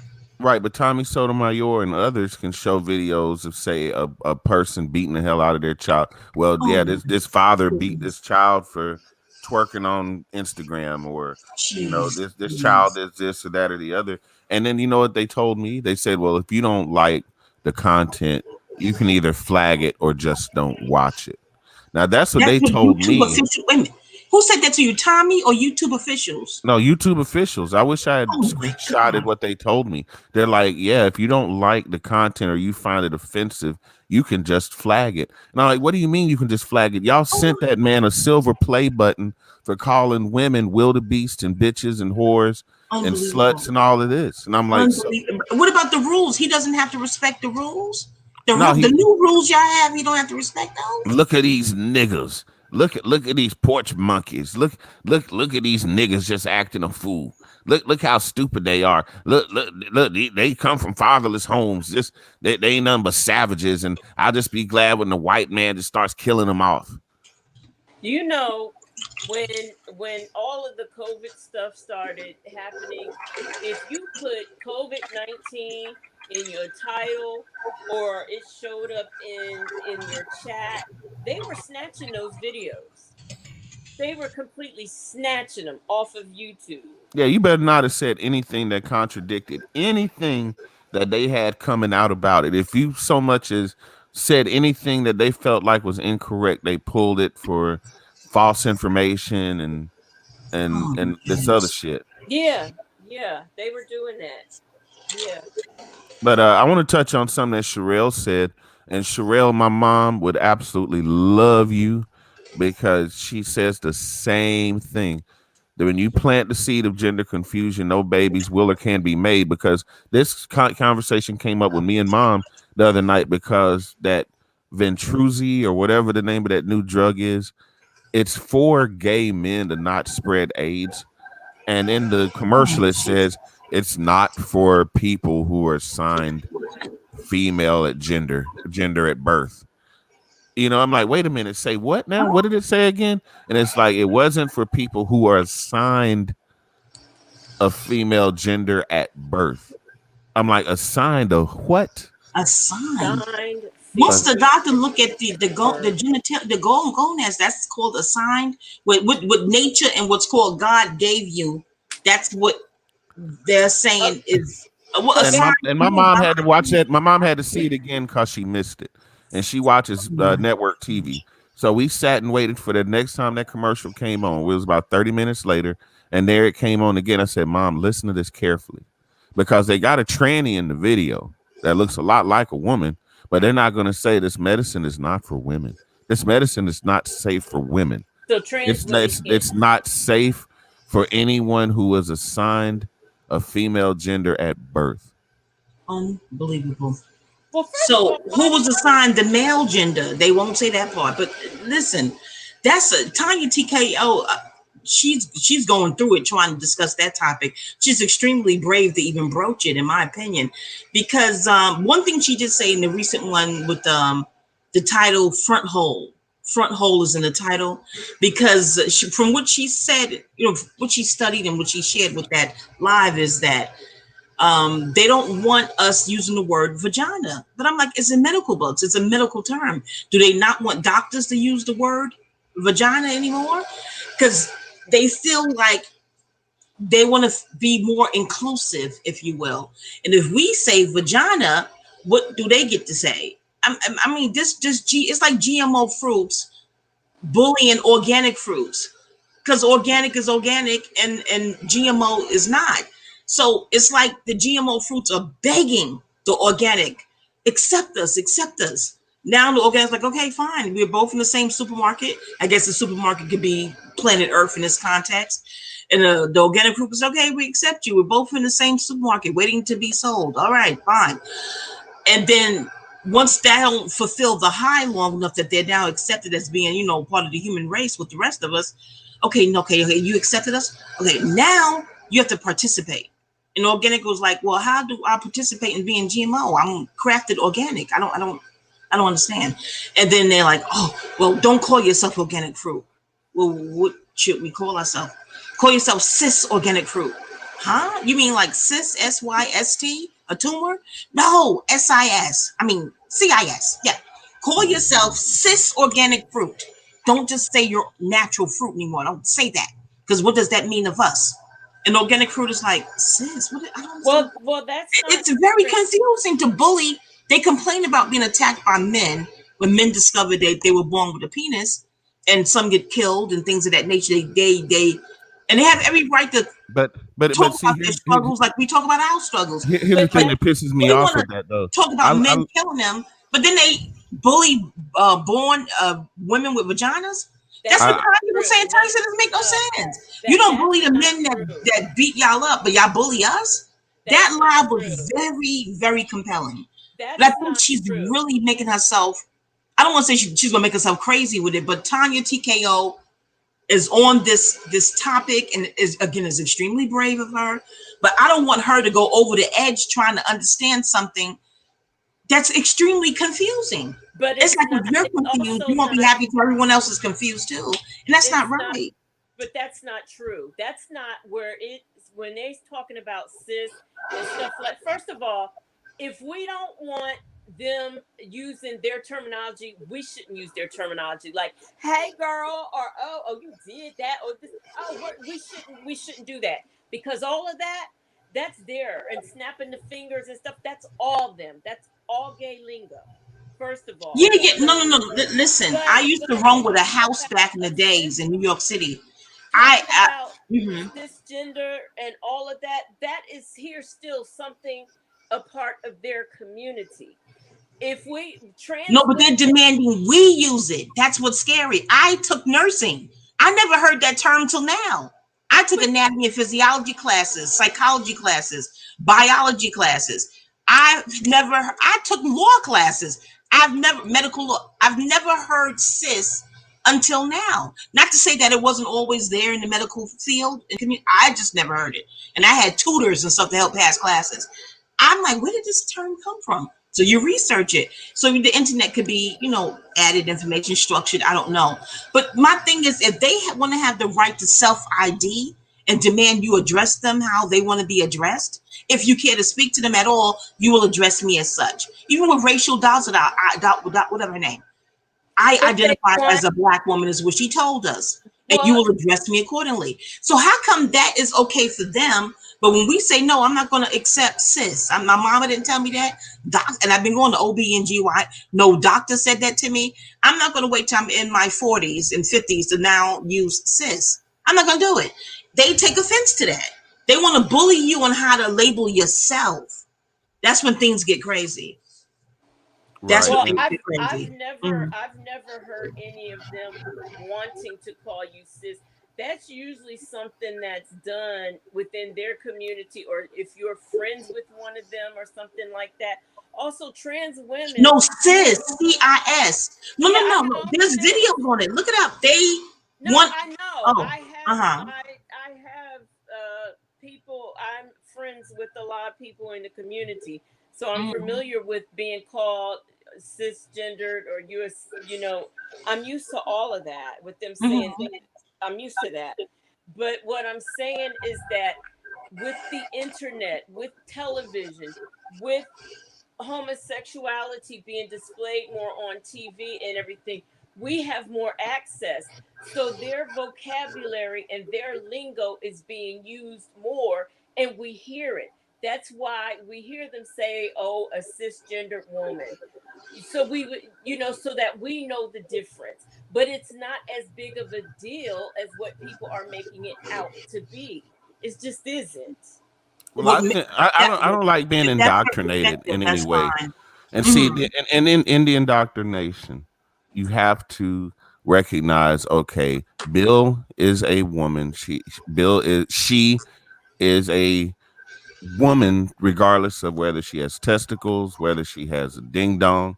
If she wants to be considered a female, that's fine. But if I'm in the dating world Mm-hmm. and I live close to Atlanta, I'm Mm-hmm. not that far, and I meet somebody online that tells me I am a woman, and then I Mm-hmm. meet them and they continue to say I am a woman, Mm-hmm. Now you that's know, wrong. and I know, but Mm-hmm. at the same time, they're right, and it's okay for No, them to it's tell right me in that. their and, mind. and Go ahead, baby. Go ahead. Mm-hmm. so at what point am I supposed to buy into the delusion, or am I just supposed to say, That's okay, where the well, he conflict says, comes in at. How a person sees themselves is fine. It's legal, it's fine. The conflict is when you're bullying me to agree with you on how to see you. Well, Now see that. you can dictate. Let me finish this, please, because I'll lose the thought. Hell, it's early. I need coffee. You can dictate to the world. If this to me, I have 95 credits, legal studies, science, and nursing, and not that that should matter with metaphysicians, but I've been in class and tutoring so long with legalities. You can dictate to a person how to address you. You are, you are to address the court, classes in the jury room, and going to court, field trips in Manhattan, lower Manhattan courts. You can, this is how you're going to address the court when you step in here. And I get that. This is how if you want to speak to me, this is how you will address me. That's fine. That's legal and it's logical. When you dictate to a person how they should self ID, I'm going to need you to stop saying vagina, call it a front hole. I'm going to need you to stop saying breast, call it chest. People say, well, what if breastfeeding? We'll call it chest feeding. And I'm like, well, what about chicken breast you buy in the store for those who still eat that? We gonna call that chicken chest? It's getting more and more ridiculous. The bullying. Nobody wants to be bullied of any type of sexual orientation. No one. And a metaphysical class I took, this is many years back, because again, being in New York, and I know some racist people who's deemed racist will say, "Oh, I have black friends." So this is going to sound like that when I'm about to say, "I've had gay friends, close ones." Listen to me. My New York City history, Studio 54. Let me just listen to me. People I love dearly. So, and I've never been said, you ought to address yourself as cis. And I have a rich New York history of lingo. So I'm like, where is all this coming from? When you start dictating to people how they should self ID, that becomes a Tobyism. Toby and roots. Your name is now Toby. And it's a God complex too. Never mind how God made you, how your mama raised you. We're going to recreate you as a full grown adult. They're working on the children too, because they know the children the future. But as a full grown adult, you're dictating to another adult how to address themselves. that's when things get really, really hairy. No pun intended, weird. It just no, that's crazy making. And there's a video on here. I didn't click on it, but the title says, cis women, I'm paraphrasing, cis women that have a problem with being called cis women are really transphobic. I looked at that video title and said, oh my gosh. So now they want to define you, not defining yourself as they dictate and deem you should. But you're talking about a small group of people in a community. No, but that could spread like wildfire. But look at their political power. The Democratic Party, multi-billion-dollar industry, international. Something small can metastasize and grow. Cancers start out small and grow. The Democratic Party has abandoned the needs for children, for the elderly, and for people of color to strictly focus on LGBT needs right at the end of Obama's presidency. Their political power is strong enough, to where they can turn the tide of an election. They have power. They're not just a small group anymore. Like say now, even the medical industry. GLAAD and LGBT are very powerful in and of themselves, but yet they still pounce on what's called Black women. I'm like, and that's what Tanya said. Why do they need our approval? Like the thing that was out I don't know if it's still out. Badgering Black women to make Black men date trans women. And we were like, we don't have the power to make them date us. You can't badger a Black man to date who we dictate he should date. I am not homophobic because I'm not dating a woman. They want us to tell Black men who to date. And like, if you tell them to start dating us, maybe they'll stop attacking us and killing us.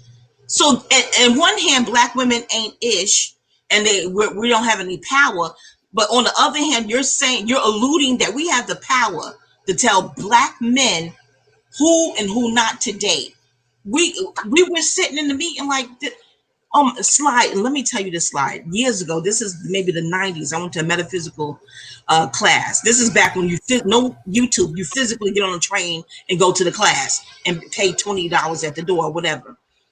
In the class, I don't think the class was about homosexuality, if you will, but the topic came up. And the teacher said, oh, that's past life. In the past life, if you have a feeling of a one gender inside your soul, but your physical body tells you something else, that means in the past life, you somehow, some way violated that opposite sex. This is the example she gave. If you abuse women, beating them, in some way you abuse women, the God in you, from what was taught, we're co-creators with the creator of the ocean and the mountains, okay? The free will thing, made in his image thing, we're co-creators with that. So you use your free will to abuse someone. So you abuse power. So now this is something you did to yourself. No, quote unquote, God did this to you. Now you will become a woman to see what it feels like, to see how you would feel to be abused. You will have a menstrual cycle, things of that nature, but yet you still feel like a man inside. This is why a lot of what's called studs and AGs, in my time, we call them AGs, aggressive girls back in New York. Studs and AGs tend to be very family oriented, and you notice trans men don't seem to bully Black women. I'm not saying all of them, but the ones I've met, I'm like, why we don't get this from trans men? My friends was like, because they were once women. I don't know now. The gay men in the sector. Not gay men, trans men, like Chad Bono. Okay. Chaz Bono. Trans men, if you're out partying, you have a drink, they really treat you like a lady. They court you. They don't, trans men of any race that I've met. I'm not on the internet stuff. You go out, like, hey, how you doing? How you not? My name is Hera. Nice to meet you. It's a different vibe, if you will. Slide. Nothing against men slide. I'm just saying trans men per capita, statistically, they're not bullying the women, the Black women. Because they used to be women. That's what my friend said. Now, the trans women who were born with a penis, see, Mars rules males. Mars rules males. Mars rules Aries. Aries is the god of war. Aries rules competition, sports. Aries also rules Caucasians. That's a whole nother topic. Aries is the youngest sign. Caucasians is the youngest race. Aries rules war. And who are the warmongers of the planet? I digress. So if you were born male and the male hormones, and even if you're getting synthetic hormones to change your energy field, that's the competition right there. Because we're like, well, there's no need to compete, and it's only black. They dare not harass Caucasian women. They know they're better than harass Karens. They dare not harass any other woman of another race, for lack of a better term right now, but the focus is on black women. And I'm like, you could be quiet, mind your business, and it's still some sort of compare. And Tanya spoke about that too. How they wrote her like, "Oh, girl, you don't wear makeup, and girl, girl, please look, get yourself to get your face together, your mascara." And she was like, "I'm not competing with you guys. I'm not competing with anyone. That's Mars. That's that." And then she would say, "Your penis is showing." When she get to arguing with them, if you're being aggressive with us, yet you want to be respected as a woman and demure and a flower, but you're being aggressive with us, unprovoked.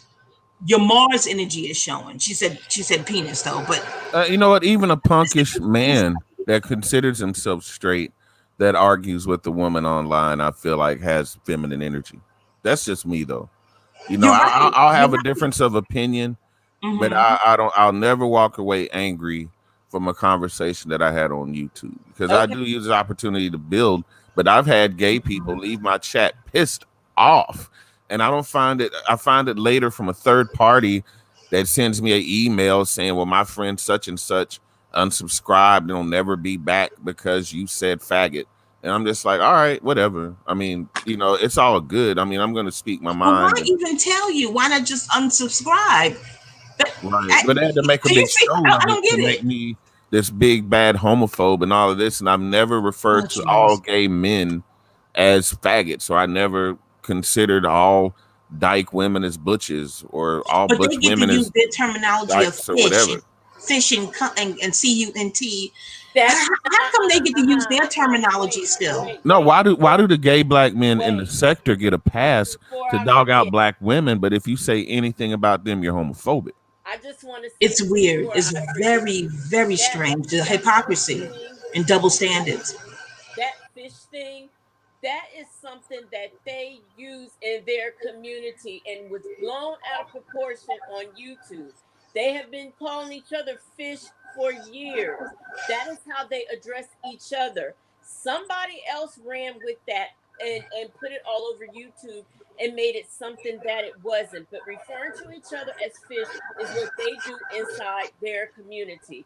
I also want to say, Slide, that Mhm. if say you meet somebody online or whatever and they present themselves as a woman and they're trans, if you decide to ask that person out on a date, that is the moment that they need to let you know that they are trans I agree from the gate. before you Be even go honest. out on the date. That is Hmm. when they should let you know that they are trans. I Yeah, don't be think they honest and should keep above it, board, they forthcoming. should not keep it a secret. I They agree should because not do deception that. is so bad. Deceivers hate deception. Deception is so bad that people who deceive others, they resent when they're being deceived. They don't give a goddamn about the word karma. So if you're not ashamed of who you are or who you've become, be forthright and above board from the gate. Give the person the opportunity to either rise to the occasion or not. But give them, and I think I'm not defending crime or murder or anything like that, but I think that's what really makes men black out and lose it because they feel deceived. No one wants to feel deceived. And and, and, It and happened to me once. it's not It, right. it happened to me. The It's very first time and only time I uh-huh. ever tried online dating Hmm. was Black Planet. It was Okay. either Black Planet or Plenty of Fish. Because I was dealing with this white guy that kept, in my mind, fucking all these bad bitches. And I'm like, every weekend he had a different woman, a Latino this week, and then a black chick this week. I'm like, God damn, man, where you finding all these women? Well, just go Hmm. to the website and let me build your profile, and you'll meet one. So I'm like, I'm single. I'll fuck with this. Let me see, it's working for him. So I Hmm. get on there and I find this one light skin, long hair. You know what I'm saying? Look exactly like a woman. And when I went to go pick him up, it was kind of between houses, so I didn't like pull in a driveway. They just kind of gave me general directions. So I'm like, all right, we'll be mysterious, whatever. They don't want me to, in case I'm a crazy serial killer. All right, whatever. So the first thing I see when they get in the car is an Adam's apple. Oh my gosh. They had And nothing in their description on the page to let you know? No, nothing. Oh, wow. Everything said woman. And then I'm looking at the Adam's apple. And he's like, no, I'm a woman. That's the thing with Genuine. He went through with Big Brother in the UK. What's in their mind? They're trying to bully the world to think how they think. And that's when things, because as we're all human beings, we respect each other as humans, fine, civility, be civil. But they want you to think how they think. And now look, that's when the clashes happen. If I had left that nigga in a ditch, or if I had laid hands on him, or cut his throat, or beat the hell out of him, or took him down the road and pushed him out, we probably wouldn't even know you today. I would have been under the jail. And that's what they said about Genuine. Had he went and pressed charges for sexual harassment, because I think the person touched him, like trying to kiss Genuine in that scene. You saw that video, Slide? She wanted to. Oh my goodness, Slide! Look it up. Genuine in the UK on Big Brother episode. Lovely T did a video on it, and Willie D. See their videos on it too. Their feedback. Willie D and Lovely T, and type in Genuine next to that. Both videos will come up. The person goes like to hug Genuine. The singer Genuine goes to hug him and kiss him. Now, this whole thing, toxic masculinity, had Genuine did that to a woman that he was really interested in on camera, he would probably get sued for sexual harassment, arrested in the UK for sexual harassment, called toxic masculinity. It's like they're trying to criminalize heterosexuality on some level. He had already told her that he did not want her to do that. No, but she did it anyway. Slide, look at the video yourself. Oh, I'm pulling it up right now for all of us to watch. And you judge for yourself if Genuine had did that same thing to a woman on film with the proof, the video's the proof. And that woman pressed charges against him. He would be in a hailstorm of trouble right now. Like you sued him. Clip, but if you saw the whole thing, you would see in there where he had asked her not to do that in the first place. And she couldn't understand why. She wanted to know why. That's a violation right there. That as long as there's us in law enforcement, we were taught that unwanted touch is called assault. I didn't know that. On the books in New York City, I don't know about other states. Any unwanted touch is assault. Even a hug, spit. If you don't want them to touch you, like, please don't touch me. They do it anyway. You can file charges for assault. Yeah. You surely can. And Genuine didn't sue her. He didn't file charges because he know the backlash for that would have been like, oh, he's making a big deal. But had he did that to a woman and she sued him, it'd be another Cosby situation. And if the double standards are wrong, look at this. The double standards are wrong. Willie D really unbelievable. That's touch. That's touch. And get this. Genuine still got backlash for being even though he's looked playful in his expression here, but some social media ate him up saying, oh, he's a homo, no, he's a transphobe, how dare he be repulsed, how dare he reject her. This was on social media. I nearly said, Lord Jamar, I think, talked about it too. I could not believe that people can't see something is wrong with sexual advances, and if it's unwanted, it's unwanted. No matter what your preference or sexuality, sexual orientation is, you can't force yourself on people. This social distancing, on some levels, may be alright, because now it's mandated to stay away from people and keep your hands to yourself. Yeah, I mean, I totally agree. But the more that we have to buy into the illusion, the more these things are going to happen. And then the trans men get to play the victim and say, oh, well, he hit me in the mouth or he assaulted me. And, part of the Black Lives Matter movement is protecting Black trans women. And, and even that has been hijacked, in my opinion. But if they're bullying women, if they're bullying who they call cis women, Tanya is correct. If you are complaining about black men attacking you, how do you get to bully black women, who you call cis women? The double standards is skewed. How can you be seen as a demure victim if you're bullying another group of people? It, Slide, I'm not even. This is rhetorical. I'm not even asking you for an answer because hell, I don't know the answer. You're a bully on this spectrum, but you're saying you're being bullied and attacked on another. Because if you're doing what happened in Genuine, are you initiating this? Are you being honest when you meet the men? And that's what Lovely T said. She said, "Why not just date guys who are into you? Why go Yes. after a man who's not into you?" If you That's know the you're dealing with a straight harassment. man, you're not going to change my mind. There's nothing that you That's can do to me. harassment. You're not going to be able to touch me. There's nothing you can say. There's nothing in your male energy with them big ass hands, them big ass shoulders, that big ass head, and them big ass feet that I'm going to find the least bit attractive. Or I'm going to say, oh, well, I'll give in. You say you're a woman. Okay, you're a woman. All right. No, It that's shouldn't not be how that this much works. campaigning. Attraction is a natural magnetic force field. You know what I mean? Your allure, your presence alone, your allure should magnetize the man to you. Attraction is so magical in that respect. And see, But you got to I'm get an the bullying empath, and harassing. Where's the attraction in that? and as an That's empathic good spirit, Lord. Mhm. I felt the man vibe. As soon as that tranny got in the car, something in my gaydar or my spirit or my intuition, bells and whistles went off in my spirit. And then I saw the Adam's apple. I didn't see the Adam's apple and then get triggered. I got What kind of triggered photos first. did they post that you can see the apple wasn't shown in the photo on the dating site? No, not at all. It You looked like don't a Interesting. regular woman. you don't Probably always see it. photoshopped or something. You don't always see it. I've seen trans women, and I've never seen an Adam's apple. Sometimes they get it shaved, and sometimes you just can't simply see it. The deception.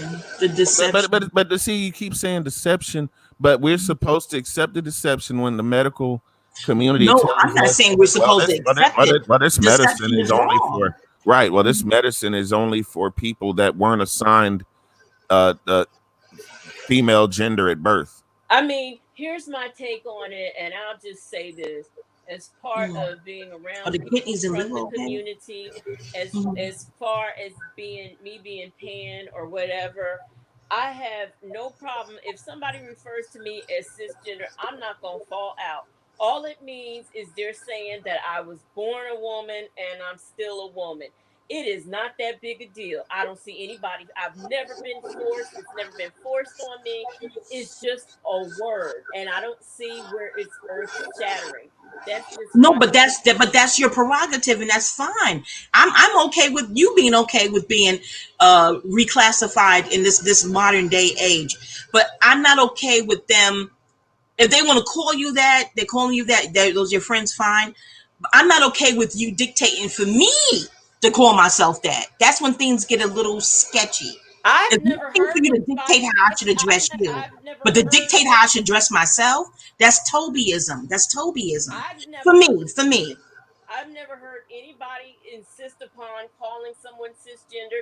I've never heard anybody. Yes, I've heard a gay guy read a woman and tell her to put something on her face or whatever. I've heard that before. But all of these earth shattering things that black women are saying is that, oh, the gay black man attacks black women and all that kind of stuff. I've never seen it. I've just never seen it. Well, others have, and I've that's seen okay. it in this sector and We all have our in the different beef sector. experiences and witnesses, I've seen it in the beef sector, but and we can only speak from our own experiences. I've Technically, seen it in the beef sector. I've seen black women attack other black women in the same way. Why should it be different because it's a gay male? They're Well, both wrong. because of well, They're Mars. both wrong. I never Well, said it was I'm answering different, that question. except for the Mars fact that energy. Mars rules masculinity, and a caddy. I'm not okay in attacking anyone arbitrarily, unprovoked. That's just right, wicked right. and psychotic.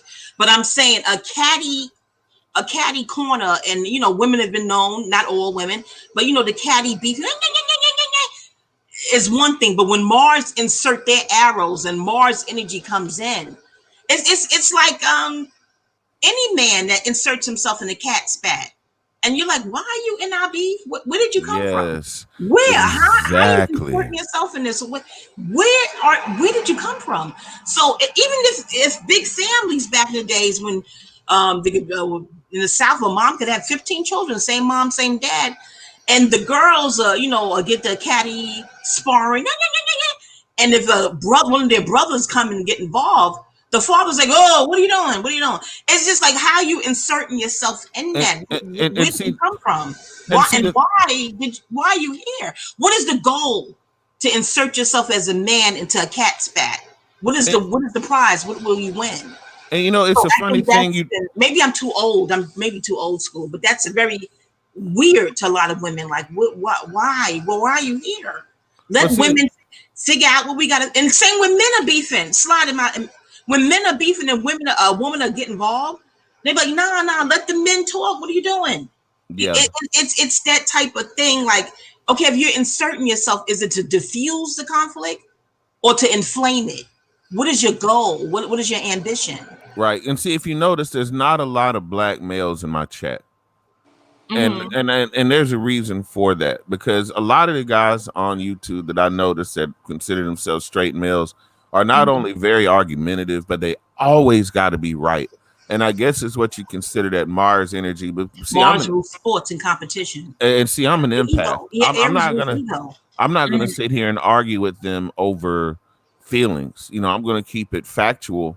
And if we agree to disagree, then we just agree to disagree and keep it moving. But there's not a lot of guys that are willing to Mm-hmm. do that on YouTube because they have to win this battle. It has to be in for the kill. They have to show off for the ladies. They got to use a lot of bloviating and big words and try to sound smarter than they are to make up for what they really don't know. Well, You you know, and if you notice, overcompensate. the guys came in here. They said, "Hey, what's up, Slide?" and they got right back the fuck out Well, Slide, because you a Virgo. Virgo. Cat Williams is a Virgo too. Virgo men, I find, I'm Astro Mama, but I find Virgo men to be able to really get women. You get the symbol for Virgo. It's not an excuse. It's how I diagnose, and this could be your divine purpose.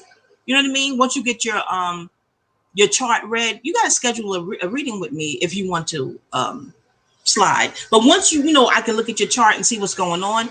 Your divine purpose, your incarnate objective may have been counselor to women.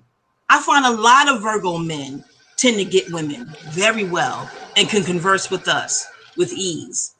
You know what I mean? I can listen to Cat I don't Williams have for this hours. ego of trying to, I Mm-hmm. guess you could say, fuck women or this and that and whatever, because of course I generate that energy with the midnight ride and the sexual poetry and stuff Mm-hmm. like that, but it's not to an end of, well, I'm gonna see how many of these women I can screw.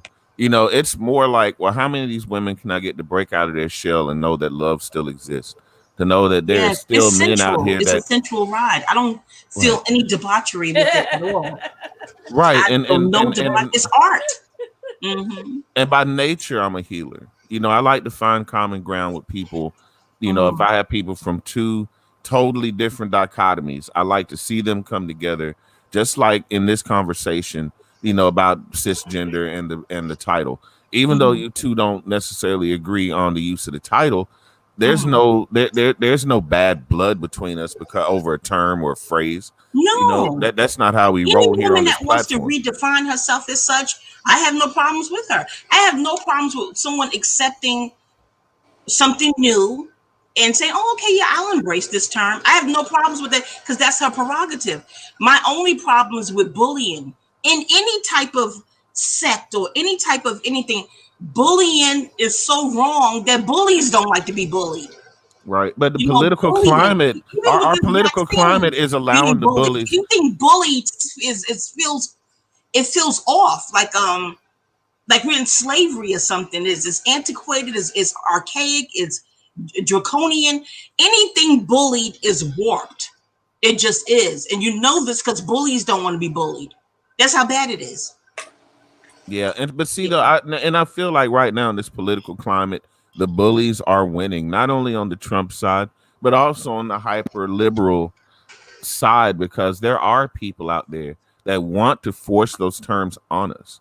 There are people that want us to say that we were assigned a gender when I clearly know that I can make sperm and that I have a child. I have a son that is 19 years old, healthy, and Natural and and biology. and his mother acknowledges that she has eggs and produces milk.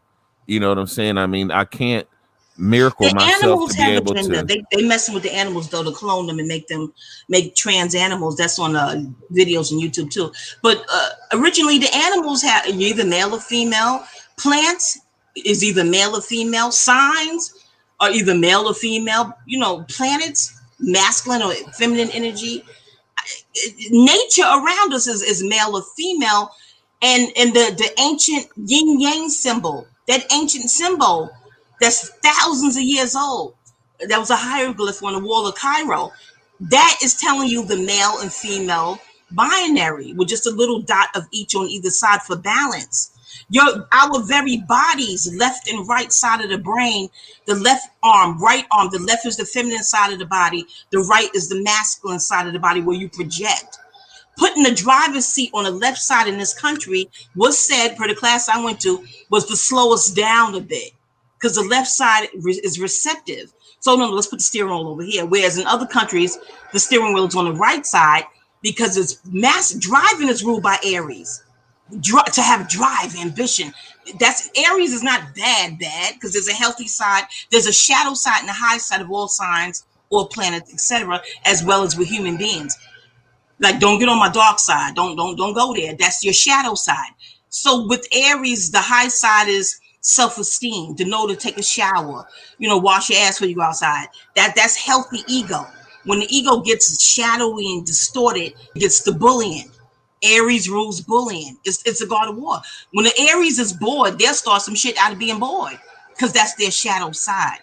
Peace, a sense of peace. Shiva, I think that the Yes, lady, Sherelle. they Yeah, going to Sherelle is sleep. stepping out. You Yeah, said Sherelle's got to go.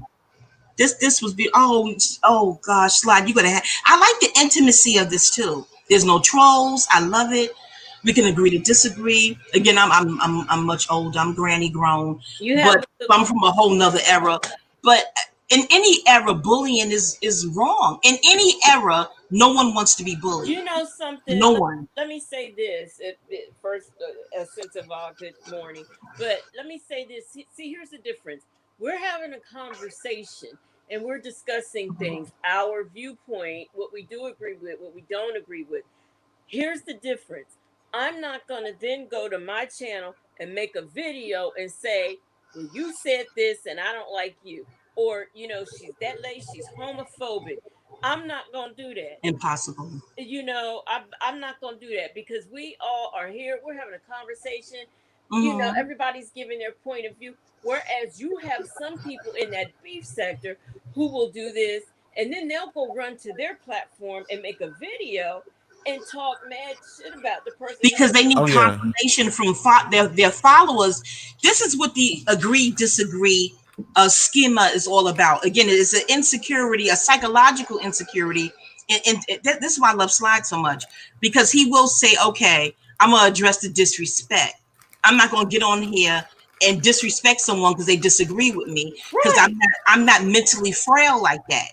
I disagreed with a nigga on reparations, and he called me yeah. every kind of faggot and bitch and Oh, punk sweet and Jesus. faggot and punk and bitch. Really? You will address the disrespect, but you're not going to disrespect because they disagreed, because you're more mentally sturdy. Our very existence is an agreement. This is why people can't handle being disagreed with. Alexis K. Tyler, one of my homies. We're not as close as we used to be. We used to be on the phone. She wanted me in Baltimore with her on stage.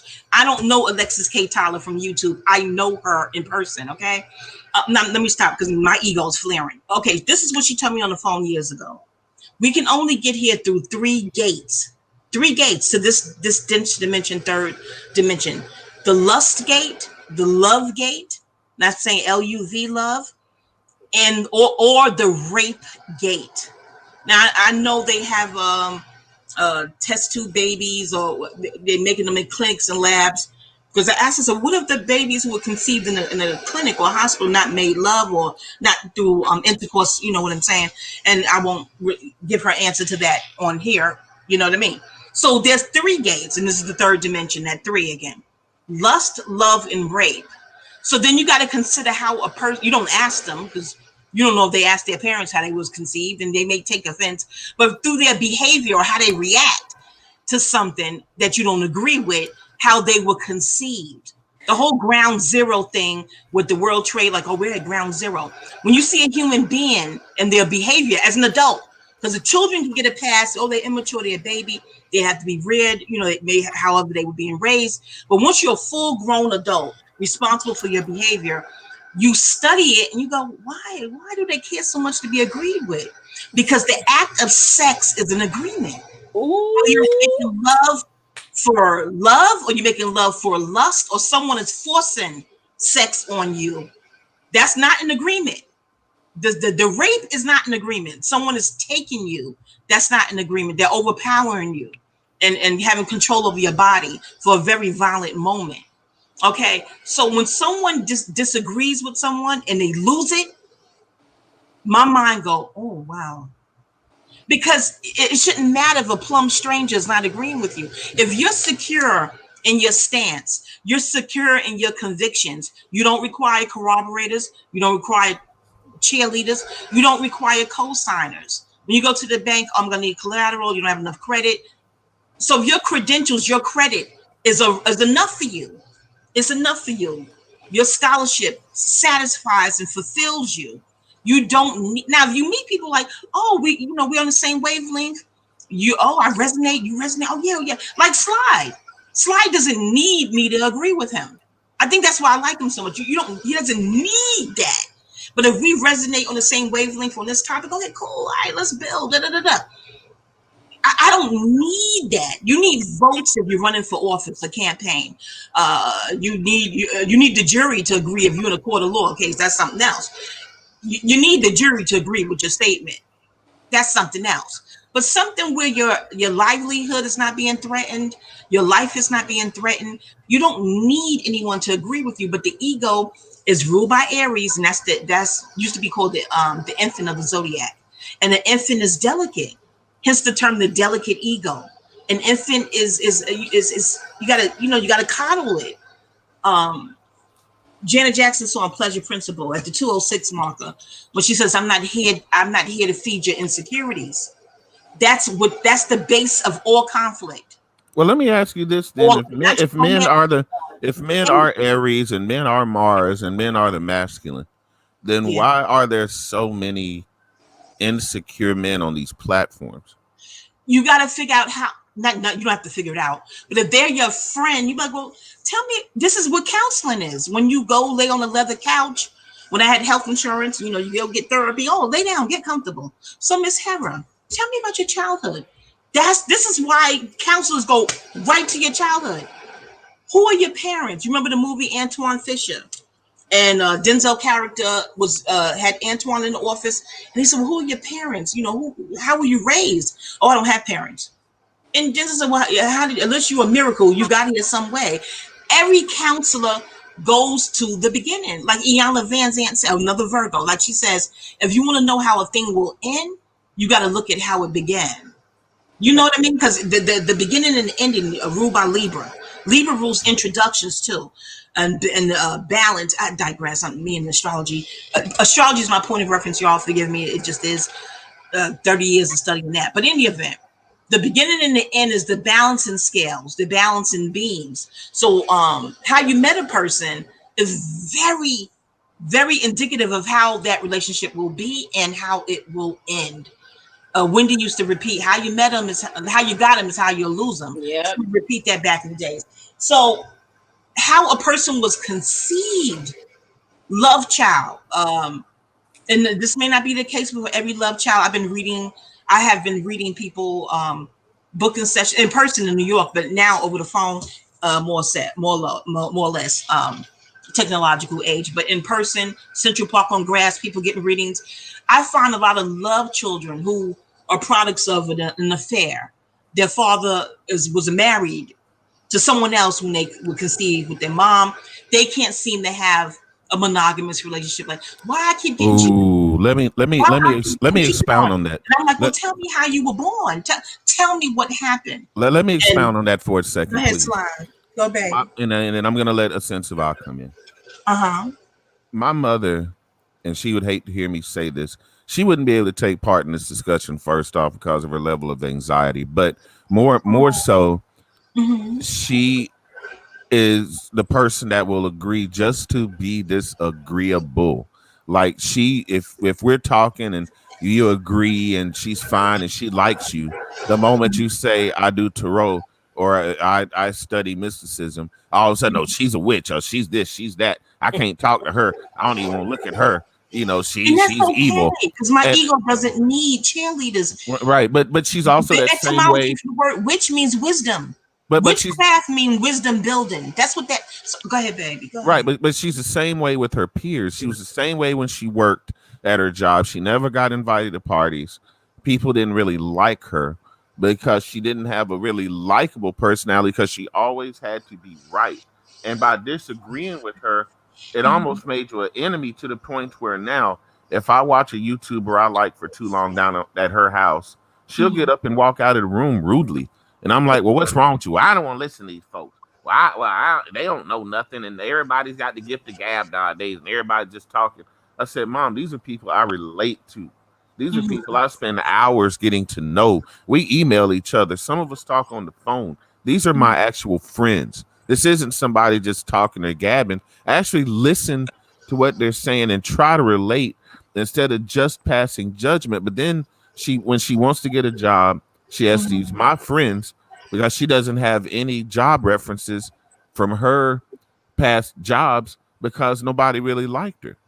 You know, they either would pick on her or they would leave her out of discussions or she would feel the need to insert herself and be smart and tell people off or tell her side of the story and then cut them off because what she knows is what she knows and she knows it and she don't need Mhm. to know nothing else.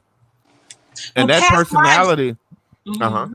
That No, but that personality not to that cut you off. I don't want uh-huh, to lose the thought. Let me get this out because she's uh-huh. not the only one like this. That they call this, obtuse and. But again, I respect all life paths. Maybe that's her path to exemplify this type of persona because the soul chooses the womb. You chose her for a reason.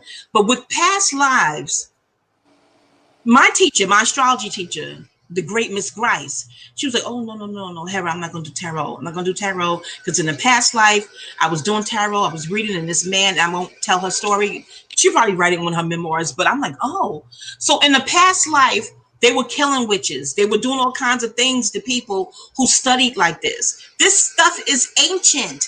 So, but because the Caucasoids aren't comfortable with it, and they want to rule the world. No, no, no. What is that? We have to get rid of this. The people who study like this, X, Y, but yet they want to know. So they'll steal the data and keep it secret. Okay, mystery schools, if you will. But no, no, no. This can no longer stay in the general public. Oh, no, no, no, no. So anyone who has a past life that may have been harmed or worse based on these types of studies that was really normal studies back then, their psyche will they will something will trigger. Like if they, it's like seeing, say your ex loved the color green or they ate green beans all the time and you just don't like your ex and you walk in a restaurant and see somebody with a plate of green beans and a wave of anxiety and all kinds of contempt and something waves over you because that's how past life memory triggers. You're not thinking about it till it's presented and then that trigger, you're like, oh no, no, Well, no, what's that? Not just the church saying is this, but also we don't know what they were in past lives that they may have well, lost their life for. see, I don't It's even want to go important to as far consider. back as past lives. I want to expound on the point that you made about people that were love children or born out Mhm, of wedlock, that sort of mhm, thing. Because right now, my mom has this nagging fucking suspicion about me doing my DNA test and then her doing hers. I'm like, Mom, do your test. I'll buy it for you if you want to do it, but stop mhm, talking about it and just fucking do it because mhm, she looks different from some of her brothers and sisters. And she actually feels like my grandfather, she remembers a conversation when she was really little about saying, well, that one ain't mine, no way. And I think mhm, that stuck with her and she that never really fit in with her brothers and sisters. And She'd that's be why. off playing with a doll by herself, and they're over there taking family pictures and taking pictures with the dog, and wouldn't even take a picture with my mom. Those things stuck in her psyche to the point to where she almost feels like dealing with an abused soul or abused spirit. And And that and and the one person whose spirit I want to reach and heal that's broken is my mother's, and that's one of the things that developed uh my healing spirit. But the one person I want to heal, I can't. that's why she The way doesn't get DNA along. work, if you heal your mom, you're healing yourself. But definitely, I would look into that because how was her dating? Sorry to cut you off, Mama. How was her dating life? Did she date men she couldn't have? She couldn't Most of sleep them at were the alcohol. Most of them were alcoholics. house. Because my grandma looked at men that drank and smoked as macho cowboys, tough guy, rough, rugged, whatever, and that's what my mom perpetuated. And the men that she married, like my father, he was a soldier and a very bad drunk. My brother's father was a drunk and a drug addict, and he just got clean maybe 5 or 6 years ago. My little brother is 7 years younger than me, so he's 35. I mean, we're talking about 35 years ago. This man was a drunk and a drug addict. So the men, I go back and look at all her boyfriends that I remember, and all of them were drunks. Is she a Pisces, or is Pisces prevalent in her chart? Now, she was born December the 29th, so she's a Capricorn. Capricorn. She's And a I two mean, of hearts too. she is a Capricorn to fucking death. I mean, she will argue you down, and then she is stubborn as a mule. I mean, we will go for days and not speak over an argument about food. That is how stubborn and headstrong she is. And if I wasn't her son, I wouldn't love her. I would probably stay as far away from her negative energy, because she's almost like this ball of negativity where she can be loving and kind of have this bipolar spirit where she'll be in a good mood and talkative, and like you say, all it takes is just this one thing or this one disagreement, and she likes to put things in terms of them and they and y'all. It's never us or we. It's always like she's on this island of perfection and everybody else is flawed. She doesn't want to get into the reason why she doesn't have friends, or why she doesn't have a male friend, or why she doesn't have people in a circle. Her circle is probably her sister and her oldest brother, and that's it. When she has a conversation, like one of my ex-girlfriends, she's on the phone for like 3 hours, and I'm like, yo, what are you talking about? And she's repeating the same shit she tells me, because she doesn't go anywhere or do anything. So she doesn't have any new stories to tell. You know what I'm saying? But just having that new person to talk to, like say it'll be a 4 or 5 hour conversation to the point where it's almost awkward, because she really doesn't have anybody else to talk to. Is it a two-way dialogue, or is it a monologue when she's on the phone that long? It's usually a monologue. It's usually a monologue because she's not really listening to your concerns. Even when I'm talking to her, I'm like, Mom, don't you remember I told you this last week? Or don't you remember I told, oh yeah, I remember. No, you don't, because you weren't listening at all. When she makes her point, when she said what she needs to say, that's pretty much it. And We like I have to say, be 13 here. it's hard, because I've had ex-girlfriends, I've had women, I've had people to try to just reach out to her, try to take her out or do nice things for her, and she won't even open the door. And I'm like, Mom, you got company. Somebody came by. Oh, I don't want to be bothered with them. I don't want to see them. I'm like, Mom, you said you like this person. Oh, well, I just don't want to be bothered. That's your friends. And as soon as she needs a job interview or something like that, well, can you call that girl that you talked to at the hospital and see if she'll give me a reference or whatever? And I'm like, well, shit, you said you didn't like her and you didn't want to do this, that, and the other. But yeah. You okay? What's wrong? I'm laughing. Oh. I thought you were crying. I said, oh my God, a meltdown. Jesus. No. I sometimes I'm on a panel and I have to mute because I start cracking up and people can't tell the difference. I was just thinking, I think me and his mother would get along really good. I really do. I have Me a way too. with I thought the people like same. I like loners. I do. Everybody's not meant to have friends. Look at her 11th house. You look at her natal chart, see how her 11th house is aspected. Everybody is not born to have a whole boatload of buddies. It's her purpose on the planet may not involve that. And I really dislike that ideology of, oh, she don't have friends, something must be wrong with her. Oh, he don't got no friends, what's wrong? Everybody didn't touch down here for that purpose. The goal is to come here and fulfill your purpose so you ain't got to come back no more, from what was taught to me. So look at her natal chart slide. Look at it. Examine it. Mm-hmm. That's interesting. Now we do have a sense of awe in the house, a sense of awe. Welcome. Hi, Miss Thank you. Cynthia. Peace and blessings. Hi. How is everyone? How hi. you doing, sis? What's going on? Well, wow. Yeah, this was I it's interesting because I know I was so tired last night. I haven't been asleep yet. And for some reason I was about to put my phone up and I see that slide was live. So I jump in and I just like I guess if I'm at the right place at the right time. Um you guys I would appreciate. I know I don't know you got ladies, and I don't know you really well, Slide. But let me. I'm gonna ask something because I really am in need of guidance. Now, a lot of what you guys are talking about is attached to my experience, and Mm-hmm. so it made me raise questions while you guys were talking. And when you say someone chooses their womb, right? Because this is very emotional for me. Um, why would somebody choose a womb that will hurt them? Can you explain that to me? Because I don't understand that. All And I right. I don't really, Oh, baby. You need to I get a just, tincture, make you some tincture. I don't profess to know everything. I'm in my 50s. I'm a grandmom. I have grown children. And I've been studying a long time, certified astrologer. So I like to put the credentials out there because people are, oh, who the hell she thinks oh she is? no, I was listening. That's Not you, why I baby. Listen, asked.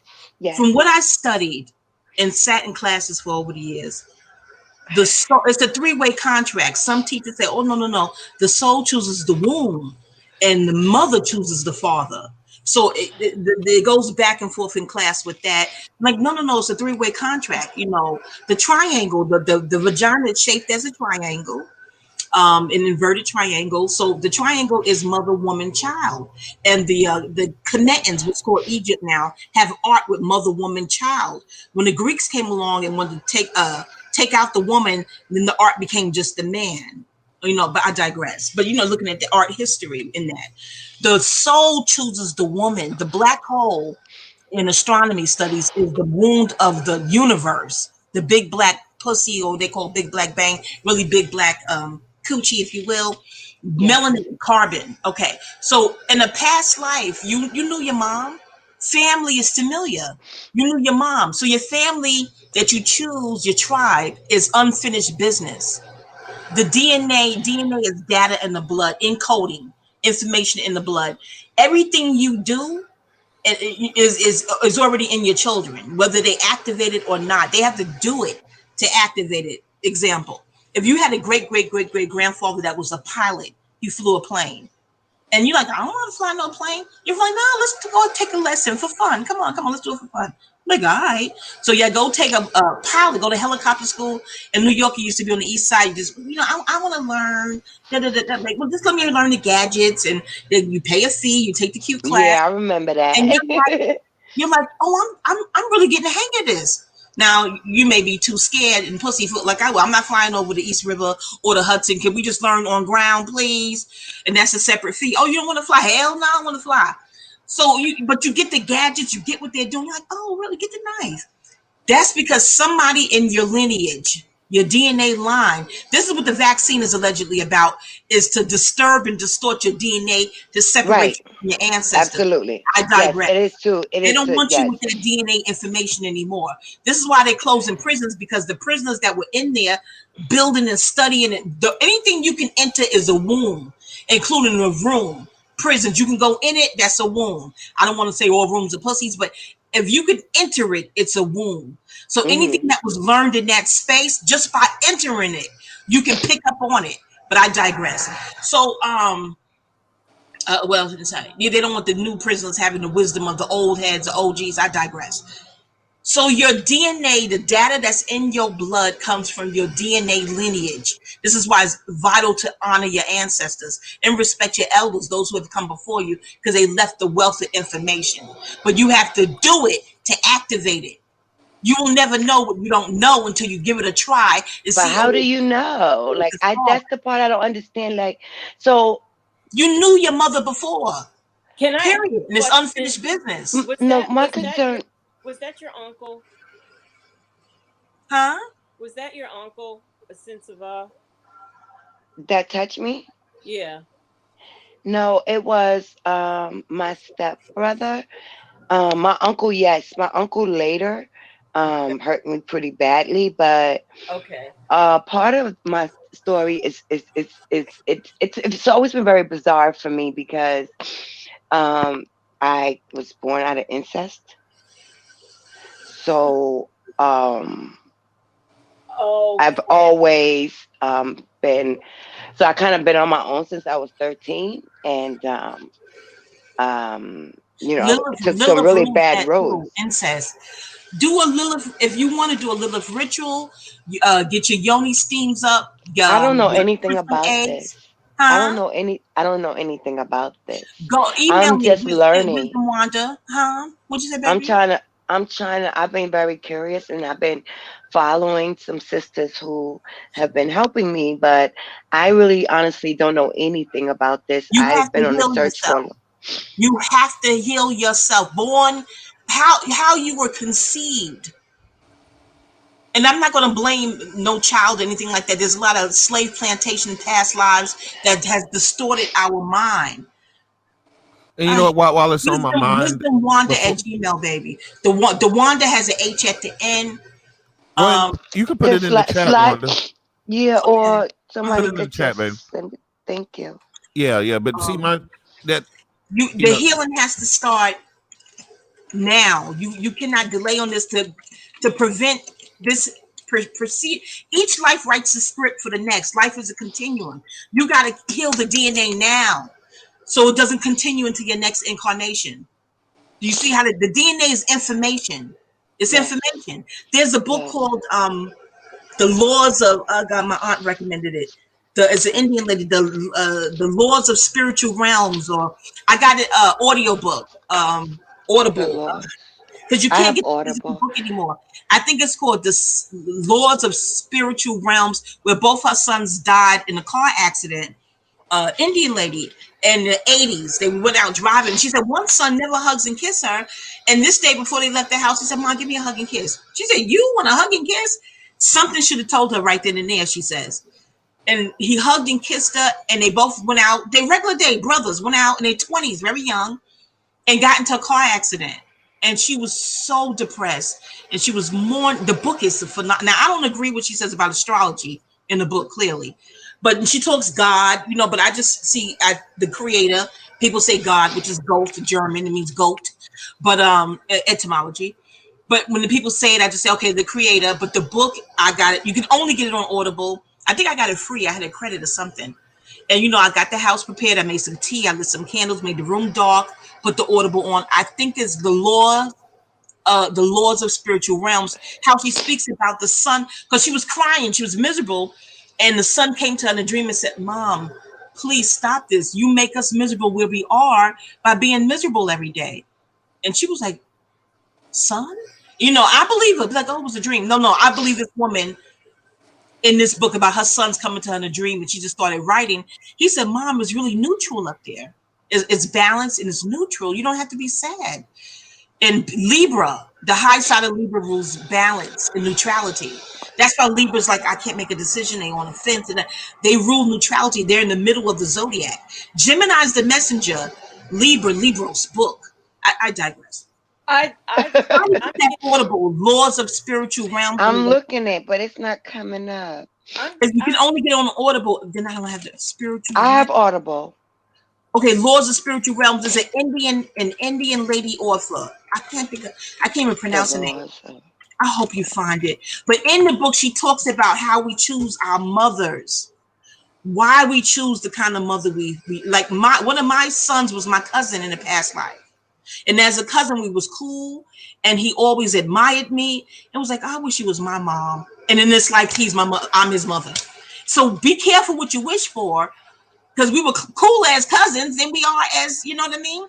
But incest, I believe, is an offshoot of the what's called the slave plantations. But Lilith, do your Lilith work. She doesn't. Not that you're ignoring Lilith. First of all, see if Lilith is one of your goddesses. Get the 366 days of goddesses. I got the book for $3. It went up now. The way they raising prices, really. I got the book for $3 used on daggone. We talked about Lilith earlier. For this book, 366 days of goddesses. Can I ask you something? I have such a. I'm talking to a sense of. I am really getting such a big and heavy energy from Me your too. from your She has to clean. She has to clean. And I mean, no meat, no dairy. Get your tinctures up. If you don't like vodka, tincture is you get a glass jar, dark if you can, a bunch of cloves and vodka in it. Airtight it closed. Put it in a dark, cool place. I don't drink. I definitely don't drink, but I could do maybe. Is the Angostura bitters good? Baby, listen to me. Look up the tincture videos on YouTube where you can make it without the vodka, but it has to sit for tincture. Let me write that word. I got the word. It has to sit for 3 months or more.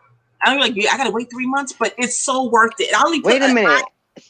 Wait, you want me to make a tincture out of clove and wait? It's supposed to sit for 3 months. Recipe. Huh, baby? It will sit for 3 months. In the dark, cool. Huh, baby? Do you offer guidance or sessions or something? I do. They go on my email. But your first one, I 30 minutes gratis, because the energy is so heavy, and you just, baby, please, you gotta fix that. If you sit in the misery, and don't blame yourself because you were young. Was your cousin young himself? Was he a child as well? Yes. They wasn't children. No, they were adults. But they were like young. They were young adults. Yeah, all of them were adults. You know what? I've always wondered, as a man, how do you love a woman, or how do you make a woman feel comfortable that has been through something like that, and then feel sexually comfortable to be sexual, to be affectionate with somebody who was touched inappropriately at an early age? Their vision of sex has to really be jaded. It's really hard. It's very hard. Look up the video with the guy who's with a woman who was female circumcision in what's called Africa. Look up find that video slide, and hear him talk about the patience. Just it's patience. You just slide is extreme patience. You have to be her friend. Just be her friend. I'm gonna tell you that irregardless of the age difference, right? My husband is my best friend. We're intimate as, to be honest with you, we're very intimate as more like, I swear he must have been a family member to me or something, because we get along in such a powerful way. But when it comes to that sexual energy, it's tension. You understand? It's always been that, but in a sense that we can still be very affectionate, though. Like, as far as hugging and I get massages and things like that. But I never made it a big deal because he's like my best friend and I love him. So, but it took a lot to deal with me, because I didn't tell, by the time I told him about this, we were like a few years in, and I didn't do it on purpose. But I Mm-hmm. believe that it took me 30. So at 33, I was able to finally tell somebody what happened, because I tried to tell people when I was around 14, and pretty much I got dismissed and I was told that I was a liar. Oh. And so I ran with that and I took that with me to the streets for, quite some time. But I Mm-hmm. do say that, when I came off the streets and got off drugs, I need Mm-hmm. to say that, there's been a long period of time where you get the tangibles and you build the accolades and things like that. But inside I still was always unhappy. Um and so I know that something was nagging at me. So I've been listening to the therapist and popping a little blue pill or a little pink pill so I don't bug out and curse nobody out, right? Mm-hmm.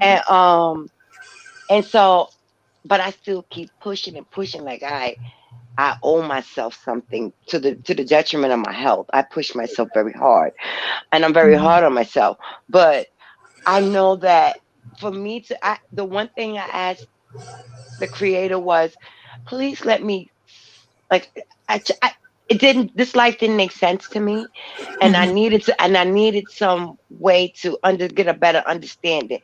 Mm-hmm. So my awakening has began, but this just began, it's almost just a year, and a lot of it was through COVID and a mental health breakdown. And so all this time I've been like on a sabbatical, Mm-hmm. and I feel like I awakened at a time now that I still should be really paying attention to myself, but Yes. now life is back in the way. like the like it's back to work, and I started two businesses, the Mm-hmm. family and this and that, and I don't know how to, unless I force myself through a guided meditation. My mind just races. You It got it. doesn't stop. It does not stop. You're a Virgo. Yes, I am a Virgo. That's that and, mercurial and, thing. and we're You only 2 days Virgos and apart. Geminis, that Mercury, you gotta get with tinctures. There's a recipe on here where a woman is saying you don't have to use liquor. Now I use vodka with mine. Pray over it. Girl, No, girl. email me. Listen, there's not a prayer in the world that's gonna help me if I drink some vodka. Okay, No, no, and don't nobody make else yours that's with around vodka. me. There's a recipe. Okay, let me song Kindred and the Family Soul. Listen to this song Oh yes, I constantly. love them. Yeah, she has a song about woman. Just you got to take time for yourself. I don't care if you carve out 2 hours a day. Everybody leave me alone. Respect my space, my me time. You got to think. I don't care if you go into a closet in your house. Do not knock on this door. You respect my space. Because if I'm not saying the whole house, this is not arrogance. A lady, the woman of the house is real. I told you, anything you can enter is a womb. So the woman, look at the celebrity ghost, or those that it's on YouTube too, the ghost TV shows where they said no, we need the woman to do it. They will hire people in to get the spirits and the ghosts out the house, and the woman was like, I paid my money, you do it. And he said no, you're the woman of the house, you have to assist me. So he gives her the herbs and stuff to pour around the house counterclockwise. I said, interesting. Hmm. So you have, as the woman of your household, they have to give you 2 hours a day. The closet is ruled by 12th house, a Pisces thing. Look up Erica Badu, who's a Pisces, when she speaks about Virgo and Pisces on the Breakfast Club. She's wearing a black top hat. As soon as Oh, you see that, I didn't finish that interview. I saw that. Okay. look towards the end, because Jay Electronica is a Virgo. She's a Pisces. That's your cosmic natural opposite. Together, you're 360 degrees of completion. And she tells, if Jay needs to get in, I will let him in. If I can't paraphrase, look that up. So that's the 12th house is ruled by Pisces. I mean, it is. The 12th house is ruled by Do you Pisces. understand that I'm very confused right now? Baby, baby, listen to me. I'm sorry. I have no No idea what you're apologies talking about. necessary. If you had Astrology, caught me a year ago, it I'd governs be this just as dimension. lost. Whether you embrace astrology or not. Good night, Oh, purpose soul purposeful mystic. mystic. Good night, Yes. baby. Yeah, you Peace. have a good night. Good morning. The But 12th, yeah, good morning, good rising, baby. you know The what? 12th house is a closet. You're like out the closet, that expression. That's 12th house. What's hidden? When you go in the closet, it's deeper than just getting you some shoes in a pocketbook. When you go in and you take your candles and you meditate, whatever you do in that closet, they need to leave you alone. Lock the door. That's where you go heal. Your closet is a very 12th house thing. I don't know if you can get it. This is not just proverbial. I'm telling you. No, I have my own space in my home to get away. Like, Okay, where they won't interrupt. but yeah, I do. I have Okay, my own that's all space. you You need. That's all you you need to need. do something to get that uncle off of you. His energy is on you. It's like Well, he died, and the problem is, because he was the bishop. Like, we have quite a few churches, and he died. And the thing is, I disconnected from my New York family because Mm-hmm. it's hard for me to face my female cousin, his daughters. It's Mm-hmm. hard for me, and these are really like beautiful, beautiful, professional, smart black sisters. Mm-hmm. Nice homes, families. They live a righteous life, Mm-hmm. and it's hard for me to even talk with these women that are my family members because of their father. Like, it's so deep how this goes that I disconnect myself from my entire family. I do not have, Whatever it because I'm takes I'm to angry heal. about some he things Whatever it did too, it of takes to to course. them heal. too. He did it to Huh? them too. He did it to them too. You think so? He did it to them, and he Oh did it God. to Oh my he God. did it to I want to say 3 or 4 girls in church in Oh my gosh. from the I church. could believe that. I could believe that. I ran out And they barefoot in the suppress it. snow They on suppress it. Christmas Eve because with Mm-hmm. my son, because I had Repress. I rented a property from him down in Brooklyn, and I remember he used to take the keys and come in and be so inappropriate. And like one day, he used to say things, but one day I woke up and he was touching me, so I kicked him. And then he fell, and so he said I assaulted him, and so I went running out in the snow with my son was like, oh my God, he was born December 20th, so this was like February, and it was just crazy, and then I never saw him again. Like, I never saw him since, and then I heard he died. Do you cut cords on waning moon? On the when the moon is waning, do you cut cords? Cord cutting ceremonies. Look that up. I Okay. don't. You know what? For her, she's newer on Slide. this journey than I am. Yeah, So I mean, yeah, a Mhm. lot of she this wouldn't know stuff. what any of that is. I Yeah, mean, I'm sorry, I don't. That's why I jumped on, because I've been, like, I feel like I'm in the right direction. Like, I really feel that. See, the struggle of going, I went to Catholic school, and then I grew up with the Pentecostals, and we had all these churches, and it was a lot of abuse and things like that. So then I've always, was looking to see all these different religions. I just embraced and tried, I Mhm. studied world religions just to see like what, and I never could put my finger on it. And I'm still on this journey. Um, I believe when people tell me that, like, in my spirit, I can tell that that story in that Bible is very distorted, and that there is no magic person that's going to come down and save me. Nope. The energy that's going to save me has to be on accord with, like, the same energy. I think with the freak, as we unite as people, I think that we actually in essence save ourselves if we can unite. That's my belief, but I'm not really sure what to do with that, and I'm just being honest, or even if I'm making any sense, I'm not really sure. but yeah, but the word also says, you know, behold how good and how pleasant it is when brothers and sisters dwell together in unity. And that's Mhm. one thing that's happening right here is Yeah. that we're building in a way that nobody's sticking out their chest and bloviating, or I know more than you know, and you should believe what I believe. No, Mhm. It's not you. a competition. That's Mhm. right, and you're hurt, and everybody in this room wants to help you heal. You know, we want to see you overcome because you've overcome so much in your life, and then you help so many people in your life. But then it's like the shoemaker's children have no shoes. You know, you've helped start organizations. You know, you've helped people find answers to mental health. Yet and still, you're still dealing with pain, you know, from trauma that happened years and years ago. And if we can help you lift that burden off your shoulder with what I know as an empath, what Wanda knows as a Mhm. spiritualist, what Empress knows and has learned on her journey, and we put all our journeys together to help you. I can't believe Then I'm then we're, doing then this we're all on your then we're all platform. I'm sorry. no we're this is what we're all here for. This is what the Yes. universe brought us together for, and that's that universal love that we have for one another here at this forum. It's divine right order. And you don't have to feel any shame. What happened to you happened to me. It happened to millions of others. But because it's such a sick, common offense on children, people think you should just get over it. No, you don't get over That's with what they yourself say. and They just like, being you need to tampered move with on. by That a was grown years ass ago. fucking man. You don't get over being tampered with. You have to heal. The God in you heals it. It heals it. And if it's any consolation, listen again. We all have our different schools of thought and our different Yes. studies. I get angry with adults tampering with children. But if it's any consolation, those who have violated you, let me just say that for when you email me and we speak privately. But Yes. Oh, wait, I need to see they the email. I'm going to Oh, say the daggone thing. oh, They I are got it. allegedly slaves for the people they violated in future lives. But again, that's a whole nother opinion and spiritual opinions. And it's Oh, like it's for karma. It's you, karma. because he can't ascend. When you violate innocence, and Alegba love That's old people and right. children.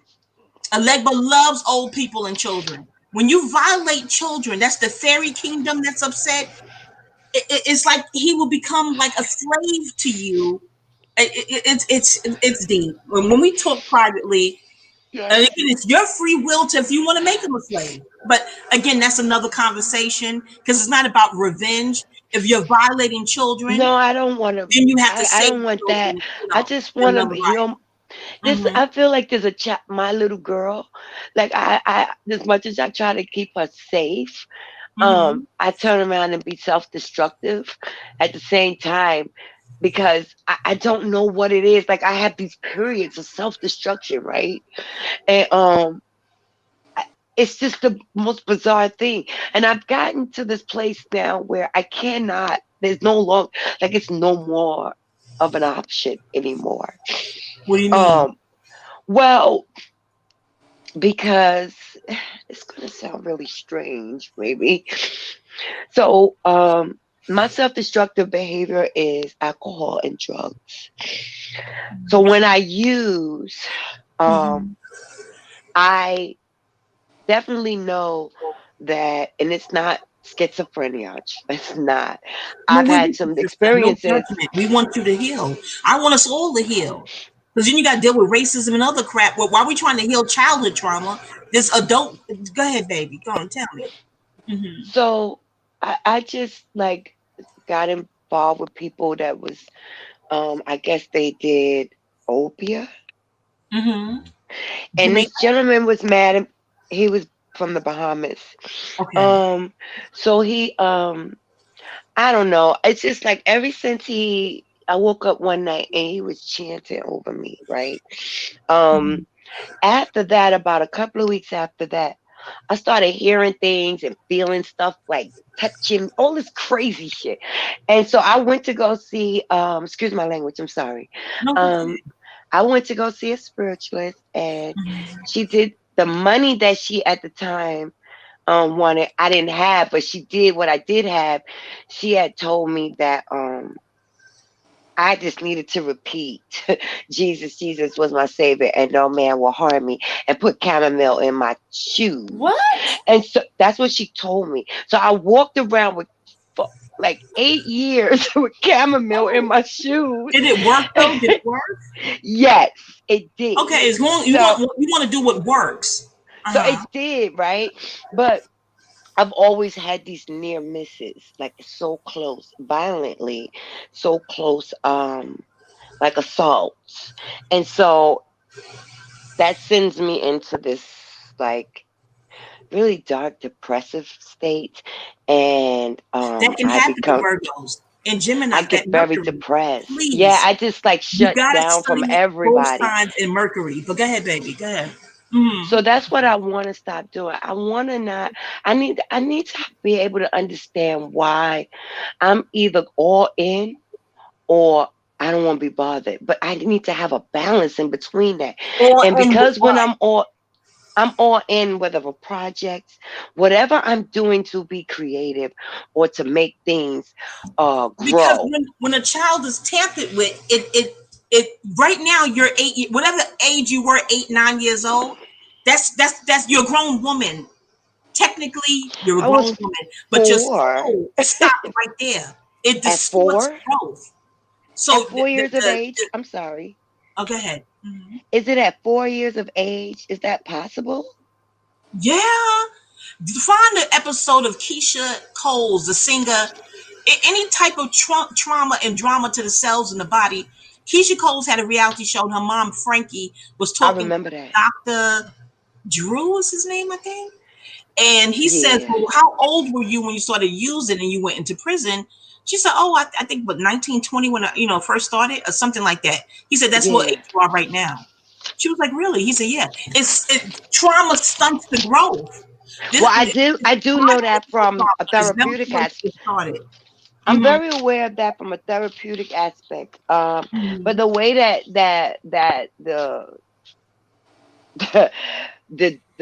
the scholars say, it's almost like I've always been started at right at the point where I started using. No one ever took me all the way back. It's always when I started using, and but that was. I just feel like the using was just a symptom, because why do I still feel a void after all these years? Well, the I using mean, I'm isn't coming up on the 18 years clean in October. Like, why? I'm still end. feeling like it's just something I can't shake off, and it bothers me. Because Neptune rules drugs. Neptune rules water escapism. Listen, Neptune rules Pisces, so Neptune rules us. We are Piscean people. Aries rules Caucasians. Pisces rules us. Cancer, the mother sign, the motherland, rules Africa, what's called Africa. Scorpio rules Latina, Italians, and Virgo rules Jewish, the pale Jewish.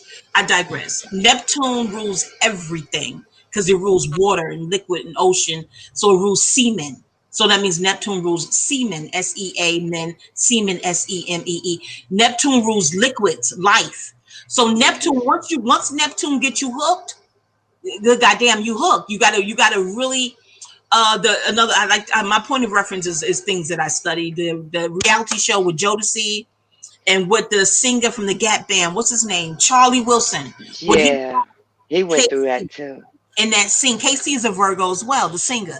He says, even when you're clean, you're still deemed an addict, if you will. I'm Yeah. paraphrasing. So don't beat up on yourself for that. The discipline is in cleaning up your cells, cleaning up your memory, and telling your body, "Do not do this to me in the next life. Do not. We're not taking this on the next journey. This is it. This is it." And I tend to talk to myself like that in the Oh, that's a great idea. but That's a Yes.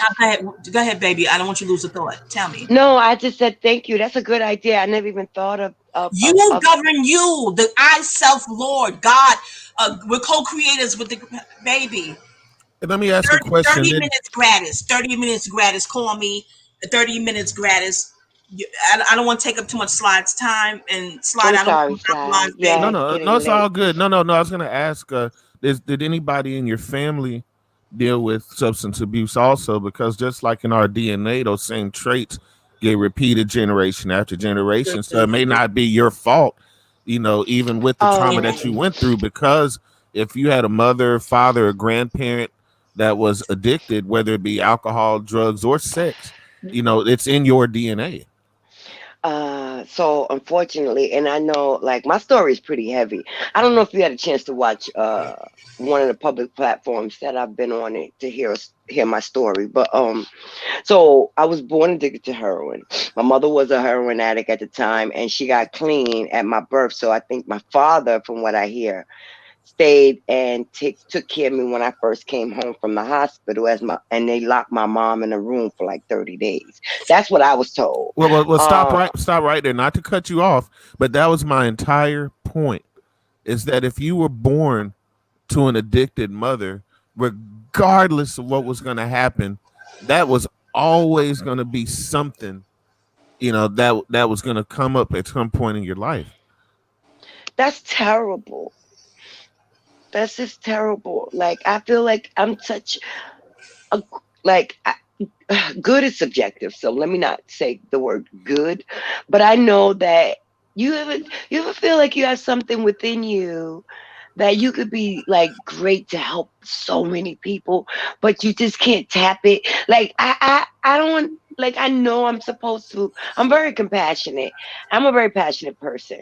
So a lot of times I tend to overextend myself to try to help people. And a lot of that is me trying to get justice for myself.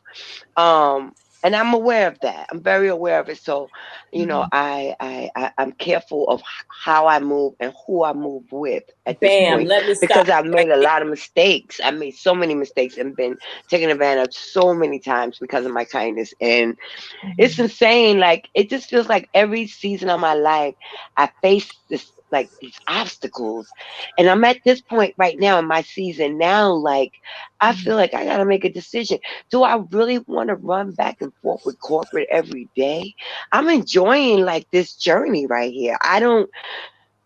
I know I'm on the right path, Mhm. but you know, all of these projects that I have on, I feel like I get distorted, and once again, I'm gonna get lost and stop taking care of me.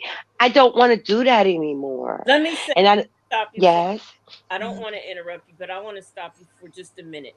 I yes, think being touched as a child and having things happen to me, this the same thing more than once, and then in my adult life, I think that that makes us, because I get taken advantage of because I try to overextend myself to people.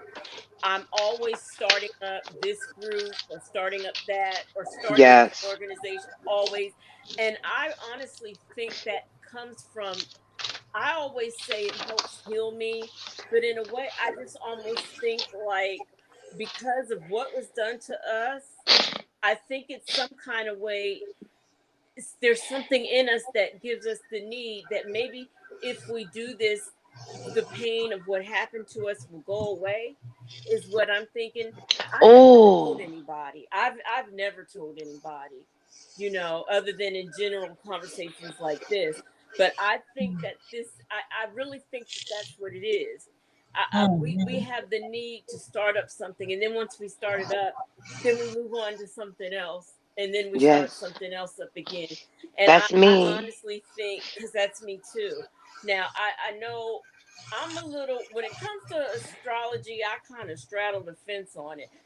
I was born on a cusp, so I am Cancer, I'm Gemini Cancer, right? Mhm. So I get, June 21st. yes, You were yes. 9 of clubs too. Go ahead. Yeah. So Mhm. I'm always getting called a lot of stuff because I'm a Gemini. And oh, you got these Gemini emotions and whatnot.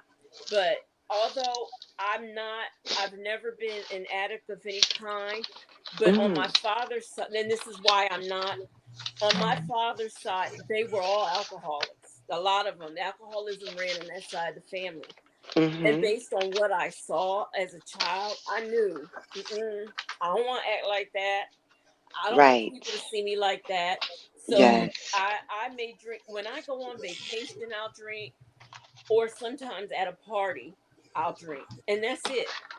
I haven't had a drink now for 2 years. I think, yeah, it's been about 2 years. I had my last drink Social drinker. That's me. because Yeah. I know that that is a part of my DNA, and I never Mhm. wanted to be caught up like that.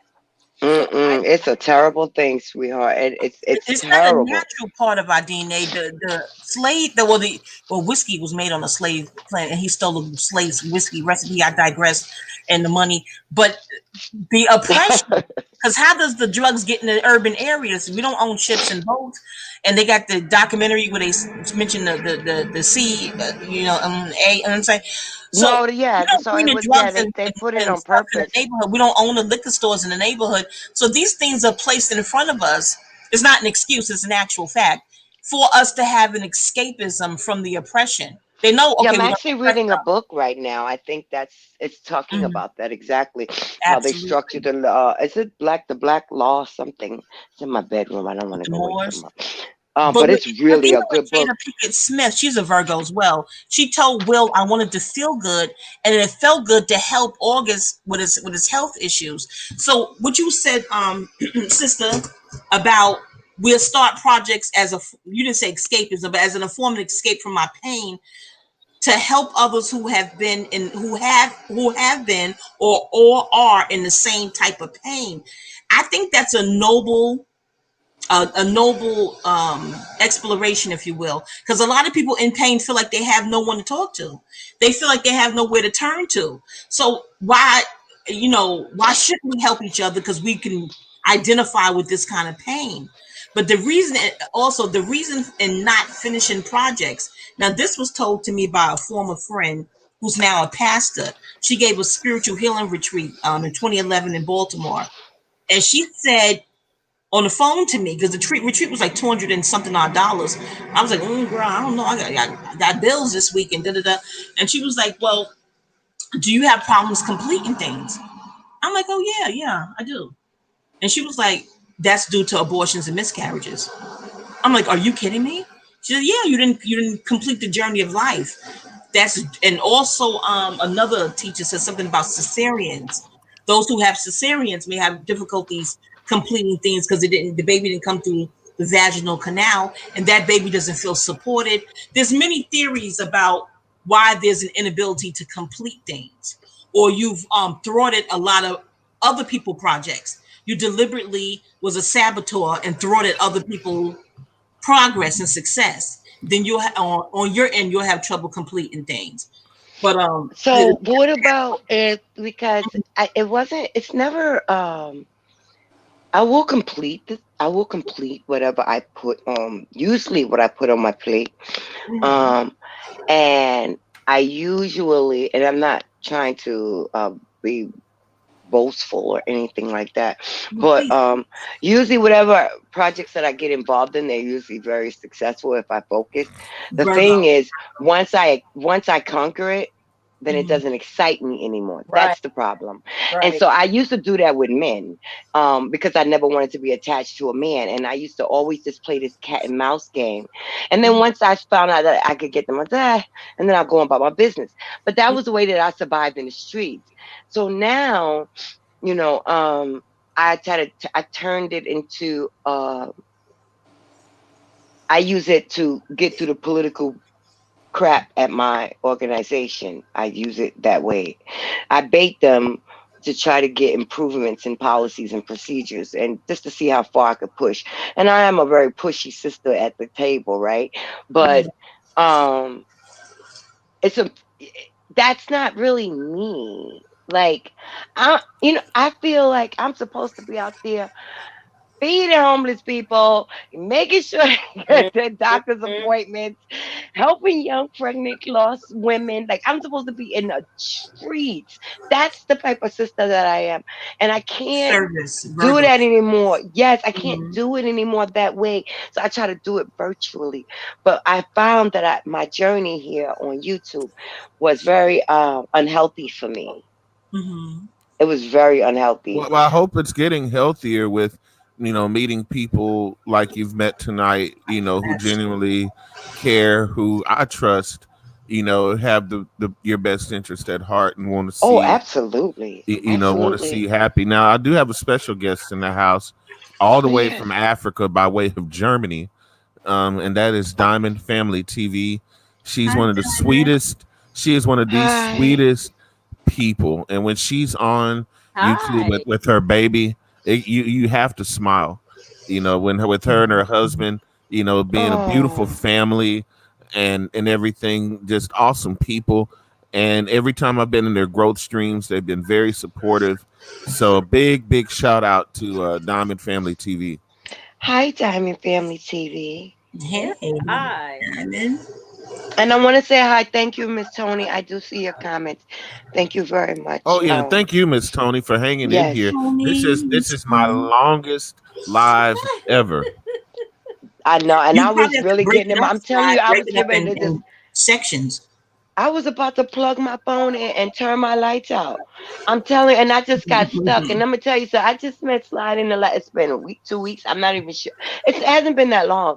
And I feel like I've known you for like a long yes, time. exactly. Like I keep saying, like today, and I'm not like, well, the midnight ride is pretty crazy, but the voice. So I feel like that voice, like I know your voice, like I know it, but I can't. I feel comfortable over here. Even with the sisters, every sister that I've met, even when we had the little deity, but every sister that I've met over here on your channel are like just beautiful people. Do you know how hard that is to find? That's why it's so small over here. Especially Eh, my Isis. You know, that's my Yes, that's my favorite.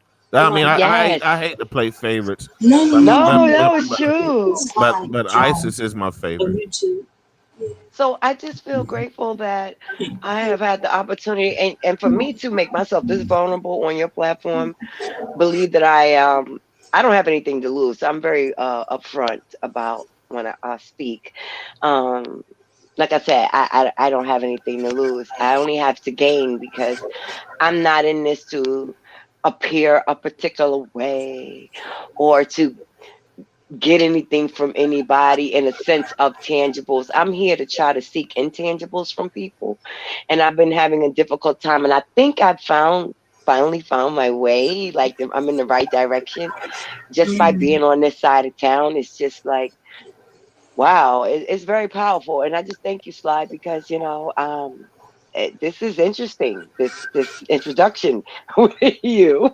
Well, I want you to know that the love I have in my heart for you is genuine and real, not just because we were born 2 days apart, but I Oh, feel like everything happens for a reason. It does.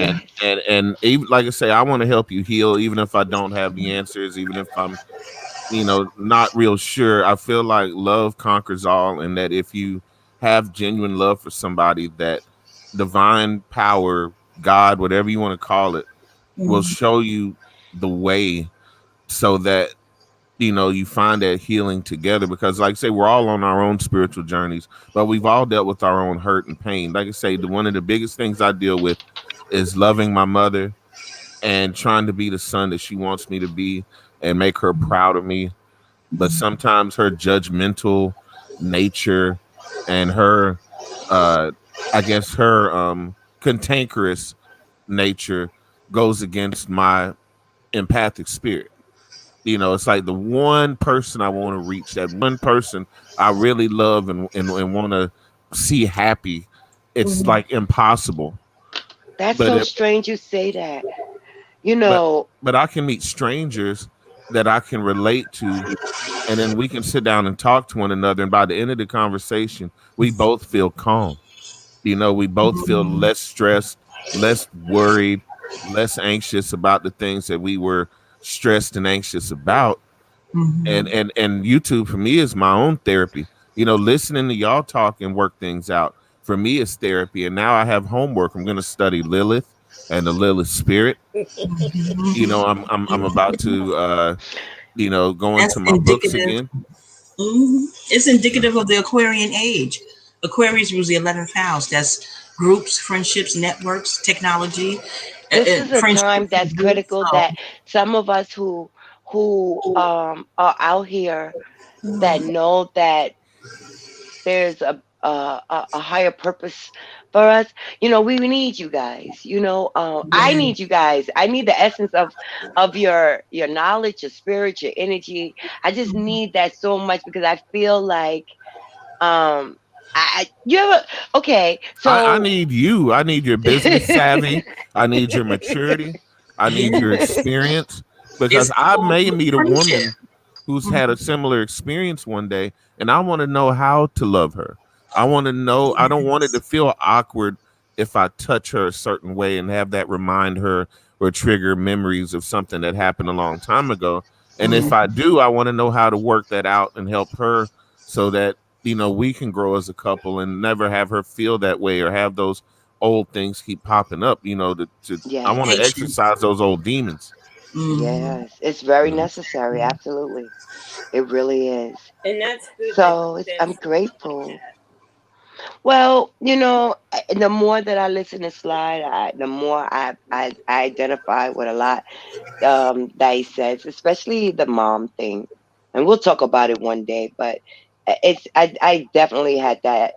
Um, as a child, and being there's so many layers to it. Being a dark skinned woman in a home with a Beautiful. bunch of light skinned women, um, it was very challenging. But as a child, when the last um, strike was, she sent me out of a window via a window. So at 13, Mm. I wound up in the foster care system. So I just want to say that over the years, I went back. I'm not going to give you the whole story at this time, but I went back over the years seeking to try to understand what happened. And I never, ever could get my mother to, like, it's something that she just tunes off or it's very dismissive. And even as a child, when she would abuse me and I would show her the marks the next day, she said she wouldn't remember and it would be dismissed. So there was a lot of suppression of being able to speak. And the old Southerners, my mother came off a cotton plantation, so the old Southerners, they hide, they had all these secrets, and you ain't supposed to tell nobody. So That's how all my these grandmother years, was. That's yes, exactly how she was. yes. So when you just said that, that just made me like, oh my God, That like, generation was called the silent generation. that's Our parents crazy. was the baby boom. Well, my parents' generation, the baby boomers, but their Yes, parents was the silent generation because the slave plantation. Who can you tell? If the pale males are molesting, raping, and violating, there's no police precinct. There's no one to tell. Look, So my that's grandmother didn't even want us silent. looking up her family tree. That's how bad it was with her. She didn't yeah, want us finding family members and, well, what are y'all calling up there for? Well, what are y'all, we used to call Kentucky home because that's where she was from. Well, what are you calling home for? Them folks don't know nothing, and you don't need to be calling them, and they don't need to be talking. Like, what is wrong with you? This is family. This is our blood. What is it that you don't want us to know? And Mm-mm. whatever it was, she carried it to her grave, and it bothers my mom profusely. And she's ready to do her DNA and find out what all the big secrets were. So yeah, that generation did hold a lot of secrets. And there's a young lady who's on my Instagram who wrote a book called Skeletons Out of the Closet. Her name is Catherine Palmer. Mhm. And if you ever get a chance to look up that cool. book, Skeletons I'm Out of the Closet, I'm she writing it tells down. this. Yeah, she tells the story of her family, and it's a true story Mhm. because she had a pastor in her family and female members that were molested and people that were sworn to secrecy. And then when babies started being born within the family due to incest, that's when the secret started coming out after the death of a family member. And it's a very awesome read. Like I said, I've met some talented sisters. Mhm. Isis is an author. Catherine Palmer's an author. Mhm. I love my writers, and it's an awesome book. And you don't ever Okay. have to feel like you're alone in this struggle because there are others that have been through it. But how we cope and how we're able to talk about it so openly and honestly and get it off our chest, that in itself is therapeutic because I'm Yes. carrying baggage. And by talking to these lovely, spiritual, loving, caring people, it lifts the burden off of me. I feel less stressed when I leave these lives and I'm able to talk to people that I know have this loving spirit. And it's not doesn't have anything to do with church, doesn't have anything No. to do with being preached to, and it No. has nothing to being told to just go pray it away. So Yeah, that's what Amazing. I There is just therapy. so, Therapy. I so Really. I appreciate each and thank every you. one of you. I do We from the appreciate bottom you of my heart. I for having do. the platform for us. And again, I Yes. love the intimacy. I don't know if the conversation could flow as effortlessly and openly if you had like 200 people right now in here. Maybe it could, but I don't know. So I really appreciate the intimate setting. I do. I do. Yeah, Me because too. you can Thank you. you accomplish so much more, and then it also helps that you don't. because let's face it, you don't have anybody in here who's gonna run and say, "Girl, guess what happened on slides last night, You girl?" know that girl, a sense of awe, girl. Mm-hmm. Yeah, Yeah, I know. I don't That's know what they now. do. I don't know. Deity might be somewhere out there in the bushes. She gonna say, yeah, that's what she said. Or her Oh my wild self. God, that was so funny. I was telling somebody a story about her the other day. I just was cracking up laughing. I said, Lord have mercy, no matter how much I tried, she still twisted it up. But I really appreciated deity though. I really do. I want this And I sister to hope that come I get back. to meet her again. I I hope she really comes hope. back. No, we need to come back together. Oh, The that's a forum. person. I thought you meant like a deity. No, No, her no, there name was a is young deity, a young lady. lady. Oh, okay. You check out the other live chat. That was my second longest live the other night, where I was just coming on for my second anniversary. It was going to be on for 30 minutes. Ended up being on for 4.5 hours. But but Wow. It but the was lit conversation, though. I It's didn't think I'd nice. be here for 5.5 hours tonight. But I Do you went from break do talking you break about them up when they this long and change the titles, or you just keep it long? well, look, it started from African sexual techniques. Oh, I And need to go back there then. Yeah, I got to yeah, catch the beginning. I came in yeah. at the 2 hour marker, I think. Yeah, 2 hours. Oh, what? Yeah, we were being nasty. We were talking about oh, gotta. we were talking That about kunyaza and Okay. squirting Mercy. and Okay. yeah. Oh, we were getting it in. yeah, Oh my gosh. Well, maybe that wasn't the time Oh I was boy, supposed to be here, so I've I been made it celibate in. so long. I made it in right on time then. Perfect. Yeah, I'm talking about how to deliver more intense orgasms, and it kind of went into spirituality. So, but I'm not Oh my That's god. surprised spiritual too. because Oh most my. of my algorithm are people that either do tarot or numerology or are into different levels of spiritualism, and I love that because it's the Yeah. most loving community I've ever been a part of. Inadvertently, like I say, I don't feel like we're any kind of clique or group or any of that stuff. We came together organically, Mm-hmm. Yes. and that's the beauty of it. And I want us to do this again sometime soon, especially us insomniacs, because I'm usually up all night anyway. Well, Me I too. did want to mention, is there any possibility you could have a weekend one? And I know it's not just because of my schedule, it's all about me, right? I'm gonna make this about me right now. Now stop. But honestly, I'm about to add another 7 hour shift to my schedule during the week, starting on Monday. Um, and so my nights will be a lot earlier. I'm not going to be able to catch those nights during the I would week. love to do it on the weekend. That would be perfect. Can you Cause do that like a Saturday night? Oh my God, that would be amazing. yeah, I would love to do a Saturday night show. Matter of fact, my schedule suits a Saturday night show. I'm always home on Saturday night, and it's not like I'm going to the club. Right. So we could Yeah. just chill and hear your poetry and your music and talk and stuff.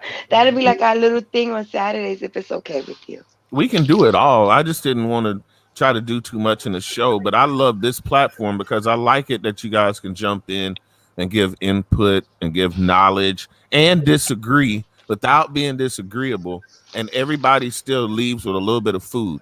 Everybody leaves with something, food for thought, a different way to maybe approach an issue, Yes. a different way to meditate. Like I say, my meditative state is water and places that involve nature, Yes. but if you can go in a dark space with candles and achieve the same effect, that's fine. But my healing place is water, whether it be the ocean, a lake, a river. Yes, water. Mm. I love it all. Nature. I think that's probably why I moved Just here to San Diego because I'm surrounded by water. I love it here. I heard it's It's beautiful. beautiful. It's beautiful here. Oh my God, it's Oh. gorgeous. You pay for it though, but it's worth it. Well, It's ladies, definitely worth it. I hate to Oh shut this no, it's down, time to but I do go. have to go. Yeah, I could stay Okay. on here till probably 9 a.m., but I do have to. I have somewhere to be in like 20 minutes. Oh God. Yikes. Oh wow. All I'm right, so sorry. y'all. Have a wonderful Please. day, guys. love is You nice talking to too. everybody. Peace, Sense of I. everybody. Yes, and I'm Have a going good to email you. weekend. I'll wait till I'll just shoot you an email just to introduce myself, and then Okay. after get some rest and stuff, you could And email if me what y'all back. talking about is not too private, if you want to start a thread and you want to include me, I think you guys have my email. It's the real Sly Jones at Gmail. And Yes. if you want to set up another time where we can all come together and chat, it doesn't have to be about anything Mhm. esoteric. If we just want to read poetry, if we just want to sit back and shoot the shit and have fun, this is the place that we can do it. A judgment free zone, Mhm. a crab free zone, a troll free zone, and Right? and to say Yeah. again, we all walk away feeling like we gained something. Well, Yes, Yes. I did. Love. I definitely did, Yeah. and I thank all of you yeah. very much because you Mhm. definitely had an impact on me this morning. So, And I'm and I always please I know that. thank everyone too. Thank you. I love this. Adult maturity. Maturation. I love it. Yes. Yes. All right. okay. So, grand rising to everyone. Have a beautiful day. I look forward to communicating with you soon, and let's like hook up something for the weekend. I'll email you guys. Get in touch with you. Oh, Okay. that's cool. All All right, and right. Yes. Miss Tony, Diamond Family TV, Wanda Wisdom, all you guys, Empress, you could have been somewhere Yes. else, spending time somewhere else or spending time asleep, but you spent this time with me on my channel, and I have to tell you again from the bottom of my heart, I appreciate each and every one of you, and I really, really am excited about doing this again soon. We appreciate you. Likewise. Yes. Have a beautiful day, Sly. Yeah, everybody enjoy their day. You too. Bye. Bye. Everybody, take care.